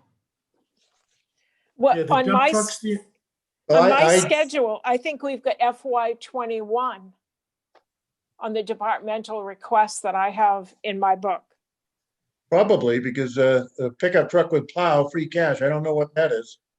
That was the pickup truck from last year, Bill. That's in this line, but we're looking at this column here. Yeah, I don't have that. I'm looking at what you gave me, and yeah, but go up, Jackie. Does it say FY21? 22, right here. No, up at the top. It says Yeah, but FY. that's just the label. This is the 22 that Bill, this is what I printed for you is exactly what's in the book. I photocopied it from one of the books. Well, we're missing stuff because I turned it all in. I have it. Well, And the 218 number here I knew was accurate because this is what your original submission in November had was 218. yes, and it's been changed quite a bit since then. Yeah, so all of the versions that I have gotten from Sheila have this number, so we'll have to look at that on Monday morning first thing. Okay, it happens, right? So Yeah. just so so what's the new number instead of 218? Well, 57,000. For the trackless and the roller, are those purchases or are those leases, Bill? What? The trackless is a lease, the Trackless? 3-year lease to own, and the roller is a one-time purchase, $20,000. So I'm if sorry, you're how adding much for the roller? I'm just trying to add it up. 20,000, Okay. it's $57,000 total. And That would bring it up to 275. Yes, correct. Okay, thank you. That's an even number. what was the number? I'm sorry, 20,000 for the roller and how much for the trackless lease? 37 a year for 3 years. Oh, okay, thank you. So yeah, Jim, if you look at page 5 of the roll up, it'll switch that 218 to 275. That'll be what we're looking at. 5 of the roll up. I see the capital request. I don't see a page 5. Under revenue expense tab.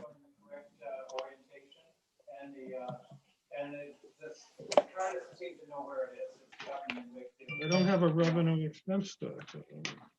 It's the second tab. It has this, Jim, the chart of accounts like this, the purple and the orange. But we'll get you new worksheets week, I think. Thank you. So what's his final number? What's he looking for? 275. 275 for capital. And so what kind of an increase is that? What percentage?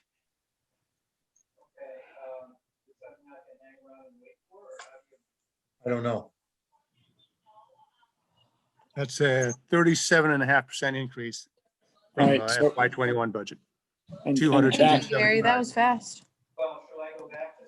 Jackie, is that number included, the 275 and the number we spoke about very early this morning about capital needs and free cash, or we're gonna have to adjust the number? No, I had the 218 loaded in what we were talking about this morning, David. So we'll get All right, you well, new number with that on Monday, a new All roll right. on Monday. Cool, thanks. Jamie, did you have anything?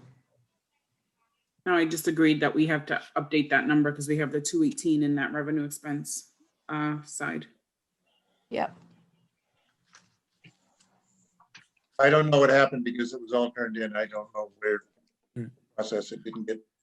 It happens. Yep, it happens, Bill, and I apologize for it. thank Get it you. rectified as soon as we can. Do you want to speak to your facility salary request now? Sure. All right, Mike Hardy right now is making 68,000 a year. We've been through 3 facility directors in the last 3 years.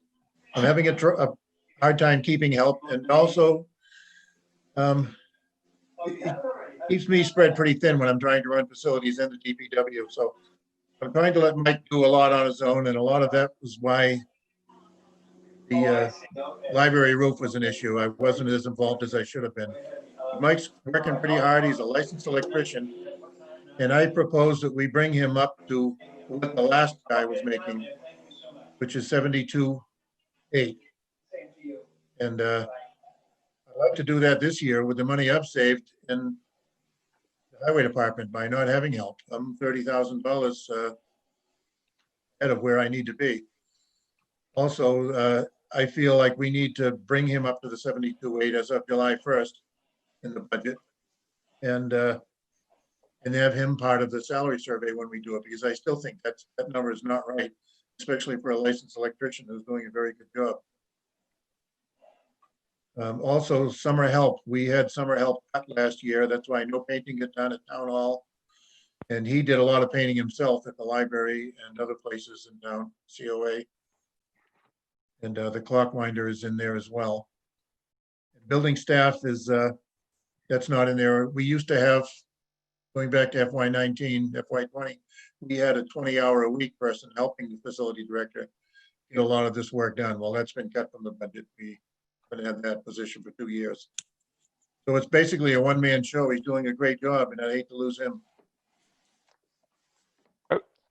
Thanks, Bill. That's great to hear. He's doing a good job, and I know it's been a tough one with a lot of turnover and at risk for obvious reasons, maybe. But so do we need to revisit? 21 shows 72.5, but I thought you mentioned 67 something. Maybe he's getting 69 right now, and I don't know what happened. The last guy who left for more money was making 72, and you know, he wasn't as qualified as the guy who's doing it right now. So, but fiscal year 21 shows he's making 72.8 base. He's not. He's not. That's what it shows, but he's not making that. Okay. So Alex, Bill's sheet in front of you shows the base for 21 at the new hourly rate, because Bill discussed putting in a proposal with us to the FinCom because he's seen so much cost savings this year because of the loss of 3 people that it took a long time to fill. He put it in this way because he's hoping to get, from what he told me, Mike, adjusted sooner. So Bill, that's why that's in there at the rate of your proposal, because you said you were going to speak to that today about amending that hourly rate sooner. Do you want to talk about that at all? Well, I just brought it up. Or just the timeline, I guess, versus. I'd like to do it. I'd like to do it as soon as possible if we could, just to keep him on board. And, you know, to make a transfer from the highway salary line to the facility salary line, and just to cover whatever's needed to bring him up to the 72. And that would be as soon as possible. So I think, Jim Purdy, I think this is one of the issues when Jamie and I were talking with you about things that we would want to follow up on soon after this meeting. That item of transferring money from Public Works to facilities was one that we had in mind to have that discussion with you about for an upcoming FinCom agenda in regards to getting deeper into this issue with Bill.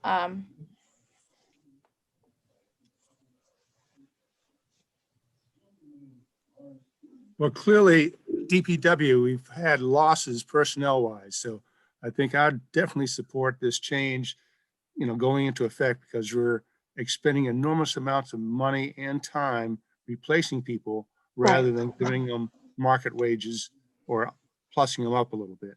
So I think not only the study for the 15,000 to look at the classifications, but I think we need to look, you know, today, or, you know, within this next week or two, to preclude losing good people that are very hard to replace. So Jack, you're telling what we need to do here. Let's move forward with this and get this done. We can work with Bill to get a proposal before FinCom and Select Board in the coming weeks. And maybe just the budgeted amount for FY21, and detailing out the current fiscal year, you know, adaptation that would take place, obviously, if we do anything, you know, sooner. And that makes sense to discuss, I think, another meeting, but just showing that it wasn't budgeted in FY21 as such and could be increased. And I think that makes sense. I mean, recognizing that we're not going to keep everybody, right? Like, you obviously, just like to counter the fact that if we're underpaying, we need to, and it's resulting in frequent turnover, which bears economic and other costs, efficiencies, loss of institutional, you know, awareness. Within, you know, within reason, I think it definitely makes sense. So perhaps, Jim, you know, on this whole broader issue, perhaps someone within FinCom, you know, we have this one case here that we need to address, But on the larger issue, I mean, we've heard today that COA drivers, admin folks and so forth, that we are not keeping up with the local wages if other municipalities are hiring them away from us. So perhaps somebody within FinCom can take this on, or perhaps two as a subcommittee to get this wrapped up and at least make some amendments on this current budget and not wait for the big classification study next year. What do you think? Yeah, but it is very important to understand though, is there's a domino effect. All right. Is you make a change in one person, there's going to be an effect going down about, well, I think I'm worth this, or I do Right. this, where's mine? So please be aware, and I'm very leery, not saying that people don't deserve a fair wage, but you really have to watch out the domino effect going forth and just doing it not in any type of planned manner, because it can actually have a demoralizing effect also on individuals too. Tom, I absolutely agree with your remarks, and the timing aspect is an important one not to ignore. There's the dollar element, and then there's the urgency with which the town might act as being perceived to perhaps speed up that domino or lend itself to that domino effect. Yeah. Again, I think to the salary arrangements that are in place that Gary just mentioned with regard to, for example, COA, definitely we need to make the right call. And I think even more broadly, I mean, look at our finance department, right? We're very fortunate and happy to have Jamie. And on the TA side, I mean, we've had tremendous turnover at very high levels. It's costing us significantly in economically and in other ways too. And that's a whole separate matter. I need to, and I'm not disputing Bill Tyak's estimation of the facilities person. And we can address that and talk about that. I'd like to see that in the context of some comparative, information. But we got this wage and compensation study that we're doing, and I think we probably should think about looking at that in its entirety. So I think we'll look at this at an upcoming FinCom meeting, this as an individual entity for your review, to look at this particular policy decision. And then obviously we're keeping the comp and class study on the table for the capital budget. There was a question in the chat about, didn't we do this recently? And it was actually over 5 years ago, and it was only for non-union positions. It didn't include our 3 collective bargaining units. So I think it was Michelle Bailey that just asked, didn't we do this? We actually collected the data for that survey between 2014 and 2015, and then it wasn't implemented until a little while after that, but it was only on non-union positions. So in regards to our DPW roles, facilities, those roles were not addressed in that study. And those are some of the roles that are the most, I mean, Bill's had a heck of a year in terms of recruitment. And we've put a lot of money in our advertising and into other recruitment. But it's a difficult field to recruit in across the Commonwealth right now. Everybody's looking for good people in these roles.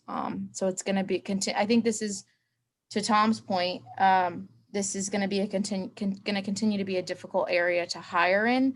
But we at least want to put our best foot forward, because we really have not looked at a salary study for these type of roles in any memory that I have of any professional study. I don't know that we've ever done one for these roles.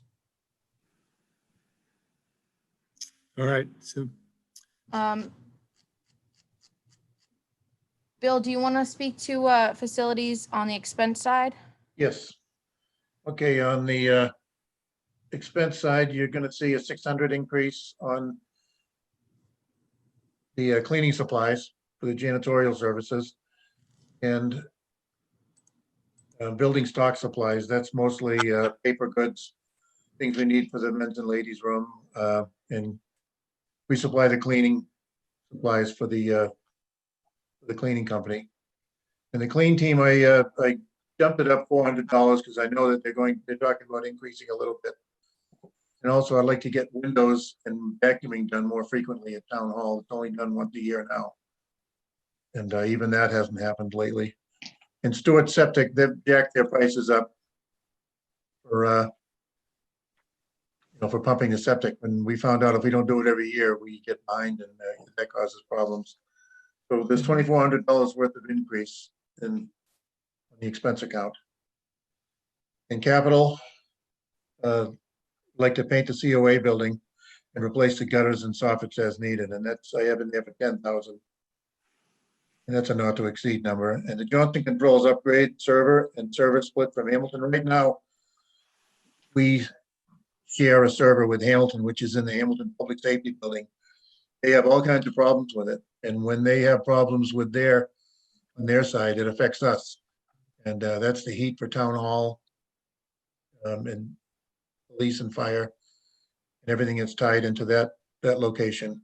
So it affects a lot, and it happens very often. Johnson Controls has said that we won't have any problems if we had our own server in that building. Hard to access the building over there. Sometimes we'll have a problem and Hamilton won't, and we just can't get access to it. Even when we're paying Johnson Controls a lot of money per hour to be here, and we just have to wait until somebody can escort them to where the server is in the public safety building. So it's been problematic over the last 2 years. So that's 42,000 for capital. Where would you propose that server be located in Wenham? Town hall. I'm not clear on what that piece of hardware does exactly. Runs all the HVAC controls for the police, fire, and town hall building.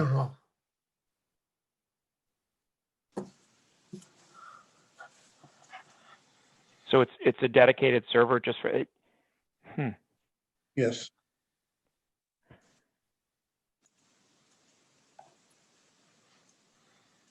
Would that server also pick up a library, and are there any other facilities in town it would cover? No.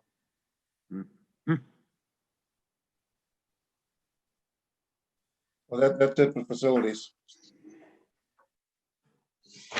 And what do we have now that does the HVAC controls, Bill? Is it an existing system that we're going to have to just disregard or not throw out as such, or can it be upgraded? Or it was upgraded when we did the ESCO, and it's now Johnson Controls Medisys, which we tried to standardize in all the buildings. That's what the library has, and in the Wenham buildings, as well as Hamilton has mostly Johnson Controls. But there's nothing wrong with what we have. It's just the server that controls everything.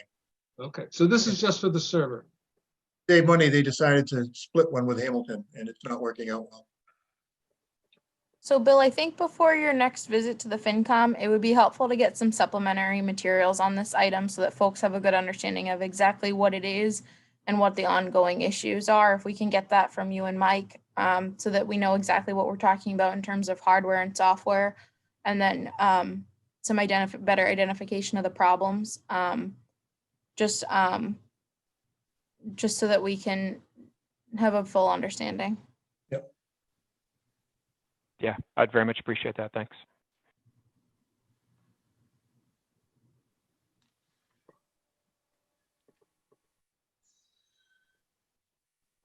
Tree warden? Facilities for folks, any other questions?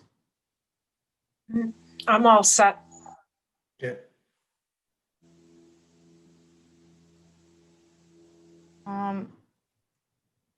So Bill, I want to apologize because there is one issue where we won't have on the tree warden budget a COLA, so that's a misproof for folks. We're not doing COLAs across the board, so there would not be this salary line on tree will stay what it was for FY21. There's no COLA increase. That's just a misproof. But Bill, do you want to speak to expense on trees this year? Sure. The only expense on tree, which we didn't do any tree planting. I don't know if anybody's can remember in the past few years, tree planting was a huge issue. We did none of it for so long. So I trying to keep it going, and I put $2,000 in there for tree planting, which it's not a lot, it's something. And I'd like to be able to do that every year. And that's the only increase on the expense. As far as capital, we've had issues since LB Dodge was the tree warden with the trees on William Fairfield Drive. They're all town trees and they're all dying. Not all of them, but there's about a dozen trees. And I propose that this year and next year and possibly the year after, we spend $5,000 to take down the worst ones. That'll take down 2 or 3 of them because you need a crane for all of these. They're big maple trees. And I just think there's too many of them to do with the existing budget with all the other issues we have around town, and we take too much out of it. So I'd like to have that as a separate line item and just dedicate that 5,000 to William Fairfield Drive for the next 3 years. Does the tree warden have a full list of the backlog of trees to come down? I'm sure he does. Do we have can we get those numbers or see what the scope of the of it is? I will ask him, but I mean, I think everybody knows that the whole budget is underfunded. We've got $5,000 left to get us through the rest of this fiscal year. And obviously emergencies come out of the DPW budget when that happens. And that happens every year. Well, that's why I think we need to take a look and see what the total tree population problem is and see what a realistic number is going to be to either catch up or at least make some inroads on the backlog of trees that come down. What I'm asking for is minimal. Right. William Fairfield, if you drive down there, and you can see the picture on there, there's a dozen trees that look like that. And we lose limbs every year. Yeah, it's not a subtraction. I think, we need to look and see if there's an addition.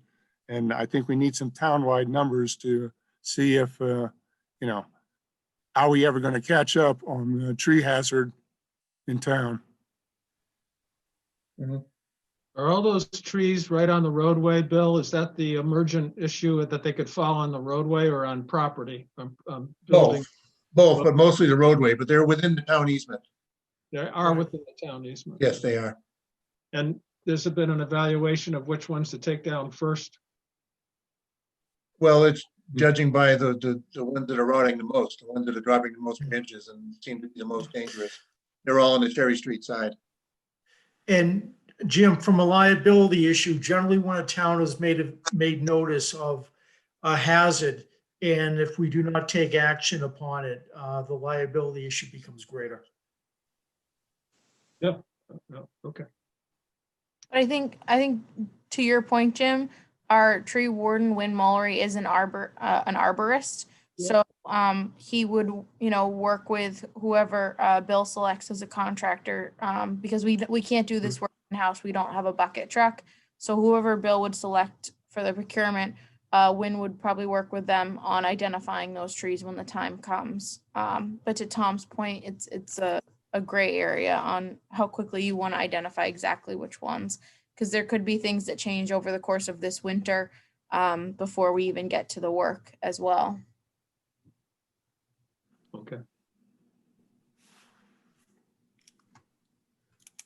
Well, that's all I have.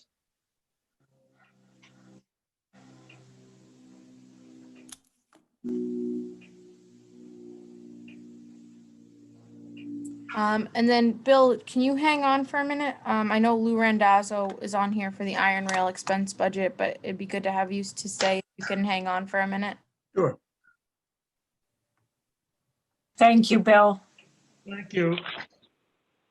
Yes, thank you, Bill, for staying on the extra year too. We'd be lost without you. Thank you, welcome. Lou Randazzo, are you online? I am, yes. Can you hear me? We can. Yes. Okay, thank you.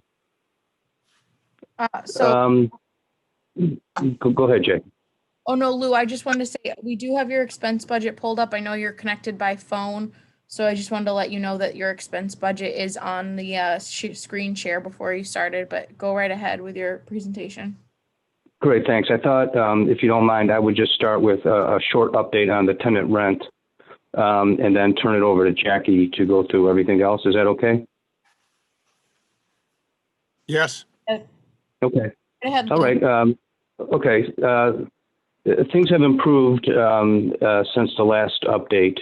All the tenants now are consistently making monthly rent payments, including the two largest tenants, which are making payments that are a little bit less than full amount, but nonetheless consistently making them. All the tenants with outstanding balances have received a formal letter asking for a detailed written plan for making up the outstanding balances, which the plan would include what they're doing to utilize any type of state or other grants. As to the state grants, all of the tenants have been formally notified about the small business grants available. One of the larger tenants has already applied and is awaiting a decision, and the other large tenant is actively pursuing the grants. So that's a big current update. As to current monthly rent that we've been receiving consistently now, it's now up to about $9,746 a month, which includes the yearly soccer rent payments. So that has improved. My projection for fiscal year 21, I think we'll end the year collecting around $86,000 in rent. As to, I did a quick calculation of fixed expenses for the iron rail on a monthly basis, and that comes out to around $6,000, including the band payment. So we are collecting more than we're paying out. So I'm happy to address any questions that you have. I have a couple, if I may start. Lou, thanks for joining. Alex Began. I know you're on phone, so I mentioned that. Why would we ask the tenants to formalize, to establish a repayment plan on their own, rather than indicating to them what the repayment plan should be according to the town? Well, we have a lease. The lease says you owe this amount of money. Oh, okay. Sure. I'm well aware of the lease. If you don't have that, I know, but if you start with that. If they don't pay that, then there's an outstanding balance. And the town says, pay us your outstanding balance. And they say, we can't. And then we say, tell us what you're going to do to make up that balance, which includes some type of payment schedule. And that's what we're doing. I don't know any other Traditionally, the commercial lease, a landlord would simply require that the tenant vacate the premises upon non-payment. You know what? I'm going to stop you. There are laws. There are laws about what we can do and what we cannot do as to small businesses right now. So I don't want any discussion right now without town council involved about being aggressive and doing certain things. So right now, we're trying to notify them what they owe and trying to get a sense of, can they pay us back? If they can't, what are they going to do in order to try to pay us back? These other issues will come later if they do come up, and we'll have to have town council involved, letting us know what our options are available. Does that make sense? Not exactly, man. I don't think that we shouldn't be unaware of our options beginning on day one. And from what I understand, the largest tenants have largely stopped paying 4, 5, 6 months ago. There is a period of time they have not paid. They are back to paying some type of a monthly payment.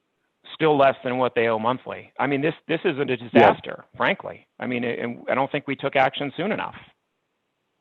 Well, there's no type of action we could have taken. We notified them what they were missing. We told them there are grants out there. We've been talking to them consistently. And that's all we can do. There are options that, again, if we can't collect the money, there are options. But again, there are laws about what we can do. What are those options? Discussing that right now. That's for the town council. That's for our lawyers to say what we can and can't do now. But is the lease not public, and would not the lease indicate the terms of non-payment and the repercussions?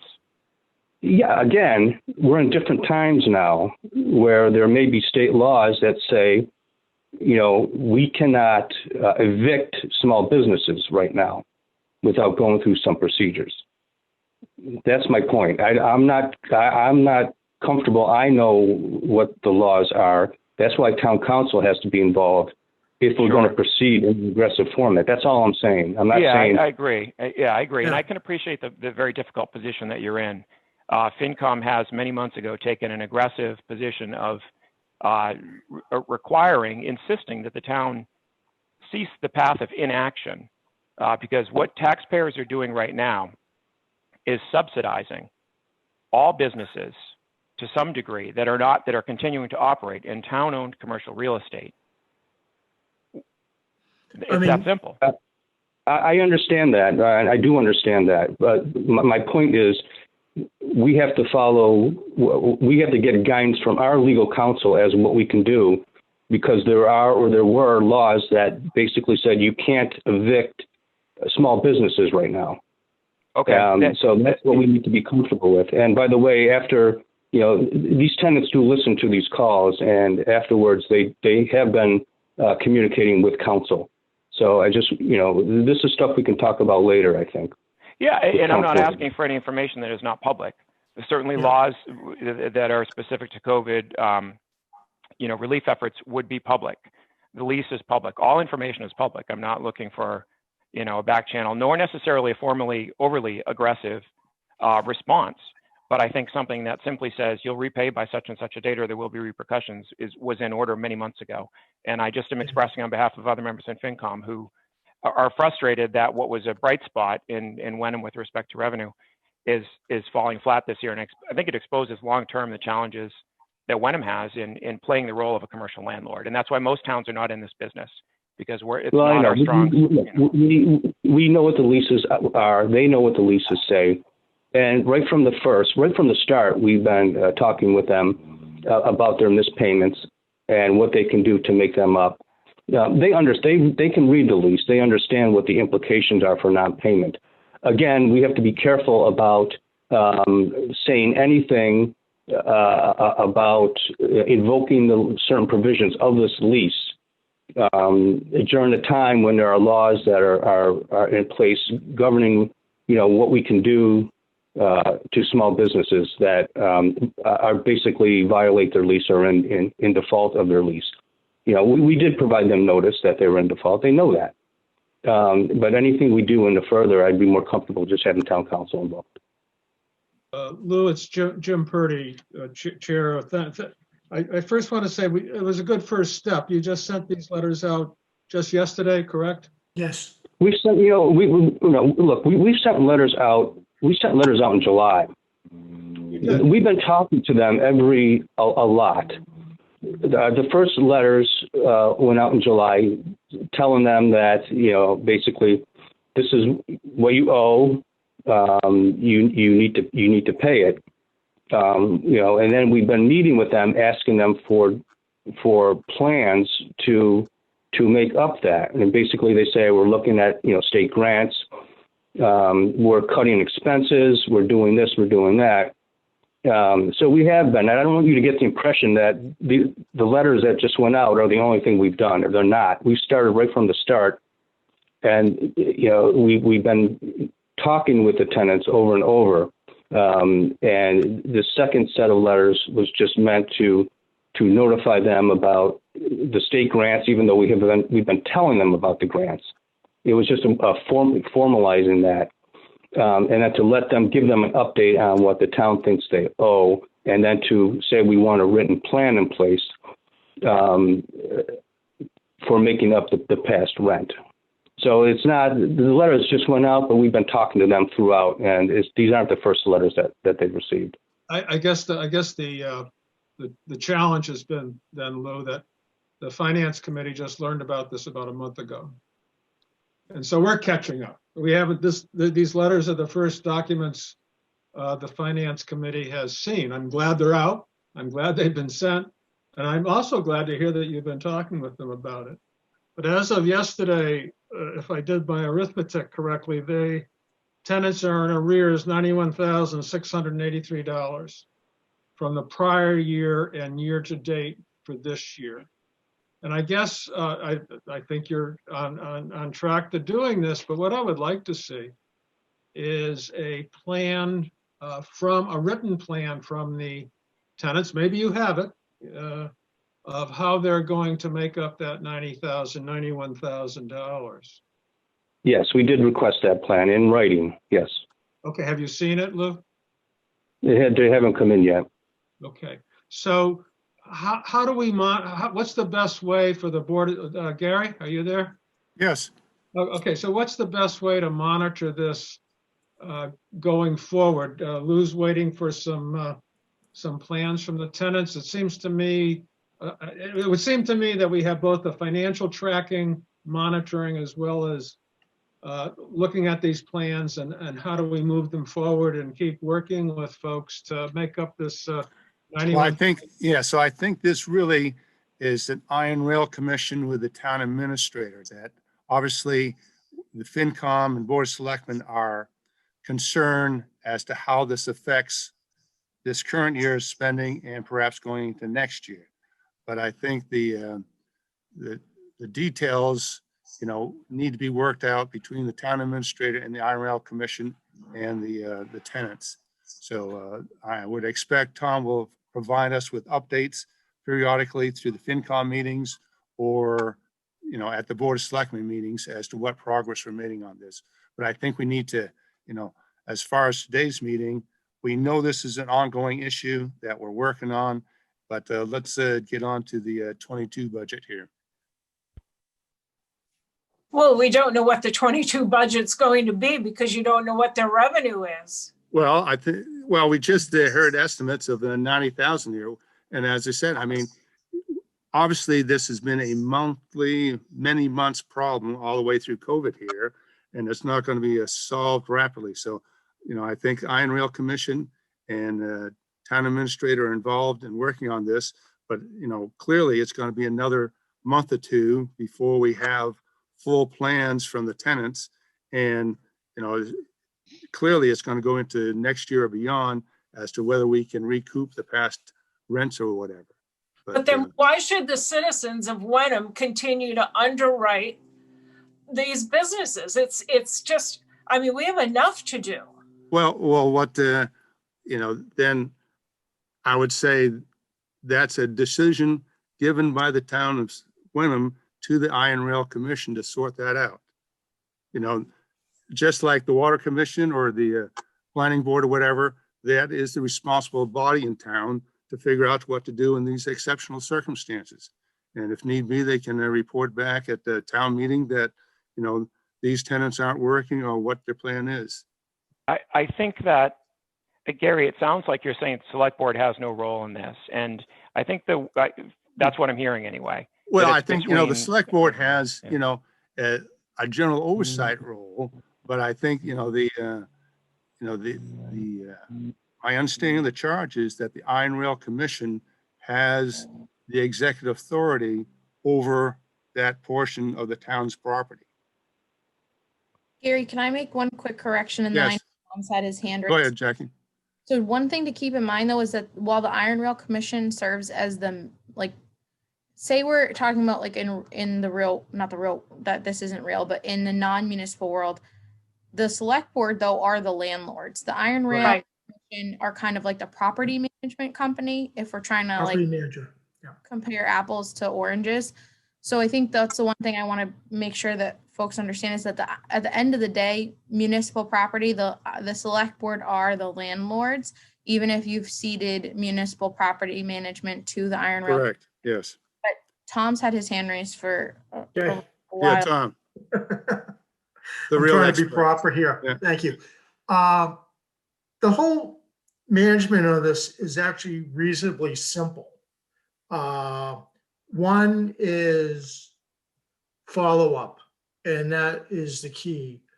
The first plan is try to get the outstanding funding in.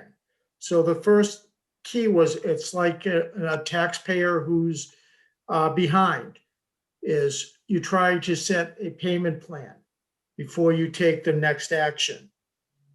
So this is sent out, okay, your X dollars out. What is your payment plan? We are expecting a payment plan. What is your payment plan to bring you back up to speed?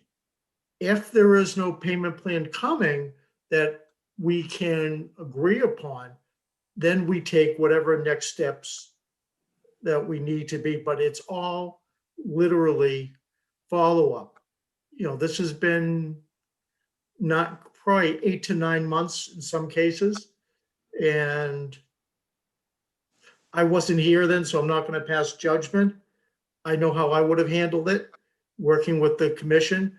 But now we're moving forward here. We're also going to be working with our finance department, looking at basically when the funds are coming in. So the next 30 days are very critical to see where we are. But the goal is to get the outstanding funds into the town. And then if that doesn't happen, what our next action that we do because of the tenancy. Sorry, Alex. Oh, I have no, a Tom, question- I have a question after you, Alex. I was just going to say that I don't think it's reasonable to expect that anything would change dramatically in the next 30, 60, 90 days. I mean, just put yourself in Oh, the 90 days is way too long. Well, yeah, with respect to, I mean, we have tenants, the larger ones, I think are in the tune of 4,500 monthly. I mean, you've gone 6, 7 months with little or no rent paid. And I understand there's some little efforts, you know, there's ability and there's willingness, and we cannot ascertain ability whatsoever. All we can do is take a guess as to willingness to pay. And it reaches a point where it's pretty unreasonable. If you owe 8, 9x your monthly payment as a small business, that could be something they're just going to chalk up to a loss. We don't know that. And I think that what's clear is that, going back to your earlier points, Tom and Jackie, like the BOS, if they're the landlord, I would expect that they would push and assist the Iron Rail Commission in understanding legally what are the options, what are the terms of the lease, what are the additional implications of COVID, none of which is private. Like that, I don't think you need town council for that. You might need some clarifying questions from town council. But then here are the options, and here's how the town needs to proceed. Because to Susan's point, we are, if we do nothing, subsidizing with taxpayer dollars those businesses which continue, I understand, to operate, and also the other businesses. It's not fair to those in Iron Rail that are paying their full monthly rent. So Doing nothing is not an option. And it feels like that's what's happened for a long time. And I don't mean to you know, disparage the commission. Lou and others I know work hard and maintain great relationships, but they're not in a position to be a typical commercial landlord, which is why towns are not in this business. And they need the assistance and backing of the FinCom, town administrator, and Board of Select. I would argue that we're all in this. Do we know if the rules apply, the commercial eviction rules, do they apply to towns? Or are they only for private landowners? I don't know that answer because generally towns are not in the municipal leasing, are not in the leasing business. Maybe we shouldn't be either. Well, it is a Probably not revenue, long-term. it is, that's a good point, Susan. It is a revenue source for the town in quote unquote normal times. But it's been a while. I don't think any of us on this call know how much money we're going to get back. Well, you know what, Right? What I can do is give you an exact breakdown of what each person should have paid for last year and what they did pay, and do the same for this year up to date. So at least we have a starting point. Yeah. well, we Okay. have this vis-a-vis these letters. I have the breakdown of what each company is in arrears. And it's that 90,000, 91,000 figure. It seems to me that a key piece to this is really tracking with the tenants the applications for the funding. Baker, as governor, has made it clear 10 or fewer employees. It's got a lot of advantages to small businesses. They got to get those applications in. And Lou, I know they're working on them. And we have to track. That is a source of revenues to make them whole and to make us whole. And Do we have a timeline? I don't have that letter in front of me, Jim. Excuse me, Dave? Is there a timeline in that letter Yeah, the of when to 15th. respond? 10 days. 10 days from the receipt of the letter to respond? Yeah, from the date of the letter, if I remember correctly. Okay.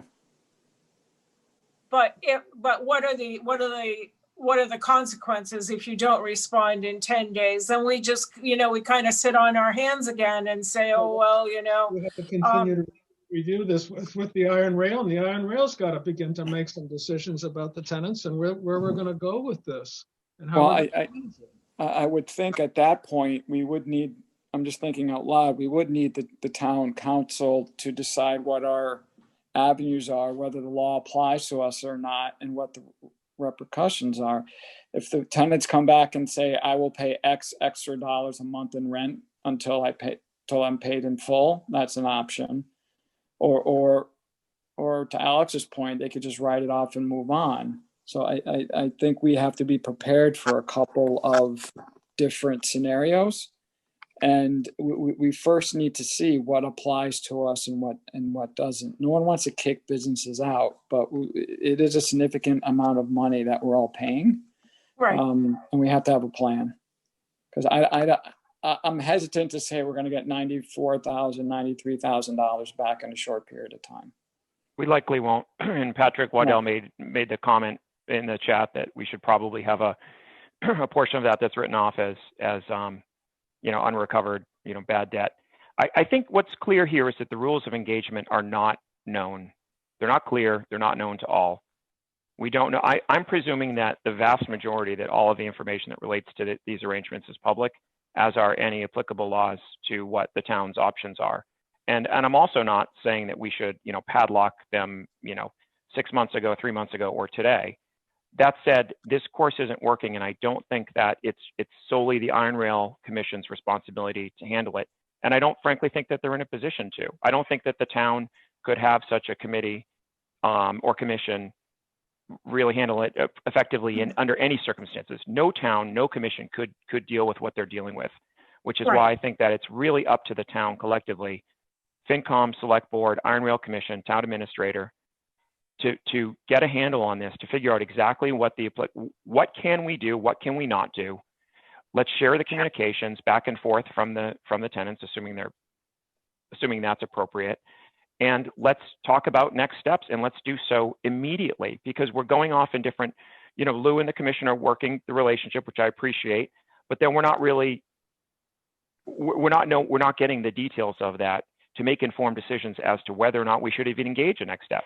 Could well be that they come back and they say, I've got a written agreement that for the next 4 months, I'll get 85% back of all previous, back rent owed, plus the current rent, with the expectation that if it isn't delivered, that the access to facilities is at risk.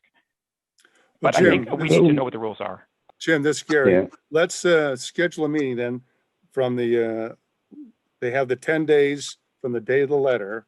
So at your next FinCom meeting right after the suspense date in the letter, let's get Board of Selectmen, FinCom, and Iron Rail together to meet and decide how we go forward after we receive this reply from the tenants. How's that sound? That's fine. And That sounds. we'll pile that on to the other. Yeah, all the other well, yeah, capital- I mean, it's all the other capital meetings. as we've seen, it is an integral part of the budgeting process, but, we got to get the full information. And in the meantime, perhaps Tom can work with town council to see what the options are at that point of time if we get a positive, negative, or a no reply from the tenants. See what our options are and have those laid out prior to going into that joint Well, I meeting. think that's the first read that you need is from town council. But this thing is taking so long, and the response time is it's just ridiculous. If I didn't pay my mortgage for 8 months, I know what would happen. And and we have so little leeway as far as funds go right now. And we're just, I'd rather not have tenants than have tenants that don't pay. That's a point. We are, as a landowner, we are subject to the law. Right. So I think I agree with Susan in that. I think first, I think we have the meeting, but we have to talk to town council and find out what options are. We all agree we don't want to close the businesses, but it is a burden right now, so we can table that part, but that's my point. Thanks. Thanks, David. So the next steps on this will be to track their applications for relief funding to the state. And possibly between now and the 15th, Gary, is that what you were suggesting? Well, I think the date of the letter gave them 10 days, right? If I remember correctly, is that right? Excuse me? Yes. Yeah, so map that out. So let's look at the very next FinCom meeting after that suspense date. So that's what, another 7 or 8 days away? Whatever your next FinCom meeting is, that will piggyback Board of Selectmen and Iron Rail in with that meeting and have town council previously provide information as what actions or routes are open to us at that point. I think that's appropriate. Are we in agreement that we should be sharing correspondence as well amongst Select Board, Town Administrator, and FinCom? That is with the tenants from IRC to and from the tenants? Yes, that's already in place as far as I understand, that Jim got the letters that went out to the tenants, right? Could well be. Don't want to belabor that. Yeah. I'd like to see the back and forth. And yeah, okay. And Jim, just to recognize that I think you went above and beyond with all of your research in helping, assemble the opportunity, the details related to the opportunity for the grant. And I don't think that's what most would have done in the town situation. And I do hope that it pans out for them with respect to aid, state aid. That said, of course, there's a big if as to whether or not they apply, if so receive, and if so, how they allocate those funds. So I don't think it's a panacea, but I agree it was good of you to do. There's no guarantee. Yeah, Absolutely. this is Lou. I should add that they have applied prior to this. They applied back during the other phase, and some of them, get different results from that. But they have. This isn't a new thing where they decided just to apply for the first time. They have applied before, and this new application is for any type of new program that would be available to them. Well, do we know that they didn't receive any funds before? I think some received some and used them. Some didn't qualify for some things, but they have been, trying to take advantage of the grants. But we won't know if they receive money this time either. I mean, they're not going to open up their financial statements to us, so it's all a big mystery in the end.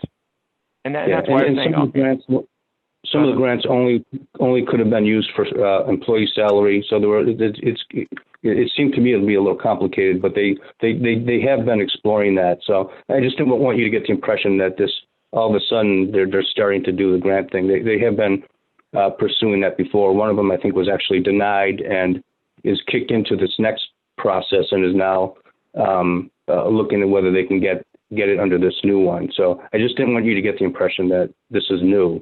But they have been actively trying to do that. And I have been talking to them about it. So it is. Sorry. Our local legislators may have better access to whether they had applied or had they received from the state than I might be able to get. I'm sorry? Oh, was I muted? No, you're good there, Tom. I'm just saying is that our local legislators may have better access to getting the information if they applied or if they were denied or received funding than if I just, specifically request from the state. Yeah, we could certainly recommend that they talk to the legislator if they're denied. Mm-hmm. Yeah, I just think that this round of grant applications was more tailored to those kind of businesses, Lou. I think they might have more success. And it's specifically talked about rental. They do have to spend 60%, if I remember correctly, of those grants on personnel, however. Right. Lou, I would also encourage you to encourage them to speak with our congressional delegation ahead of the funds being allocated, because just so that there's someone advocating for them at the state level prior to the allocations being made. Yeah, I will do that. I will do that. That's on my list to do very shortly. So I'll notify them and recommend that they do that. Knowing that we've set a meeting for when this issue will come up again, is there anything else folks want to address today before we move on to the next department? No. Well, I'm ready to move on. Thank you. Lou, thank you for your time. Thank you for hanging in there with us despite our scheduling issues. Yeah, no problem. Thank you, Lou. Thank you. Thank you. Thanks, Lou. Thank you. Thank you. Would folks be amenable to a 5-minute break? Just I'd appreciate that. yeah, refresh our waters and get a drink before we take on police and fire. Yep. Okay. Thank you. 1:45 will resume promptly at 1:50 for those watching at home. We'll resume in 5 minutes, but we're on Yeah. a Thanks, Jackie. thanks all.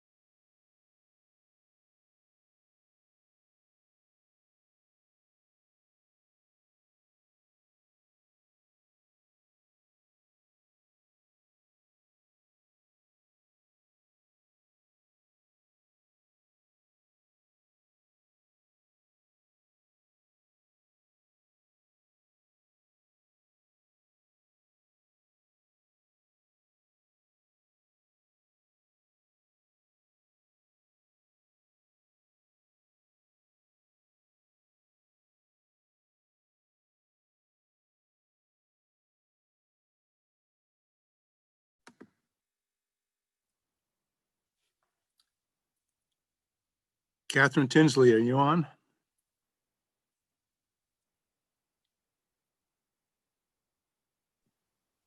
I'm here, Gary. Yes, I was just asking, commenting Catherine, she's going to have, this may be the world's longest minutes to sort through. Oh, gosh, I forgot about Catherine. You're right. Yes. So perhaps some of the discussions can be abbreviated down. Yeah. Mm. I know, I'm eating yesterday's Greek salad I had left over. All right. So it's adapted to that. But honestly, municipalities and states, we're the worst.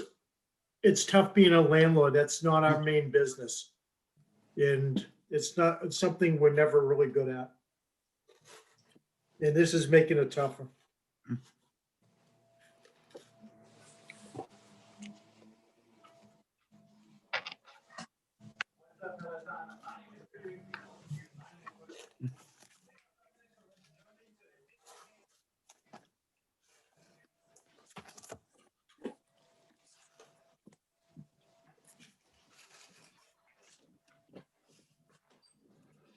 Chief Perkins, Deputy Chief DiNapoli, are you on? Yes, ma'am. Yep, I'm here. Welcome. Thank you. Deputy Chief, thank you for suiting up on a Saturday. Not a Thank problem. you guys too for your patience. We've kind of got longer than expected. Sorry. But thanks for hanging out on a Saturday. Sure No thing. place we'd rather be. Hi, Chief. You guys have a low bar then.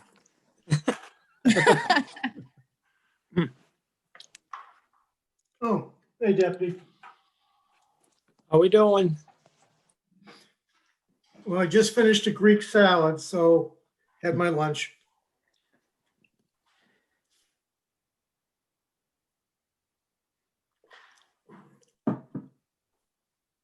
Hey, Jamie.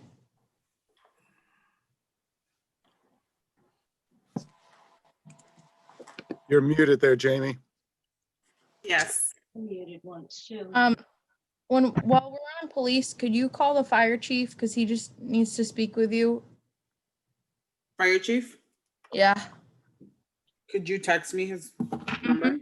Thanks. will do. I just didn't want to lose your attention before we got involved. Okay, thanks. It looks like Gary's back. Jim Purdy's back. Alex is back. I think we heard from David. I don't see Susan yet. Carrie, are you there? Yes, there you are. John, are you there with us? You're very much muted and I haven't seen your visual for a little while, so I just want to know, because if not, Gary is no longer in session without you.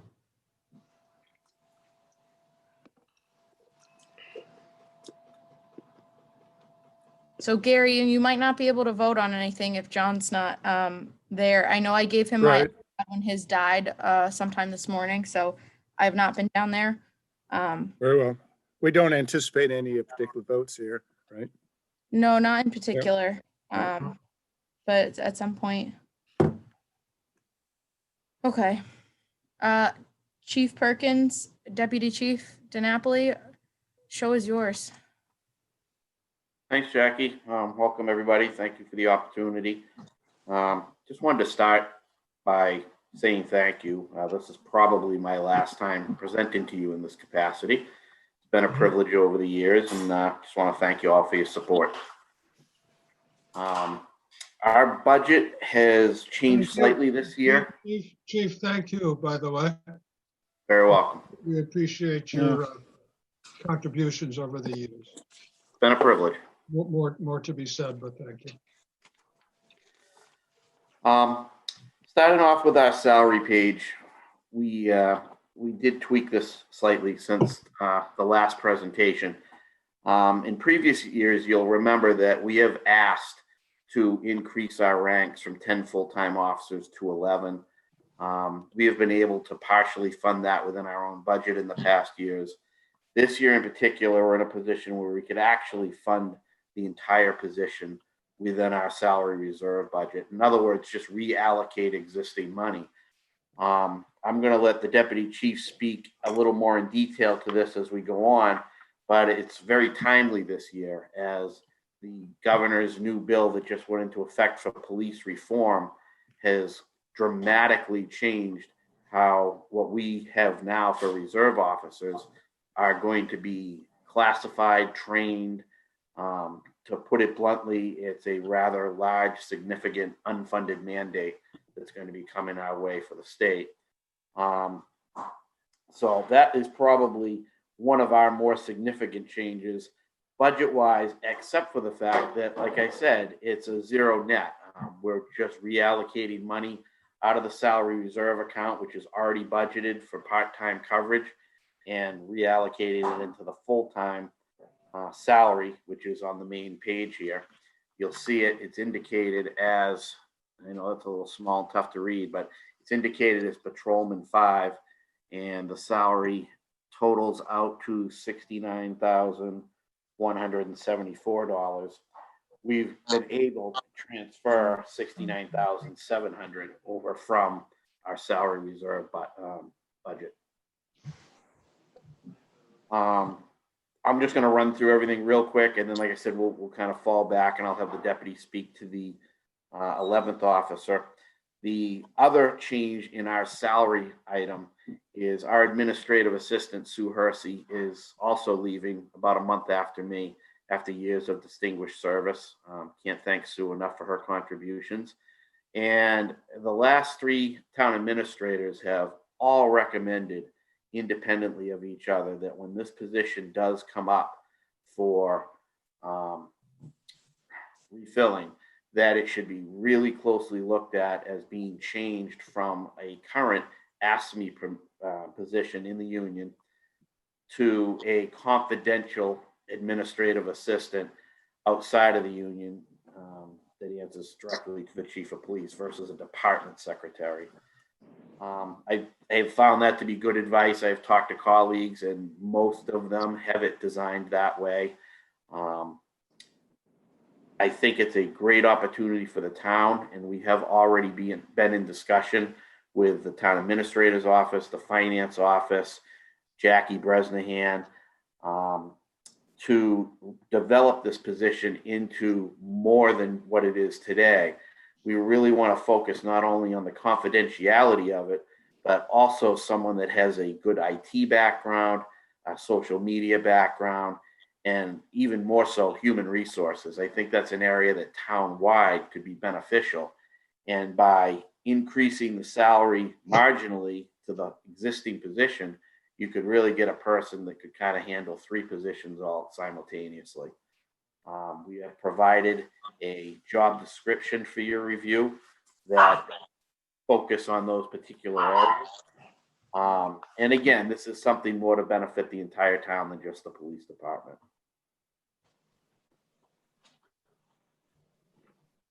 Any particular questions on that? When you mentioned, Chief, when you mentioned human resources and its impact on the community, what were you referencing there exactly?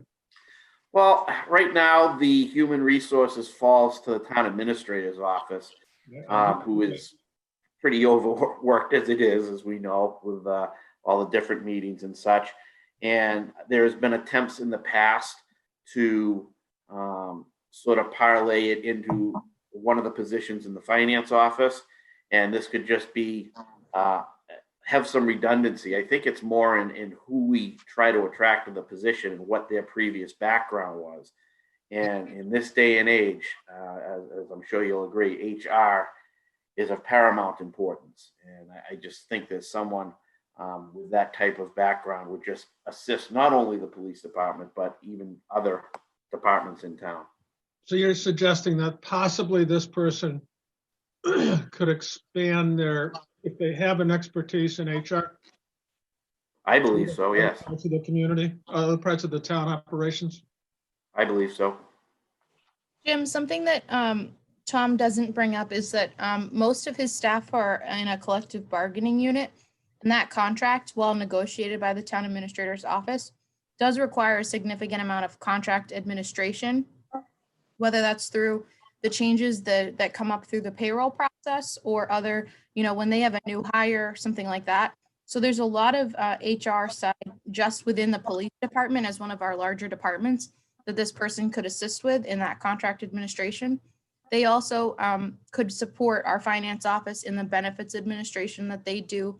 This is a swath of our employees. So having with that background, even if they're not an HR specialist, having some history with that type of role can be a huge asset in a department of this size, particularly now that we're losing Chief Perkins' institutional knowledge of those contracts.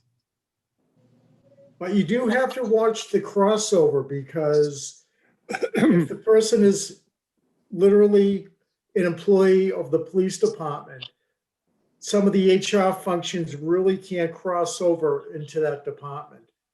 So I think when we're looking at, my successor looks at, I mean, I can look at HR function anyway, but it's generally more of a centralized position within general government and town hall, and not necessarily a shared position with the public safety department, though they can very well work with the HR function of public safety. It's a little more challenging if they're looking at the HR function for all the other general government positions. I asked about it because I had mentioned it earlier, and I think it is a vulnerability in our community or in town government and town operations of not having an HR contract and HR a professional as part of our team. So how we mold that and put that together, I'm not sure right now, but it sounds as if Chief Perkins, at least within the police department, that this is a good beginning. Yes. And I think to the chief's point, it really wouldn't be a HR. It would support the general HR in that this is a larger department, but this person wouldn't be wouldn't be dealing with HR outside of police staff. But it would at least help when they have to do an assessment center, or they're going through their internal process right now with hiring. It provides them some support when it comes to the hiring process. Okay. So it would be concentrated within police support. Okay. Correct.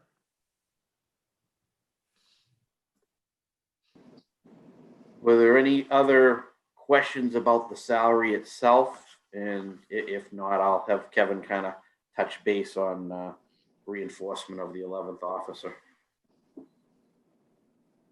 So this is a net zero in terms of cost, including benefits, Chief? That would not be including benefits, no. Okay, so it's a salary, the salary for the reserves and the salary for this officer are equal.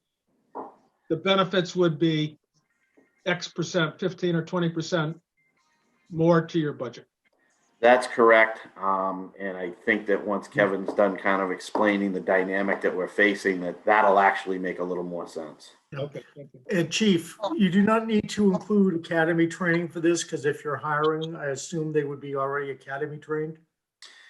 That's the trend we've been following. The last couple of hires was academy trained people, and that would certainly be the best cost-effective way of doing this position. Right, because then they, besides the saving of the cost of the academy, they're already much more readily available to go on permanently versus how long they would have to be with an FTO or so forth. So this is, yeah, correct. That's correct. Go ahead, Deb. Okay. Well, good afternoon, everybody. It's good to be here. As the chief mentioned, this is it's a really, really difficult time for law enforcement. As you all know, what's been going on this past year, and now more than ever is just an incredibly vital time to have trained, experienced, educated police officers because of the microscope that we're under, and a lot of the things that have happened across the country deal with training and experience and education. And we're in a position now where, we're slotted with 16 reserve officers. We use our reserves more than, I can confidently say, more than most police departments in Massachusetts. We have to be top 5 for how overworked our reserve force is. I know just over the last 3 or 4 months or so, they've been averaging about 16 shifts a week, which is insanely high. And a lot of these officers, they almost all of them have other full-time jobs. So this isn't their first commitment. So on an average, you might have an officer, some of them working maybe 1 or 2 shifts a month. And that in and of itself, skills can atrophy with that lack of experience and day-to-day dealing with the type of calls that we work and that we deal with. If we're fortunate enough to have this extra patrol officer, it would then put us in a position where we would be able to then have a full-timer working on just about every shift. There will be circumstances where it's unavoidable, but many times now we have 2 reserve officers working alone. And that's a situation that it's not fair to them to put them in that situation. And it's not the best scenario. Candidly, it's not the best situation to be in. These are incredibly vital skills that do atrophy if they're not used. And the training that they get compared to the full-time officers is about 600 hours more the full-time officers get, not to mention through this unfunded mandate with the police reform bill, which is about 129 pages, if I'm not mistaken.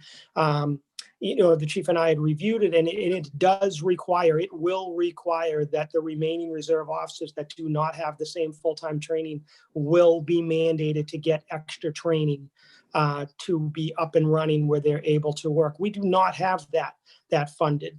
It doesn't say how much, it doesn't say where it'll be available, how we can get these officers this training. That kind of leaves it out there, and it's a real difficult position to be in. I think with how the chief explained it relative to the financial situation that we're in now and the availability to make this happen, I think it's an absolute win-win and a perfect time to strike when it's most needed. Kevin, Deputy, wouldn't you need looking at this, because this would make 5 patrol officers? Wouldn't the goal be eventually in a year or 2 that eventually go to 6 and have even shifts? Yeah, I mean, the ideal scenario that would happen is through attrition. We would scale down currently with the number as 16 reserves. We would like to scale down to a manageable number, maybe 8 or 10, where they're used like most other agencies use them in a situation. Maybe it's a public event or a parade or things that we're doing for extra duties or last minute emergencies or vacations and things of that nature, not as a regular slotted position to fill in our schedule. And that would give us much more position to kind of even out our scheduling with the full-time officers. Mm-hmm.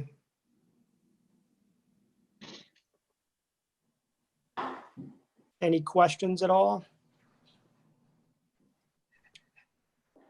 Just to throw out some rough numbers here, and nothing to hold me to, but the 600 hours that Kevin referenced is the bridge between what our current reserves have had for training initially and what they're going to be required under this law to have. If you take that 600 hours times their hourly rate of $28 an hour, you're in the area of $17,000 per officer, and we have 16 of them right now. So the law has said that they will spread this out over 3 years, but you're still talking about some significant money. So by enacting this year, when it literally is out of our existing budget neutral, you're really starting to get ahead of it, because we have 3, I believe, Kevin, reserve positions right now that we just wouldn't fill if this was to happen. If it's not, then we just wind up having to move this money back from salary back into salary reserve, and we'll have to fill those 3 reserve positions. And now you're talking about having to train those people at a higher level.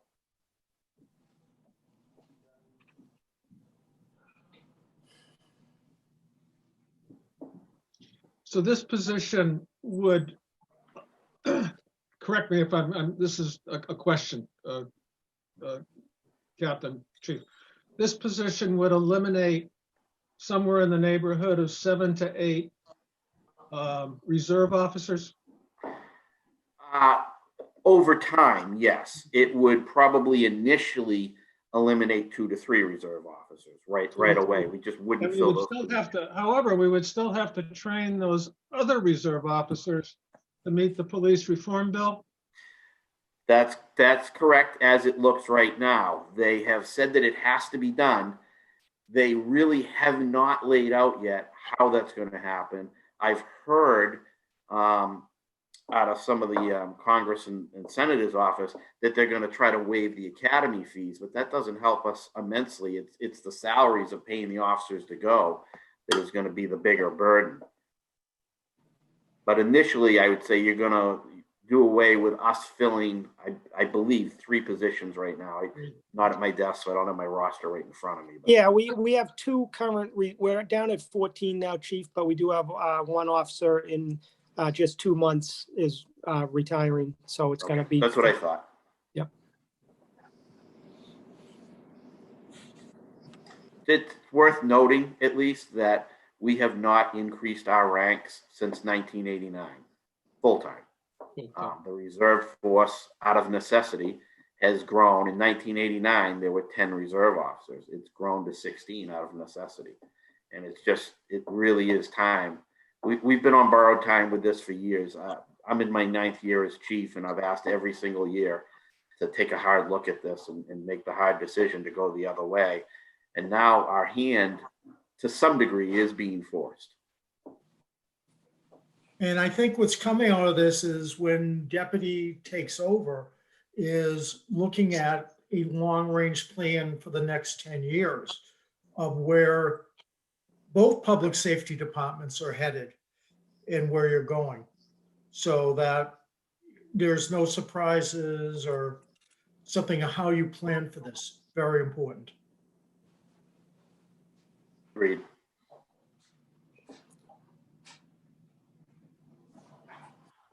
Any questions regarding salaries?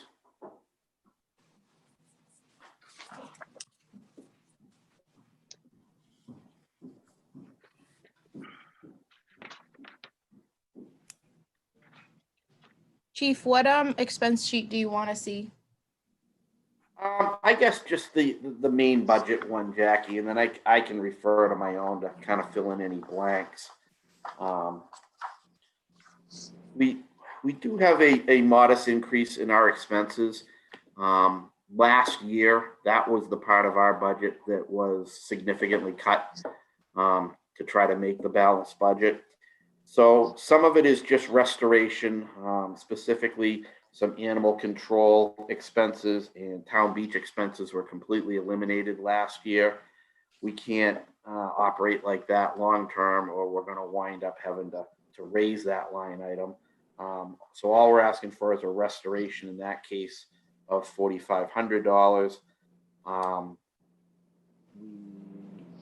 Look for a increase in our phone budget and an increase in our utilities budget, and those are both supported by actuals where we're just trending to be slightly over in those, about $1,500 in phones and about $5,100 in utilities for the building itself.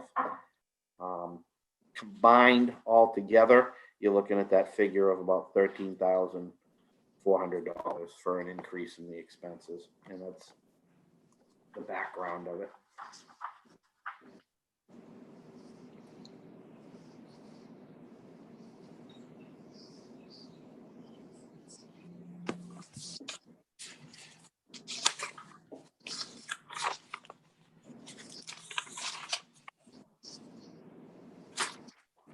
Chief, did you? I'm sorry, I was on the phone with Jamie. Are you ready for a capital? It sounds like there's no questions. Okay, for capital either. I haven't got to capital yet, so. Oh, okay, I apologize. I'm sorry. No problem. Our capital, there should be no surprises there. We have our one frontline car that we have to go with every year to stay up with the schedule. You may remember back around 2008 when the economy was in very bad shape. This was one of the areas that we tried to not fund, and it wound up costing us in the long run. Unfortunately, as predicted, just the current state right now, the cruiser was one of the items that was bumped until the October fall meeting, and it passed, and due to COVID, it was delayed getting it. We actually don't have that car right now. We've picked it up. It's actually being outfitted with the equipment.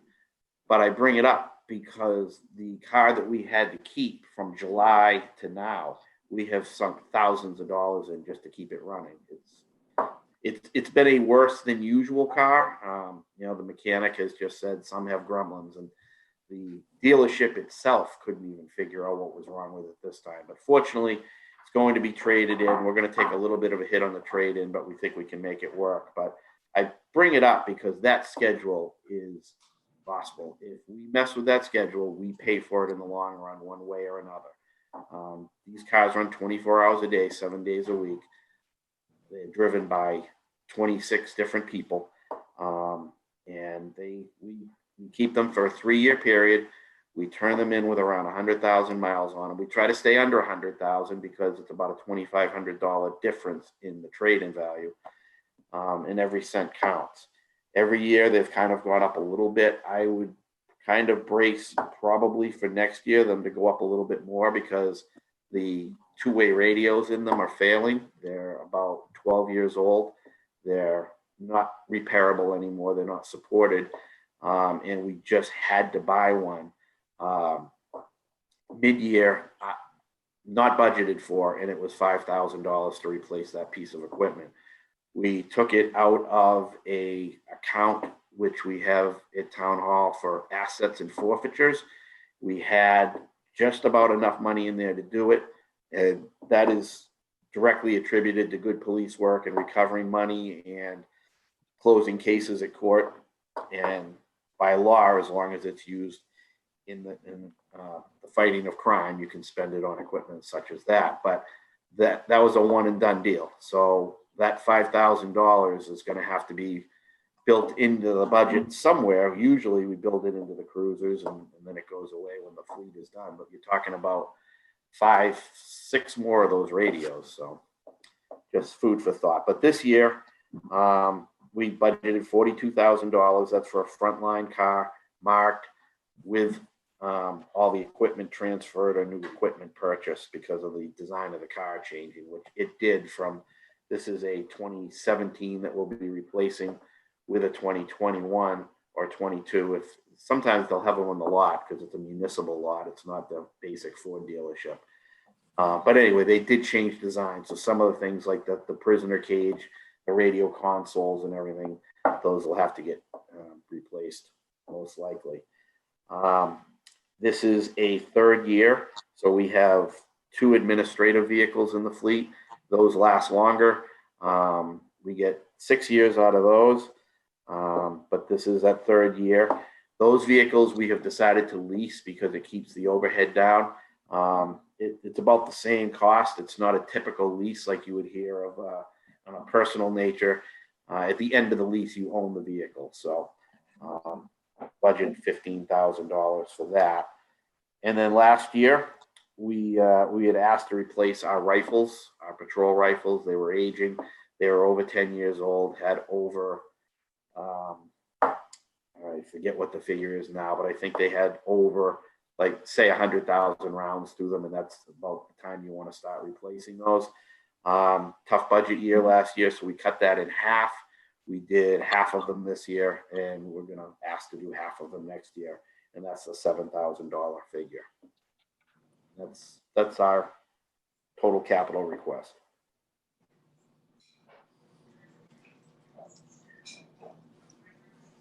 Chief, what's the rough cost, or rather trade-in value after 3 years of one of the front lines?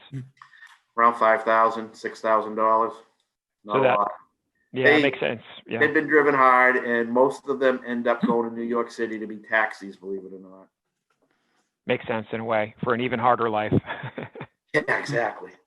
So, so that 42, which I know hasn't changed much over time. Obviously, there are going to be model year changes that require, like you said, additional switching costs, but that's net typically of whatever you get in a trade-in generally. Yeah, that does include the trade-in. Yeah. Alex, generally, and this is just my own personal preference, but I'll let my successor, how they want to do in future budgets.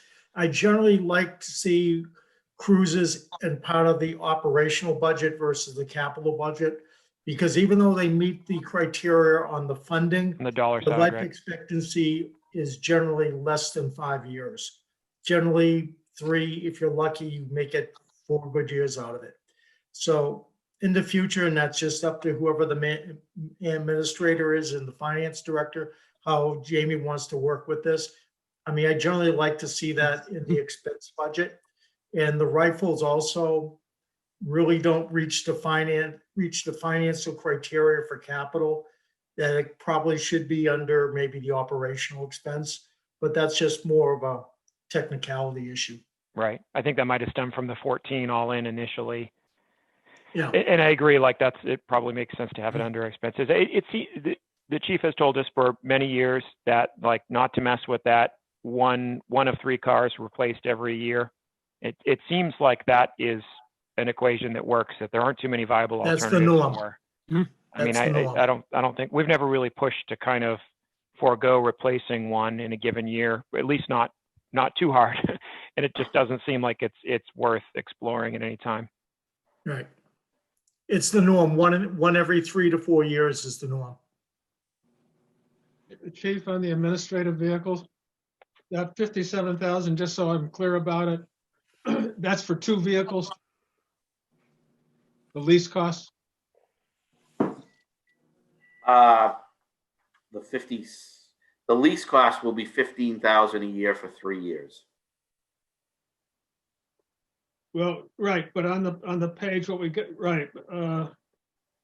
So Jim, What I'm looking at department equipment, total cost 57, starting in 21 and 12, and then another 45. Is that for 2? It says at the top here in the description, 3-year lease for 2 administrative vehicles. Okay, it should only be 1 unless it's referring to the fact that we have 2 of them, and Jackie's nodding, so that's what it's referring to. We have 2 of them. We replace each one every 6 years. So every 3 years, we're doing 1. So Jim, similar to the way we structure for the cruisers, where every year we buy a new cruiser outright, we've structured the budget for police at this point where every year we have a lease payment for the admin vehicle. So there's the new admin vehicle that has 3 years of lease payments, and then we're paying for it, but we use it for another 3 years while we pay for the next admin vehicle. So that way it keeps it flat. So we always are updating that vehicle, but it's never going to be that we have to buy 2 admin vehicles or have their leases overlap to have a spike of a $30,000 a year for admin. So there's 2 vehicles, but they function in one spot in the budget because we pay one for 3 years, then we pay the other for 3 years. So there's overlap. There's overlap in those payments, which drives the costs. No, there's no overlap in the admin vehicles. Excuse me? No overlap in the admin. There's no overlap in the payment on the admin vehicles, just in their usage. Auto A is paid off in 3 years, but goes on for 3 more years at 0 cost. During those 3 years of 0 cost, you're paying for the Auto B leasing. Okay. Right, Jackie? Yeah, no, Gary, that was Yeah, nice. yeah. Thank you. That was much clearer than I was saying. Thank you.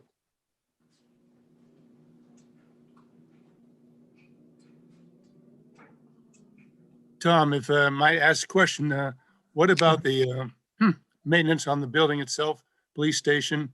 I know there was one time mentioned the need to upgrade the booking area, facilities wise, or is there anything else needs to be done inside?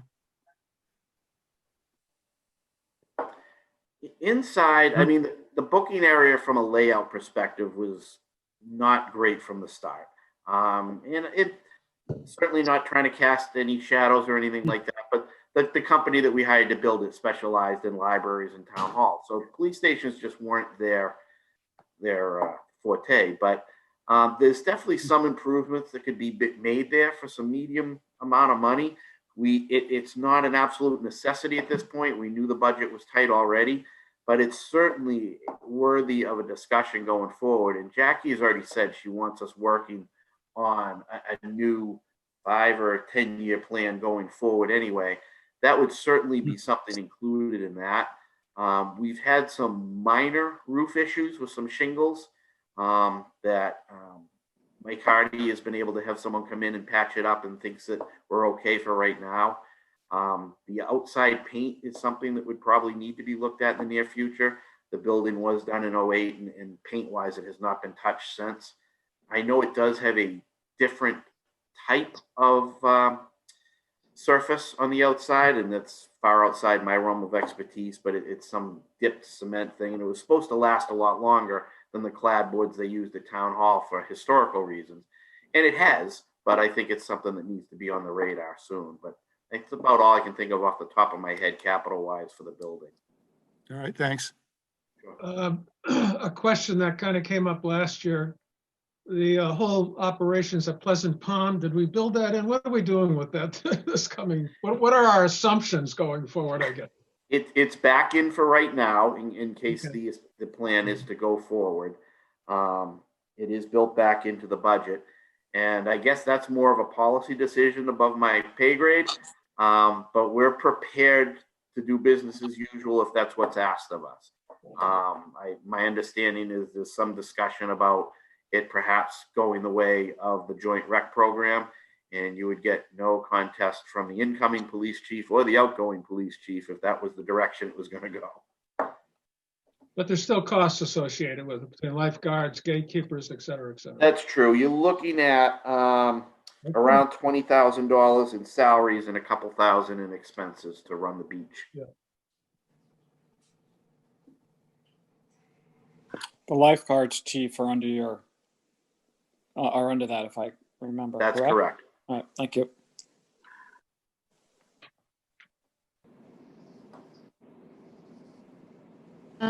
Do folks have any other questions for the chief or the deputy before we let them go?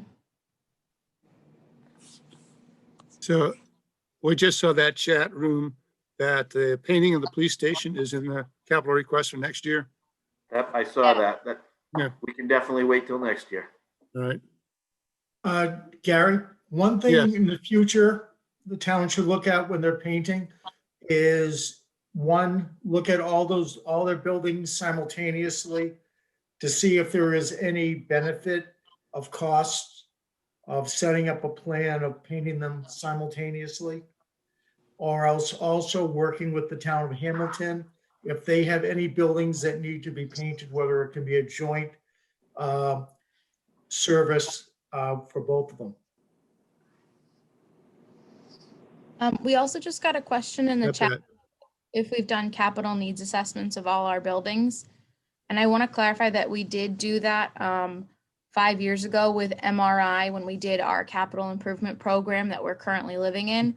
So Jim Purdy, when we get the capital subcommittee together, I think that's going to be a really great starting point, is to review that assessment from a few years ago and the program that we have in place before we start, as we start to expand to the 10-year program from the 5 we're in right now, just to think it out loud. Makes sense. Hopefully we can push that forward over the next month and have our first meeting on that, Jackie. Yeah, we can certainly talk dates as soon as we can. Yep.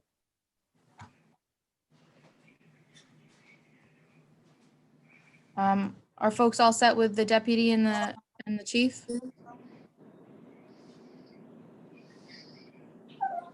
Hearing none. Thank you, Chief. Thank you. Thank you. Thank you. Have a good Tom. day. Thank you, Kevin. Thanks to both. Take care. Bye. So we've reached out to fire, but they're not on the call just yet. So Jamie's gonna skip ahead to finance, employee benefits, and retirement, just so we can try to regain some time. Is that in our book, Jackie? Yes, The finance finance? under a tab. I'm sorry, Jim. I'll grab it in a second. What tab it is. 130. Thank you, Gary.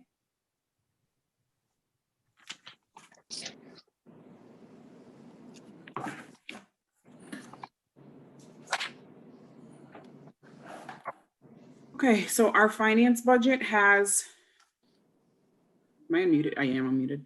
Our finance budget has the 2% COLA for the 3 employees in the office and 2% merit increase for, I apologize, that total is incorrect. It's $245,454. I will get you all an updated version of that. My apologies. It's pretty standard from what has gone on last year.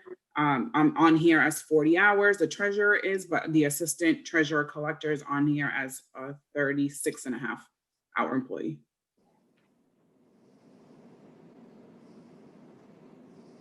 Jackie, could you go to the next one? Yeah, Jamie, can I make one note that the assistant treasurer is 36.5 hours too?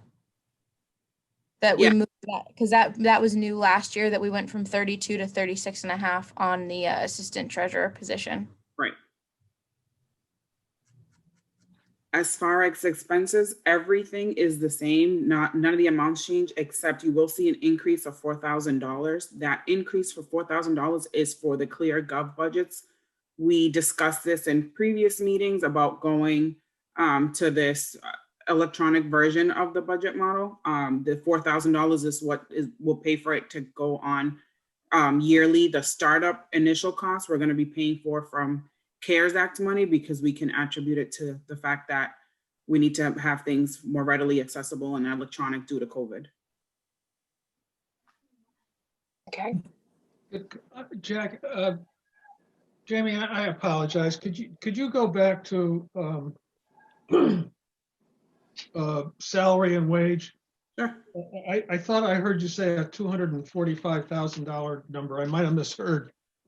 Yes, $245,454 for the total.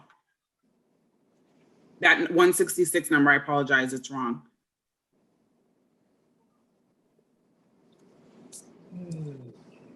So, all right, salary and wages, 244,684, right? 245,454. Oh, okay. The 244, I believe, was last year's.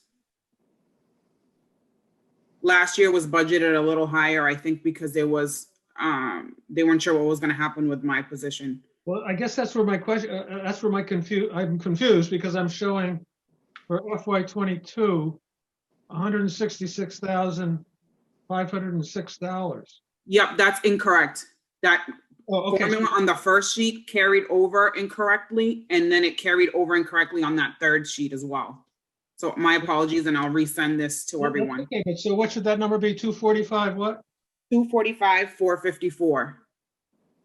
And it's only a $770 increase roughly from FY21, and it's because the budget, I think it was budgeted a little higher, just to give leg room for. Right. So what's the bottom line for the total finance department? Number there on that schedule? I'm gonna add it right now. 245. It'll be roughly 271, Jim. Okay. Yep, 272. Thank you.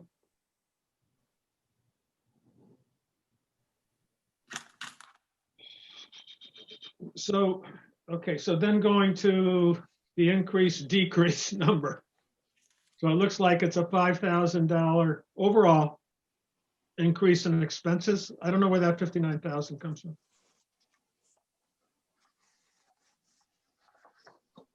It's because that number is wrong, the increased number is wrong, because the FY22 request is wrong. So that the formula in there is wrong. Okay, so that 59,000 is incorrect. Is incorrect. The increase is only 4,770. Right. 770 for salaries and 4,000 for expenses. Right, okay. Okey doke.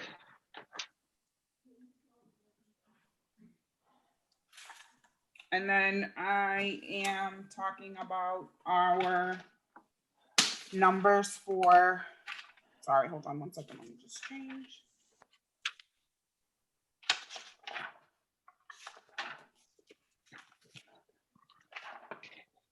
So retirement is speaking to Essex County, they told us to come in at about a 4% roughly. So that's what we did, and it brought us from a net change of 35,972. Last year, retirement total was $862,643. This year, we have roughly estimated at $898,615, and that came in at a 4.17% increase.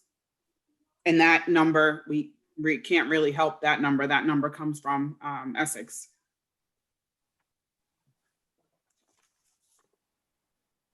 Does anybody have any questions before I move on to insurance?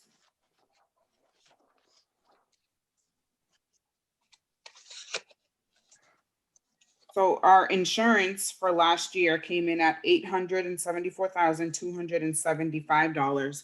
By talking to Blue Cross Blue Shield, we came in at a number of 8% increase. So we came in at $944,217, which is a $70,000 increase, roughly, just under $70,000. Just from, hi, Jamie, it's Dave. Just so the $900,000 is healthcare for town employees? Yes. Okay. That includes, just for again clarification, police, fire, town. Okay, thank you. Yep. And did we get any other bids from any other providers, Jamie? Tough. I think they did. I think it was done last year. Mm-hmm. We had some savings last year, I know. Yep.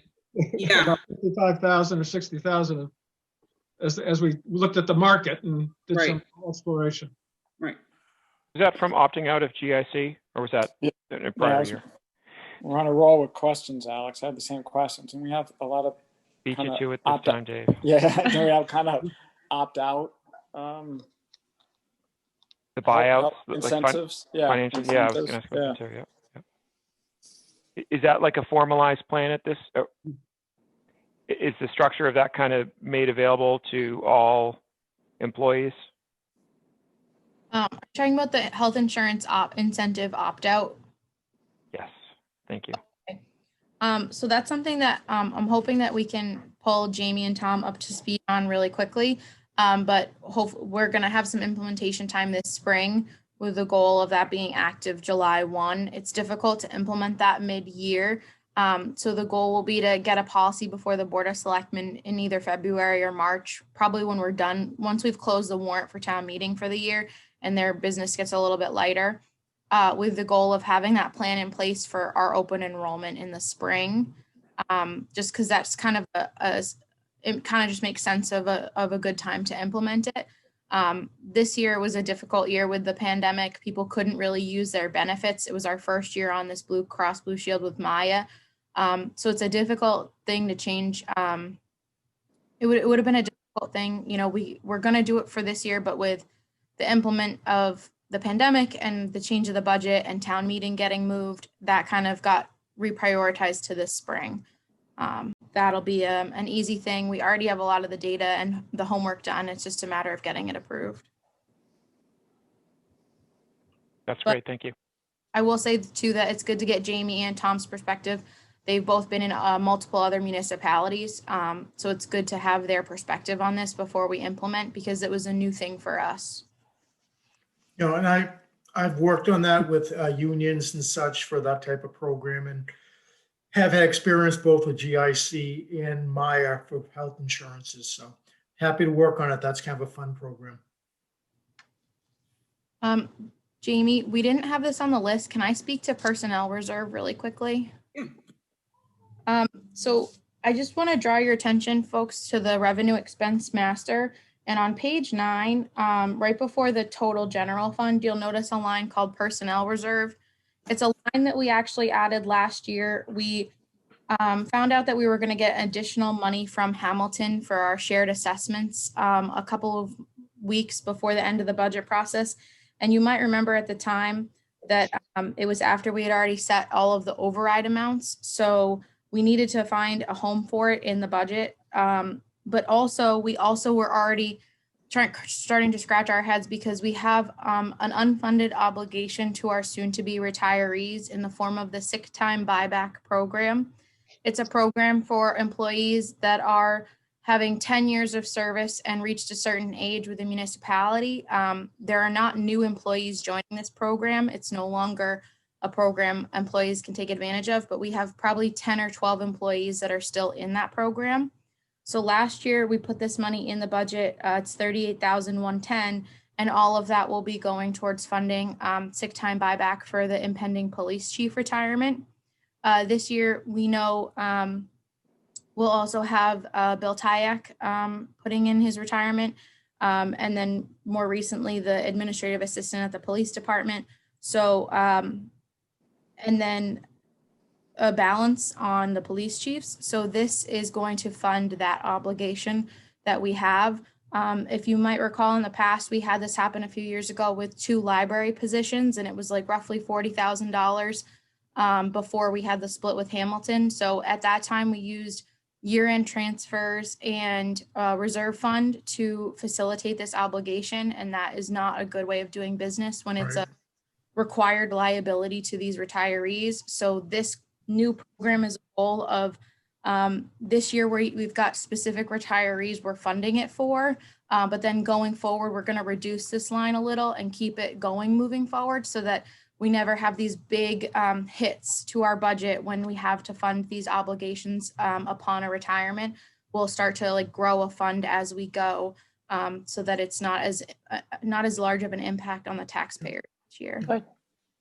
What Jackie's put in there is spot on, because you don't want to get caught short with somebody just coming in, giving 2 weeks notice and saying, I'm retiring, you owe me all that. What she's planning there is perfect, and that's what good towns do as far as that. One thing to also look at, but is probably with our community is not as big a deal, is with police and fire, because of the mandatory age requirement of retirement, is trying to make a determination what the maximum limit is for our police and firefighters. I really don't see it here, but judging by their age, when our firefighters or police officers going to be hitting the 65 limit, so we can budget for that. Obviously, with the new chief, that's going to be a while before he hits that. But that's a good planning mechanism also as your police and fire department expands.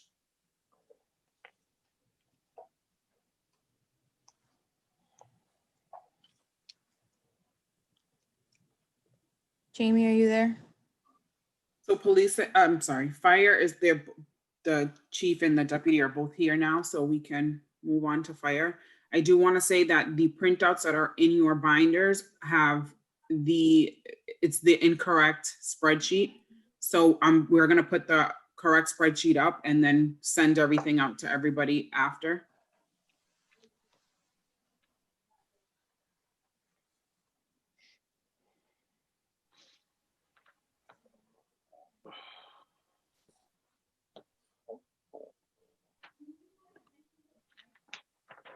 Chief, if you want to get started, I'm sorry, I'm just being technically slow right now. If you want to get going, and I'll have the screen up in just a second.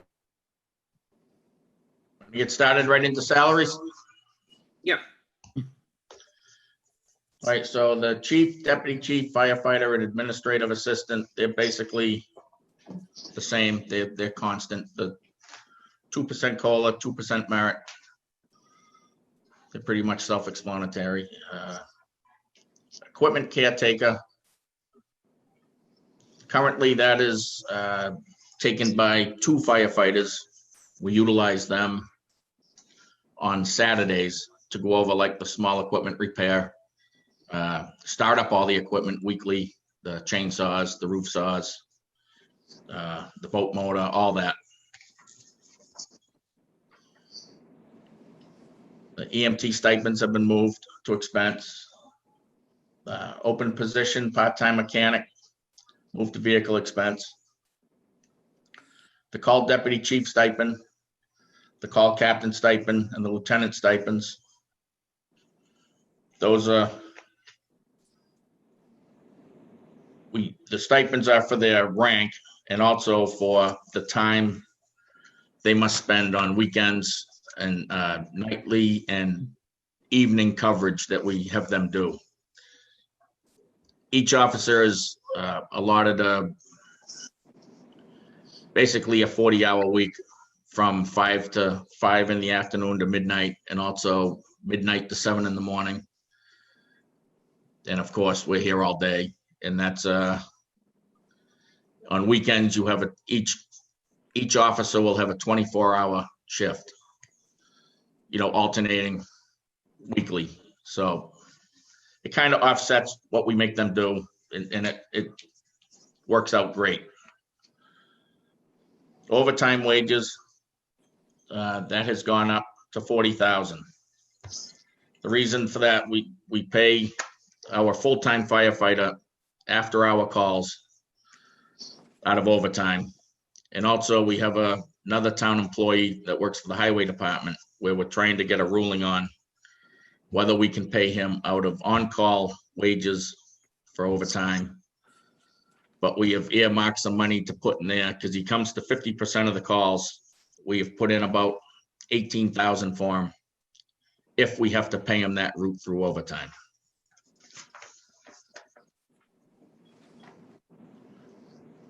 Longevity, that's all the firefighters.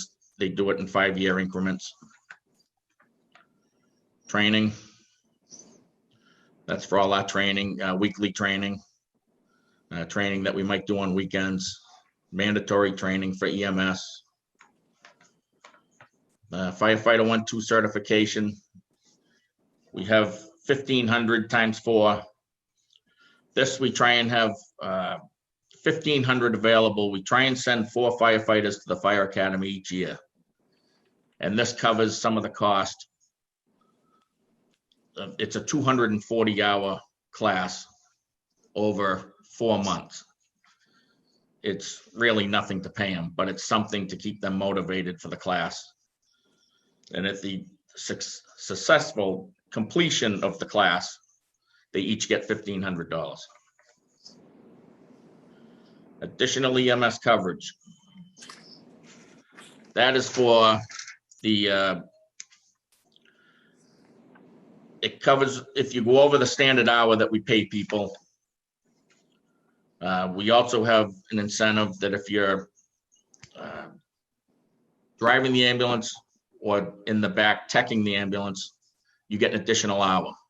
It's something that actually is very important right now because people are scared to get in the ambulance for COVID. And it is a little motivation for them. It also covers the initial work required, not only to clean the ambulance after a COVID patient or any patient, actually. It takes approximately an hour to really clean it.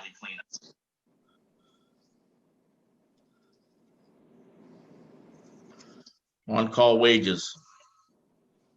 You'll see an increase in that. The on-call wages currently covers all firefighters for the 12 months that respond to all toned out calls. It usually never goes over that amount. We have not had it go over yet, this administration. But there's a $30,000 increase. So we can cover days that are needed during the week because everyone works out of town. It's very important that we have coverage. There's 3 full-time firefighters, myself, the deputy chief, and a firefighter. On Mondays and Fridays, there's only 2 of us working. And Tuesday, Wednesday, Thursday, there's 3 of us. We really need to have coverage here for Mondays and Fridays because we never know who's going to be coming to a call. And especially if we go out of town with the ambulance, we'd like to have someone at the station at least to cover everything else. And for $30,000, I think that's fair. It allowing us so we don't have to hire a full-time firefighter with all the benefits and everything else. And it will give us 2 firefighters, which is nice.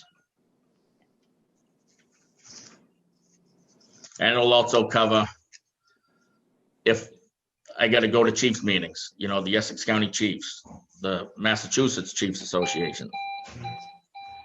Don't mind the noise. We have a call coming in. Covers vacation time, sick time, where we can have someone come in. If there's any, do you have any questions on wages, salaries? I have a question. I didn't think we were doing, this is a small housekeeping question. I didn't think we were doing COLAs on stipends anymore. Those two do need to be. Yeah, they will be removed. We got to go over a few things on Monday either way. Okay. With Jackie and Jamie. Thank you. Yeah, generally stipends don't have COLAs. If you're looking at stipends, you generally look at them on a case-by-case basis, but you generally, stipends generally don't have COLAs. Right. Yeah. We were just going by past practice. All right, expenses. Were there any other questions for salaries and wages? I guess, yeah. Chief, I didn't follow, quite frankly, your full explanation for overtime this year and the on-call. I heard it. Why has this year, we're talking, let's see, we're talking about over $50,000 between those two lines. Yes. That's a bit of change. And why is that? Why the change this year as opposed to prior? What's happened to drive that $50,000 number? Well, we can only sit on the edge for so long. We have two people on Monday and Friday. That's really not enough for even just for safety reasons. You're talking on call now, or as opposed to on call wages, and it would be an additional firefighter for the station, which would alleviate me being on a hand line, or the deputy on a hand line, or one of us pumping the truck. You know, someone has to take command, and it's very, I don't know how to say it, like if the two of us go out of town on Monday on an ambulance call, there is no one here. There's no one here to cover the station on Tuesdays and Fridays. So how frequently does that happen? How frequently does that happen, Chief? Mondays and Fridays a lot, Jim. Probably once a week. But we try and do a quick turnaround at the hospital, and you know, we get back here. Like if I have a Chiefs meeting on Monday morning, it's just Jeff here. And if I have one on Friday, it's just John here. And it just gives us, I mean, we may not even use it. We don't know. If we can't get anyone to come in to cover, then we won't use it. Chief, can I interrupt you for just a second there? Yeah. So I want to clarify for the FinCom and Select Board that one of the reasons why we had some last minute changes with the fire budget today and why what's in your books is a little bit different is originally the fire department presented to our budget team actually creating a part-time position to fulfill this need. So that's something that I think we need to have, you know, Jim brings up a really good point. It's a high increase, and a policy discussion that we had with the fire department was about actually creating this as an identified person as a part-time position rather than having it just be through the on-call. Because for us, from a budgeting perspective, having it this way is a really big challenge because there's no way of tracking it. It's really difficult when it's all in one large line, and really call wages and vacation coverage should be separate from other EMS coverage because of an emergency or because a call is happening. So that's something that I think when the fire department comes back, as the chief mentioned, this isn't like their final budget by any means. But when the fire department comes back to the FinCom, I think that's a worthwhile policy discussion that we should be having about how best to address this issue because I think from a budget tracking purpose, I know the FinCom from prior years really you're paying attention to the numbers. And I think we're trying to pay attention so that we're right sizing what we're budgeting for the needs of the community and the needs of the department. So I think this is something that I would ask the FinCom to take up when the fire department comes in for their second review meeting. Because I think from a budgeting perspective, at least Jamie and I have had this discussion. And I know the chief and Jeff and I and Jamie have had this discussion that it's really important for us for tracking purposes that we know what each of these columns really means. So I think they're looking for additional coverage, and I think we want to talk about that in a wider context moving forward, because I think that will help clarify what we're talking about. Sorry, Chief. No, absolutely. Yeah. Okay. We just wanted to do it this way to basically a pilot program because you wouldn't have to pay overtime. You wouldn't have to pay. Well, and that's the benefit of a part-time position is there's no overtime, there's no benefits, it's a time role. So I think that's what we really need to look at as far as a policy discussion for the position, because adding another person is a cleaner maybe way of doing this from a budgeting perspective that helps folks understand like where those dollars are going to. So just something to keep in mind going forward, because that type of thing, we just want to have it be on the public's radar because it starts to really build into these numbers, and it should be that call wages are, really truly call wages so that we all understand what we're looking at. And if that were a part-time position, what level would that be at, Chief? Like a firefighter? Firefighter EMT. Firefighter EMT? Yeah. And what are we looking at for that kind of a salary? That would be about 56,000. And half-time, you're looking at 27 or something, 28. Yeah, 56 would be full-time. Yeah, 56 full-time, yeah. Yeah. Thank you. Perhaps too, it'd be good if we could see what the actual coverage throughout a typical weekly schedule is. So as far as, full-time on duty like yourself, Chief, on certain days, and then where the coverages is as to levels, who's on call, how many actually present, what happens if the ambulance leaves town.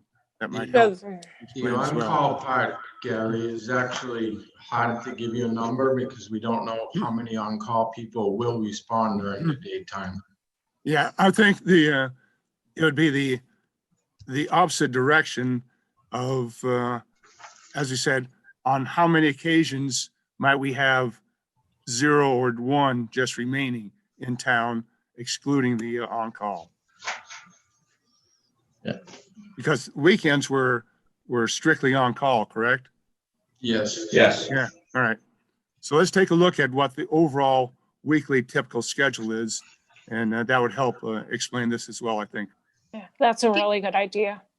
Chief, is it possible for us to make available, I recognize that it might be data that can be fully public because it does include specific employees, but it would be helpful to get that report of I know you have the device that checks people into calls, and even if we can black out the names of the particular people who are checking into calls or just maybe call them like call firefighter A, B, C, I think that would be a really useful mechanism in measuring the type of volume that we're talking about. And it might be a helpful way of tracking who's doing what in the station. So that way we can better budget to funding it appropriately. Yes, we've actually revoked using that because of COVID, because it's a palm reader. Well, I didn't know, I know that we had looked at getting the swipe version. Yes. That's fun. So it'd be nice to get that up and running. We can use the old data, even data 6 months ago with the touch base. It's still better than what we have now. I have one other salary and wage question. Yes. It's a softball question, Chief. So in FY21, we had just under salary and wages, voted 454,546. We're showing a reduced amount of 4,000. What drives that reduction? And what was that under? I have this document that shows it's showing this year we're showing 450,564 for a reduction from prior year of 3,982 in salary and wages.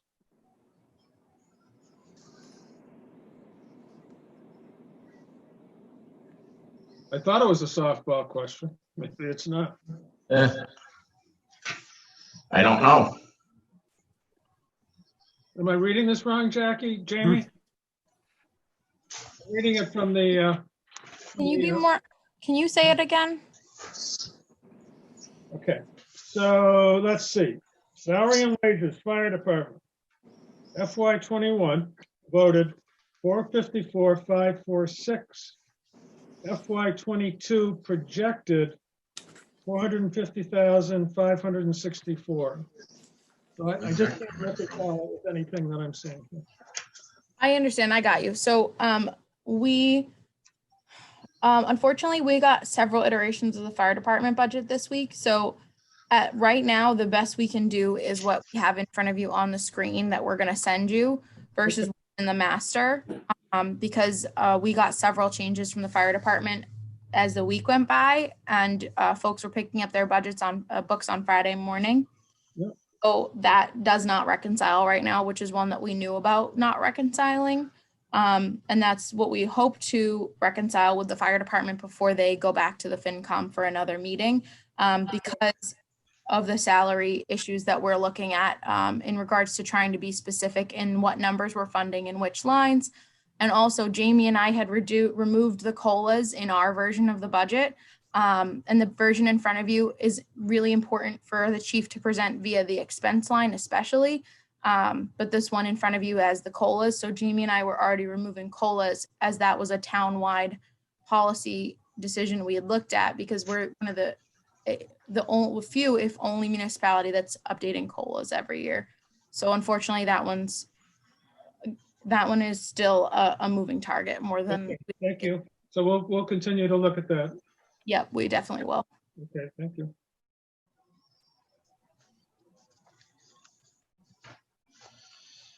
Chief, do you want to move on to your expense line?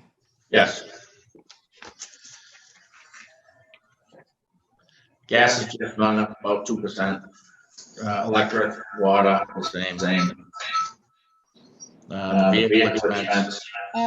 Chief, are you and Deputy Chief Baxter? Am I not even on? Yeah, we're close together. Okay, go ahead now. So the vehicle expense, that includes the part-time mechanic that was moved to this line item. That includes the repairs to the trucks. And that's done by a certified mechanic. It also includes the service plans for the 2 engines and the ladder and the ground ladder certifications. And important that we send these vehicles out. I mean, because we don't have the part-time mechanic anymore, who was certified, we now have to send them out. And we're using some of that cost for that. So. There's also a 5-year service plan because of the ladders on the 5th year for certification. Yeah, and all the ladders in the truck, there's also a 5th-year service plan, which is added to that for the aerial too. Building expenses.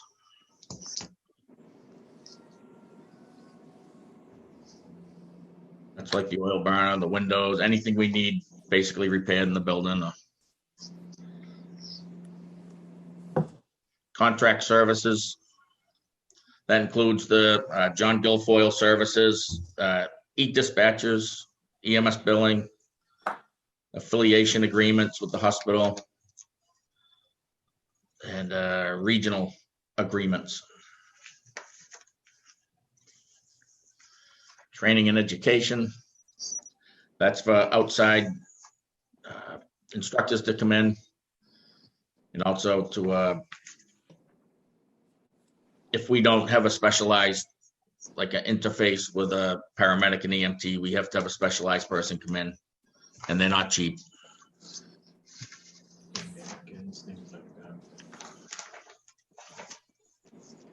Just a question on the training and education, Chief. You had FY '20, if I'm reading this correctly, at $582.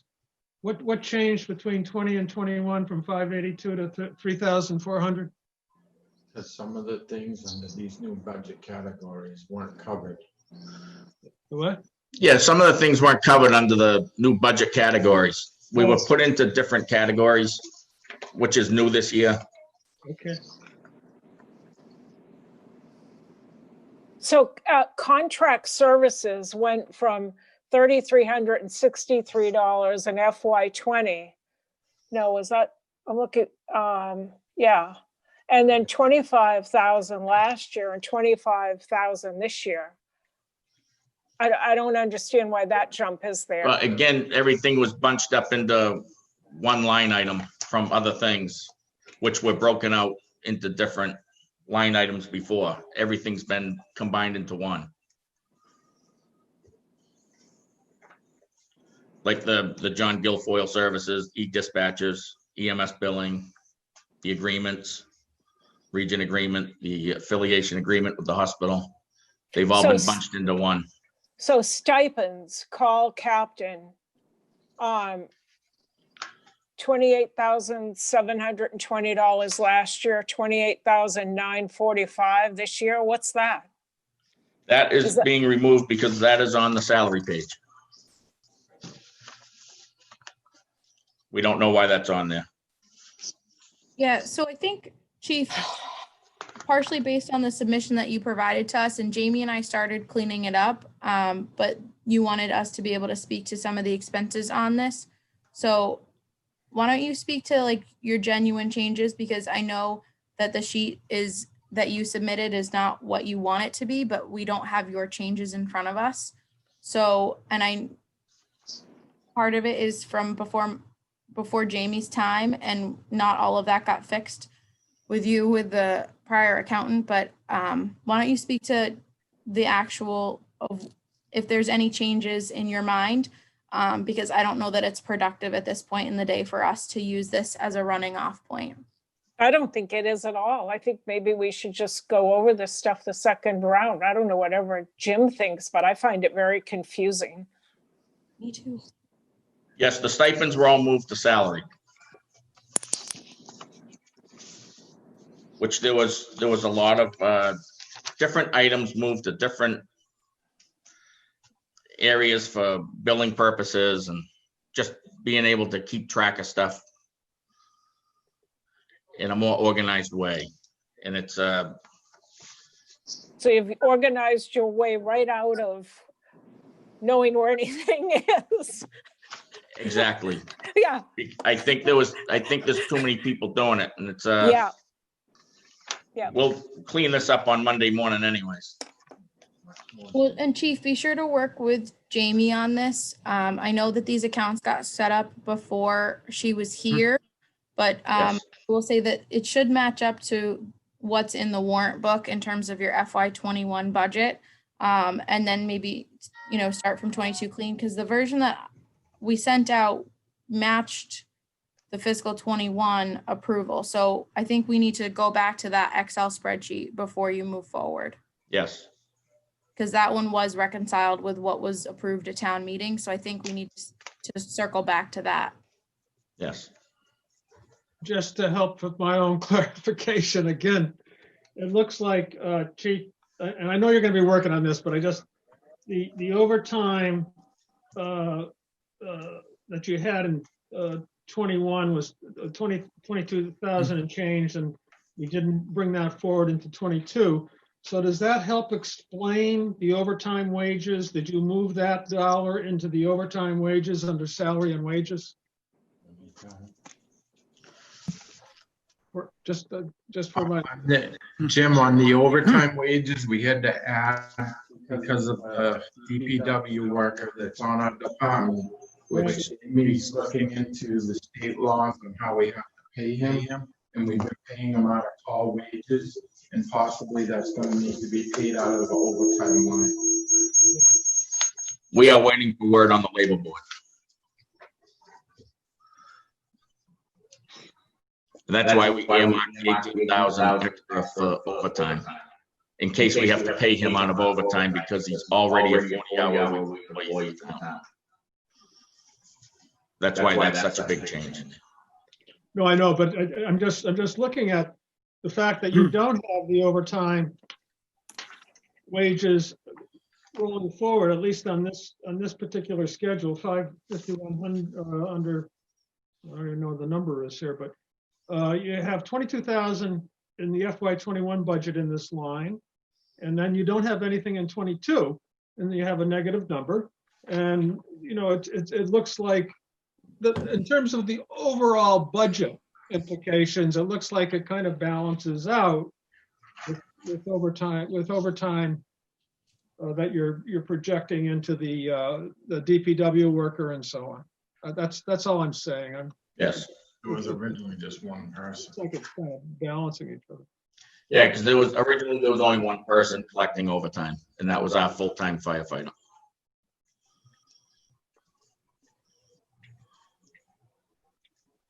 Well, if I might suggest, I think, do we have an overall grand total percentage increase, Chief?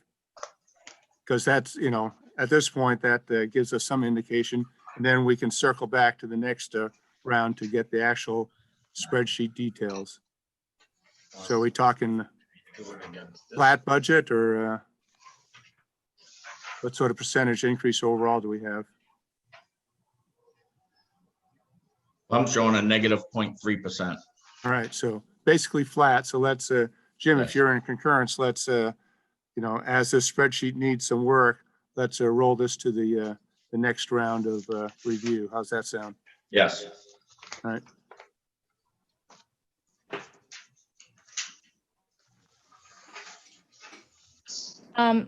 Chief, really quickly, no capital for 22 with the exception of the first year of the full payment on the fire truck ban that we've got in the debt section. Yes.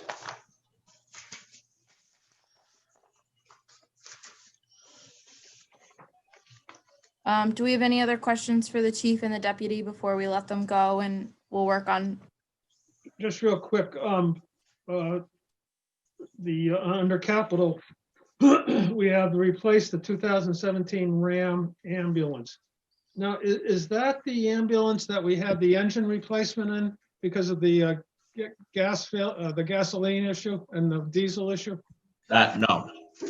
Excuse me? This is just a replacement value for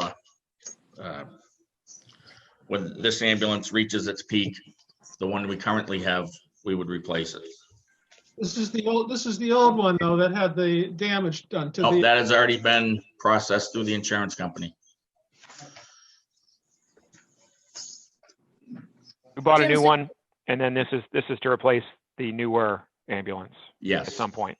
Yes. This is technically, it would be our third ambulance in timeline ownership. Yes. And it would be used at the same time as the existing one, or when the existing one reaches end of life. No, we could put that other one back into reserve and use that. We're thinking of buying a second one anyways through the gift account. So if this one ever goes down, we don't lose any revenue. We just keep it going forward. And something for the FinCom to note is we did let the chief and the deputy know in their budget meeting with Tom and Jamie and I that before we look to do that purchase, we'd want to see budget numbers, because while the gift account would purchase the ambulance, and it's very, very generous of the fire department to use their gift account in that way, the town would be liable for the insurance, the supplies, the stock, all of those things would still have to come out of the operating budget. So we did want to see a financial proposal from them on those items and the impact to the expense budget for the FinCom to review, because that will impact us year over year. Service Absolutely. provide revenue. We don't want to move forward with that, with having some financial background to the expense beyond the purchase. Generally, on the planning, and I've worked with the ambulance departments under the fire department, you generally like to have two ambulances, and your budgeting is usually every 5 years because you're on a 10-year cycle on them. So when you're eventually going forth with a full-blown ambulance program, that's something you should be aware of as you continue going forward. Absolutely.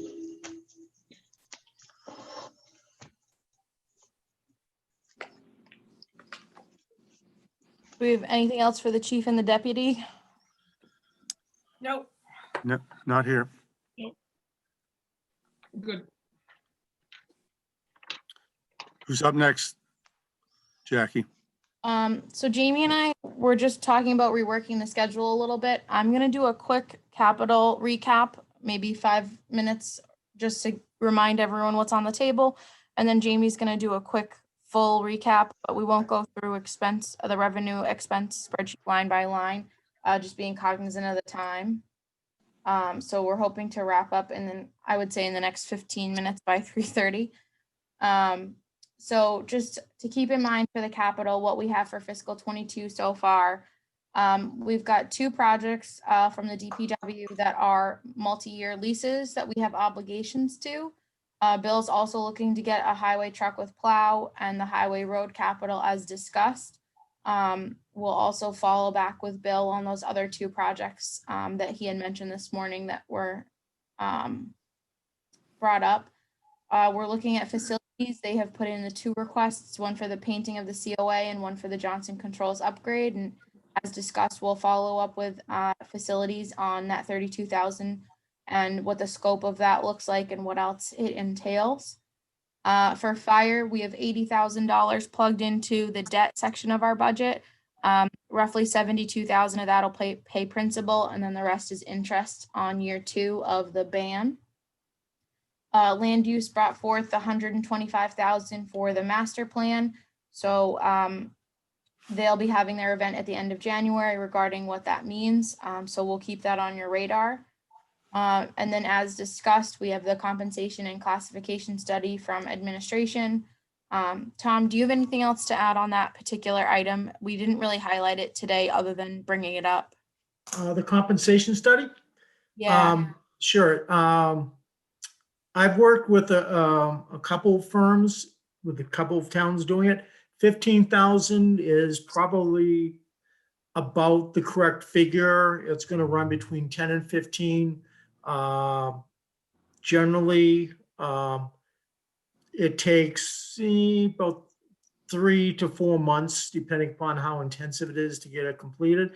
I think it's very important because, particularly since we do not have an HR professional working for general government, to give a fair and honest opinion of where all the salaries should be.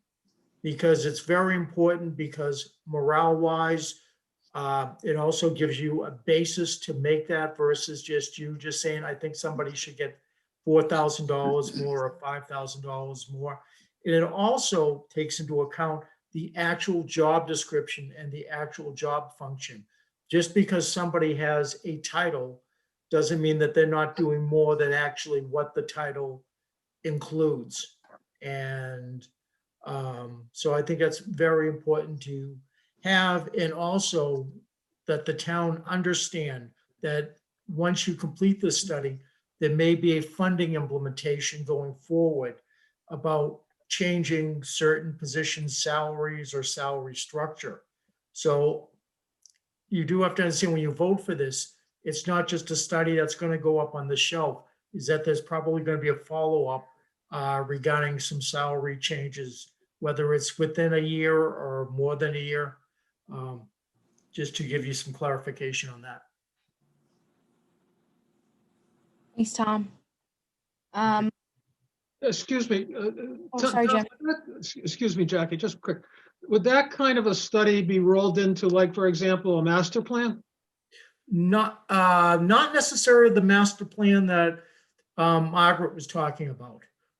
What she was looking at was more of a townwide planning type of operation. This is more of a study for internally for general government. Okay, so even though it impacts on financial, it's more of the operations of town government as opposed to an overall master plan. Yes, her master plan is, well, the town's master plan, yeah, is more that.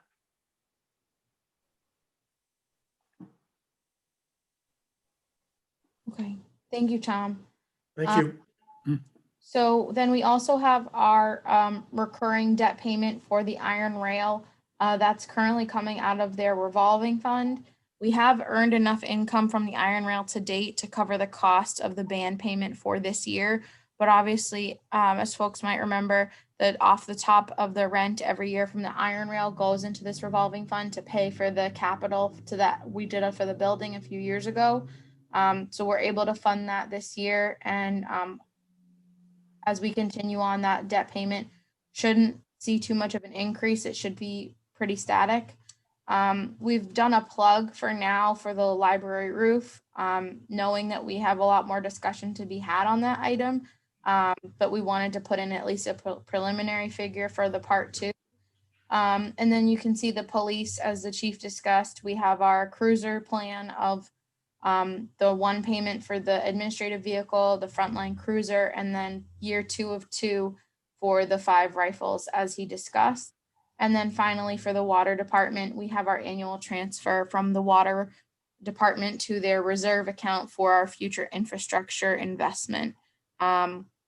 And at this point, I would expect that to be a part of the consent calendar for town meeting, as it has been in years past. But one thing I'd hate to not mention, and I forgot to bring it up during water, is at some point in the upcoming years, next year we'll get a sense of the revenues from their rate increase and what impact we see on the revenue side from that rate increase versus their expenses. And it would be my recommendation that for fiscal 23, once we have a full year of data of the rate increase and what that actually means in terms of revenue and not just the projection of revenue, I would like to see us start maybe going and bringing this number up to 50,000 a year, because those infrastructure replacements aren't going to go away. And though this will not take care of it for us, this starts to put a dent into the situation and help us have money to make down payment and do bonding. So that way we can have less of an impact, less of a spike for the ratepayers from the water department. So just something to keep in mind, that that's been static, I think, for about 5 years now. And it'd be good to maybe think about investing in that reserve a little bit more generously. So this is just our capital wrap up as of today. Jamie, what would you like? Which spreadsheet did you want? I'm sorry. Can you just do the budget schedule? Oh, sure.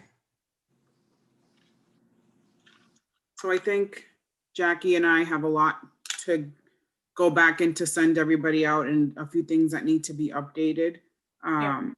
We have, as of now, we just completed today as our budget day. We have BOS final review of budgets and all the annual town meeting warrant articles and all that fun stuff. I think before we get to that, though, I'm gonna get together with Jim Purdy and set some dates with FinCom, because I think there's a few things that we have to go over, and we'll have to get together another time and do the revenue expenditure tab and just go over through the final numbers. I don't want to give final numbers right now because I do have to update fire, and so I think it'd be better if we would hold off on that piece of it. Right. Looking forward to it. Yeah. And then I think that's it for us. Jamie, can we make one note that I realized we forgot to talk about? Yep. We didn't talk about that we saw the school's tentative budget on Wednesday, and that currently in our revenue expense spreadsheet, though our numbers are not finalized, we do have the initial projection for the schools of that 2.8% increase over last year. So some good news to end the day, that is, only coming in at 2.8% on our side. Which I think is huge compared to what we came in last year. I think initially last year we came in at like 14%. So yeah, 9.1. At the end of the day, it was 9.1. 9.1, right? So. Yeah. And at this stage last year, it was 14.9. So definitely, a good place to be starting from for fiscal 22. Do we have a fixed date for our next review here? Well, I think Gary and Jim, I think you both and Jamie and Tom have some scheduling to do. I know FinCom has some meetings and some topics that they want to discuss. But I would expect we'd have a budget update for you for the select board at their next meeting on the 19th on some of these matters. Gary, I think we're at the time of year where we start to put a budget update on most select board meetings. Selectman Clemenza might recall that, and other folks that have been on the board for a while, this is the time of year where we try to do a budget update at every select board meeting. All right, done. Yes, ma'am. You got that right. If that's okay with you, we can ask Tom to start adding that to your agendas. If Yes. that's fine to Gary and John, Yeah, I can that's good. start adding them as of the next meeting. Sounds good. Good. And we'll try to iron out issues, Jamie and I, with department heads and in general. So that way we're consistently moving forward over the next couple of weeks. This is just my annual reminder that we do need to go to print a good month before town meeting. So we're looking to get your business wrapped up for the May 1 annual town meeting by the last week of March. So we did pick up that month with the extension of the town meeting date, but being a shorter month than most in February, we just want to keep in mind that the last week of March is really our final goal for any printed recommendations in the warrant. As I'm sure those of you who've been through this before know, I'll start reminding folks of that countdown pretty weekly. Well, I think we'll be looking for the Board of Selectmen to third Tuesday in March. Anyone got a calendar? Right. Third Tuesday in March is March Yes. 16. 16. So we might need another meeting beyond that in March for the Board of Selectmen. Sure. Because that's only halfway through the month. So, Yeah, we can make the adjustments. Gary. yeah, so maybe look at the kind of target the 23rd of March to be the all complete and done and wrapped up. How's that sound? Yeah, for Given revenue, that, that still leaves some flex in there, but let's make that the target, 23 March to. Get the, for revenue basis, we will probably, at least for state aid, at that point, just have the governor's number unless the Right. Senate and the House come to some consensus decision in February that this is what state aid is going to be. But if it all goes right, January 30th, we'll probably at least have the governor's number.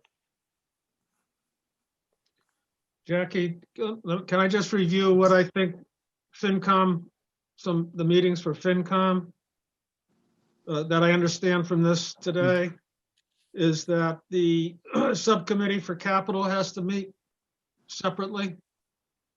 I think you actually have to have a true FinCom meeting first, Jim, and you'll establish them as the subcommittee. But then, yes, they'll need to meet. That's what, all right, yeah, we'll have a regular but that's a meeting that has to occur within the next weeks. We have then a joint, this is my notes here, a joint meeting with the Hamilton FinCom on the library capital issue. And I think if we can do that meeting in 2 or 3 weeks, maybe the 20th or the 27th, not only can we accomplish the library, but we'll bring back Kim Butler. We'll bring in Sean Timmons to give an update on Hamilton's side of the budget with the rec department. So we'll try to address all the joint departments that evening, unless you would rather hold off on that. No, I think we need to continue that discussion, keep it right in front of us. It's a significant discussion. And then at our next FinCom meeting, I think one of the top agenda items, if I have this correctly, is the Iron Rail Commission and updates on the Iron Rail Commission and where that's all at and what success we've had with submitting proposals for relief funding. And then FinCom, we'll have to kind of look forward to for the next, we really don't have a whole lot of time.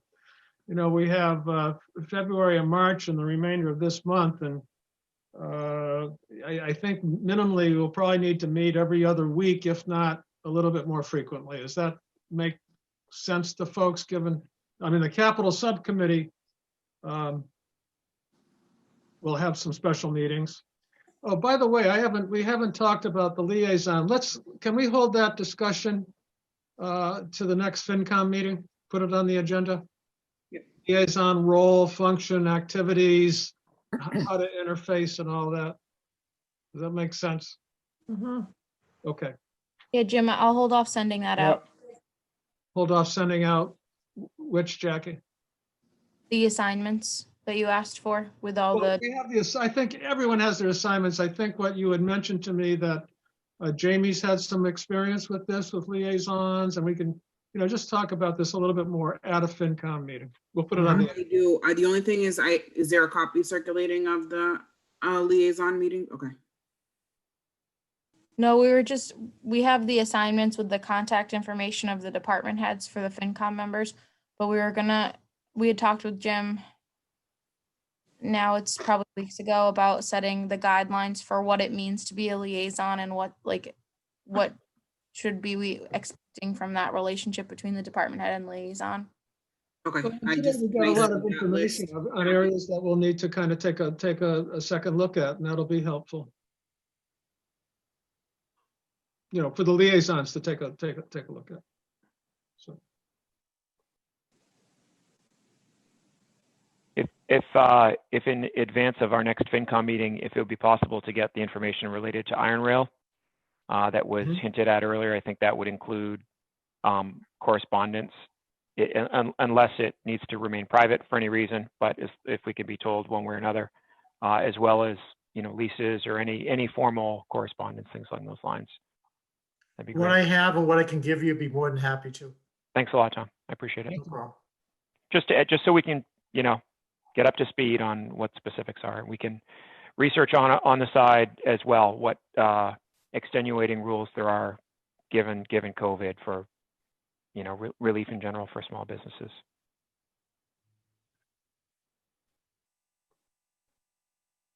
Have we ended? No, but we ran out of gas. So same. Yeah. I know my gas tank is pretty low.